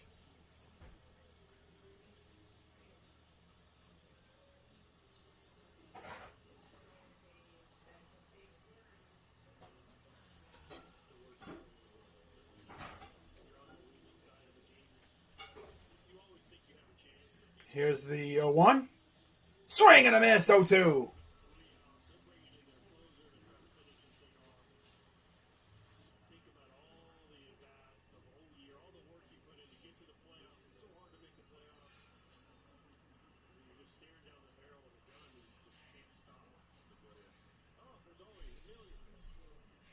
Or 2. Fouls it off.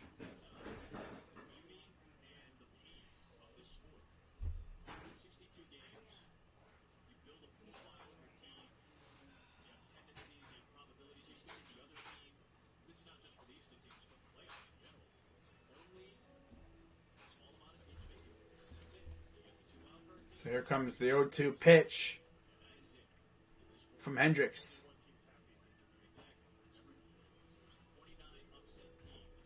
Swing and a miss. Struck him out with a 100-mile-per-hour pitch. And there's 2 down.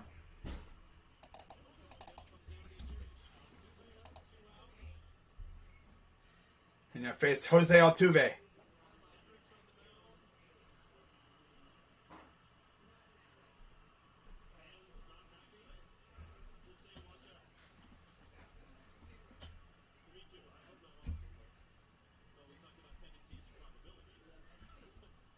There's Tony La Russa looking on.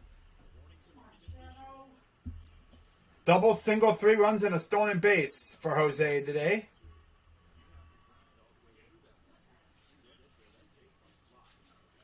And oh God, there it is. High fly ball, deep left, and that baby is gone. How about that for an exclamation point to this game, huh? I was waiting for that to happen. 3-run ding-dong for Jose Altuve. And it's 10-1 Astros.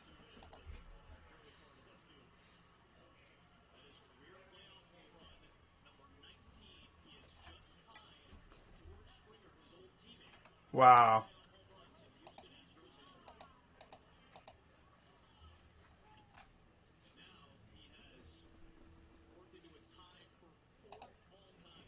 That's insane.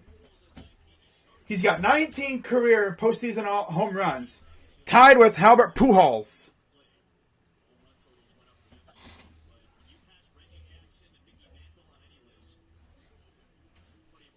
And of course, the Houston dugout is loving it.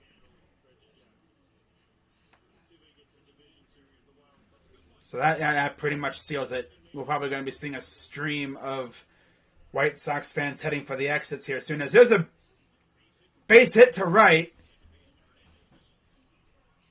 And now they're just beating up on poor Liam Hendricks.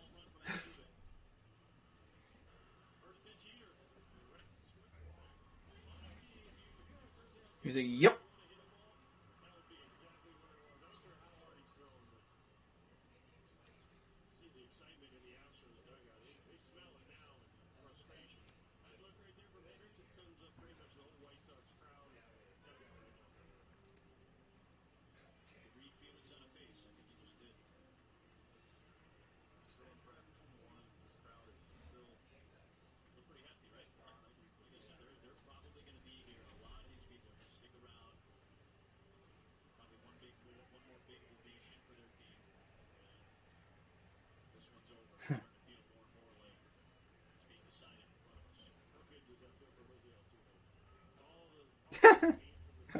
Maytown was just walking off. That's funny.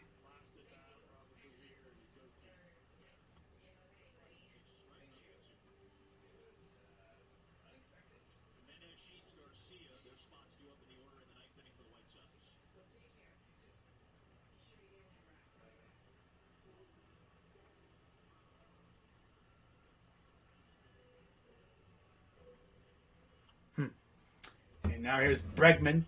0-2 count, 2 down.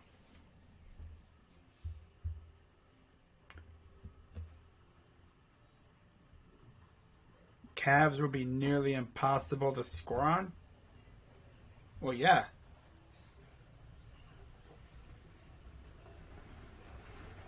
I mean, with the freaking height on this team, of course we're going to be somewhat hard to score on. And there's a strike 3 call. They got him. Pinpointed him, and that'll do it for the top of the ninth. So unless the White Sox score 9 runs, then yeah, this game is probably over. Well, that was probably the most exciting thing that happened in the last probably 2 hours.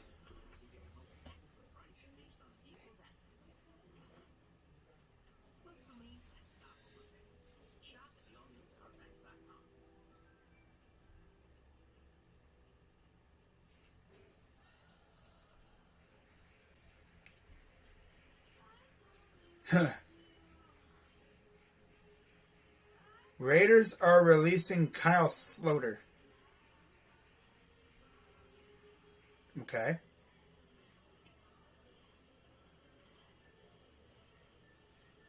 Trayvon Mullins made a post in support of John Gruden.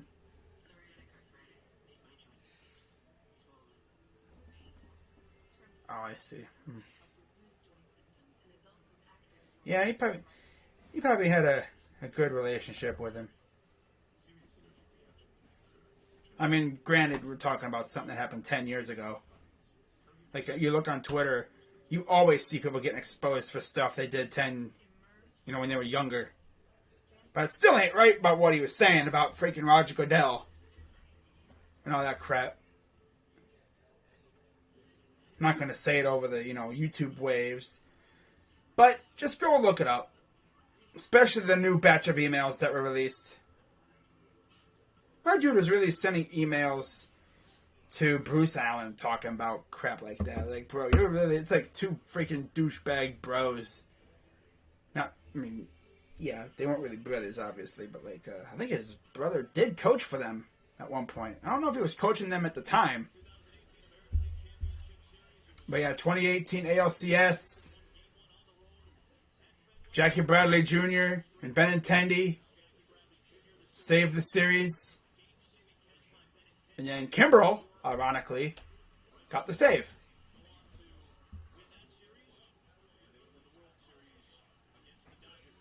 Remember that. So season recap for those two. Astros won this season series 5-2. They averaged 6 runs a game compared to the Boston's 3.6. Average was 300 to 210, favoring the Astros. Starter ERA for the Red Sox was over 6. Astros was right around 3. So it'll be interesting, especially because Chris Sale is going to be playing. Erod, you have Erod, Evaldi, Sale, Pivetta versus the Astros. Of course, you got Framber Valdez. You got Luis Garcia, one of the rookies, Rookie of the Year candidates. Oh, shush. Heard a crash. I didn't know what the heck it was. Scared the crap out of me. So here comes the 0-1. I jumped. I was like, I heard a crash. I was like, what the heck? I thought something fell. Here's the 0-1. Fouls it off to Jimenez. So 0-2 count for Jimenez. And what is most likely the final inning of the year for the White Sox. And their season's over, and they get ready for the offseason. You know, I'll go through their roster and stuff, and we'll talk about what they got coming up. Here's the 0-2. In the dirt.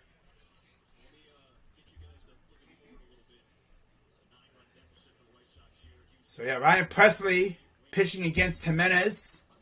It'll be the 6-7-8 hitter. There's Altuve, who essentially put the game away with the 3-run jack last inning. Here's the pitch. That's going to go into the gap for a leadoff single. They just need like 8 more of those kind of hits, and they'll be good. Maybe even more than that, actually. Yeah, they need way more than that. Because 9 hits will only get you what? Probably 4 runs.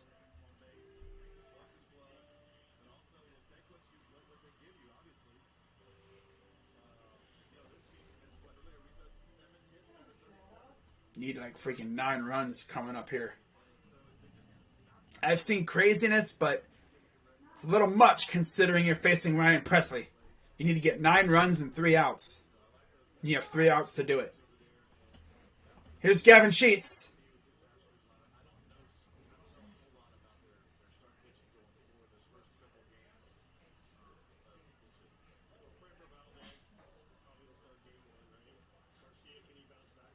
Here's the pitch.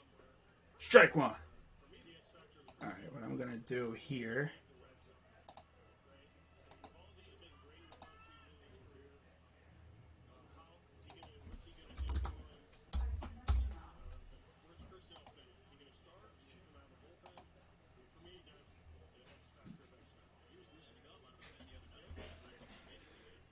Here's the 0-1 in the dirt, or low in the inside, not necessarily in the dirt. It was close. 1-1.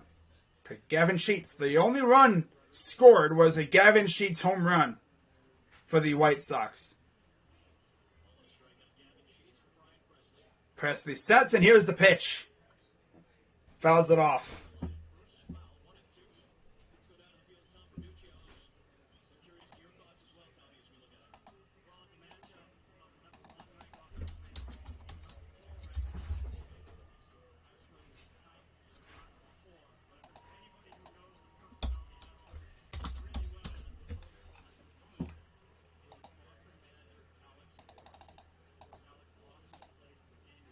Here's the pitch.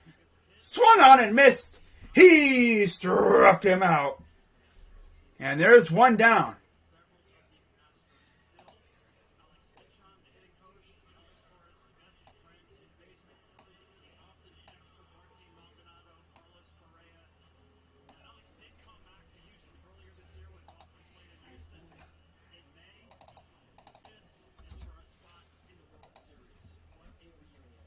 So 1 down here in the bottom of the 9th. And here's Lurie Garcia.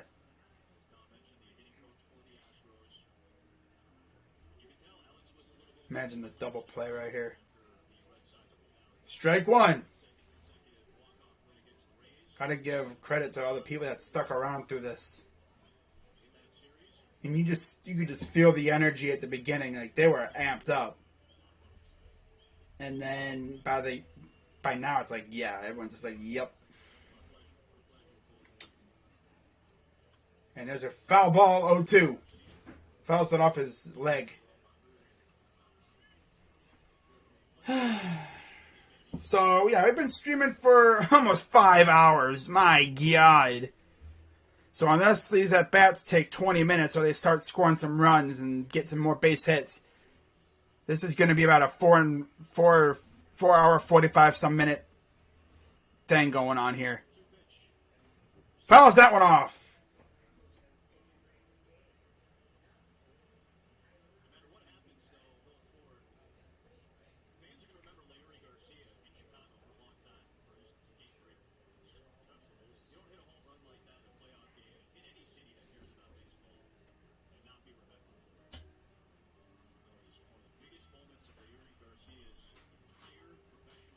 Here's the 0-2 to Garcia.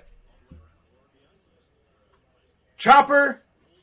This is going to go to second, and they're only going to get the runner at second, so there's 2 down.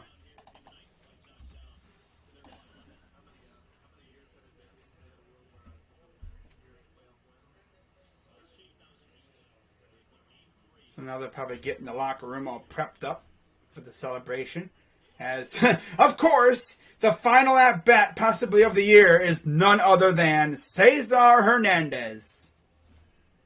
Because why not, right? Why not have it be the guy that they acquired from us? Giving us a decent pitcher who nobody really heard of, but he's actually not bad. Connor Pilkington. Fouls that one off. 0-1. Place is as quiet as a church. A lot of the people have left.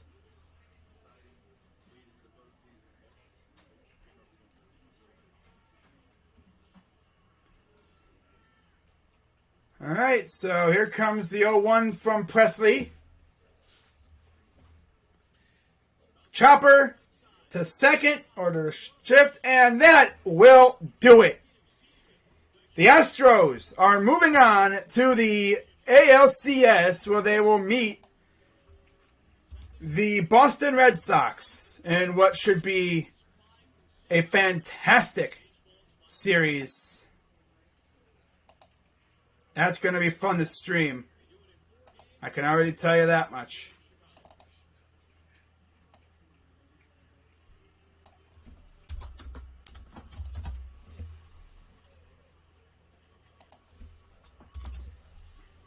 Houston won the series 3-1. And Chicago's season ends abruptly, I know, way quicker than they had wanted, especially with how their season went. And 5th straight LCS appearance for the Astros. And, yeah, this was a very fun stream to do. Now, real quick, before I head on out of here, let's go through how these starting pitchers did for this game. And then I'm going to talk a little bit more about some other stuff, like, what is ahead for the White Sox, as they will now have to wait for the offseason. And, of course, there's always that threat of a, lockout looming as the CBA expires in December. So not just about a month away from the CBA expiring. So you look at the White Sox here. Let's take a look at that good stuff as my stream is lagging like crazy. Let me get rid of Twitter real quick. But you look at payroll and stuff. Yeah, this ain't gonna work. It's lagging like crazy. But yeah, like, you got Hernandez, you got Kimbrel. They're on club options coming up here.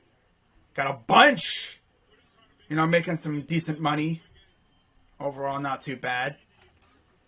Should be interesting to see how they do there.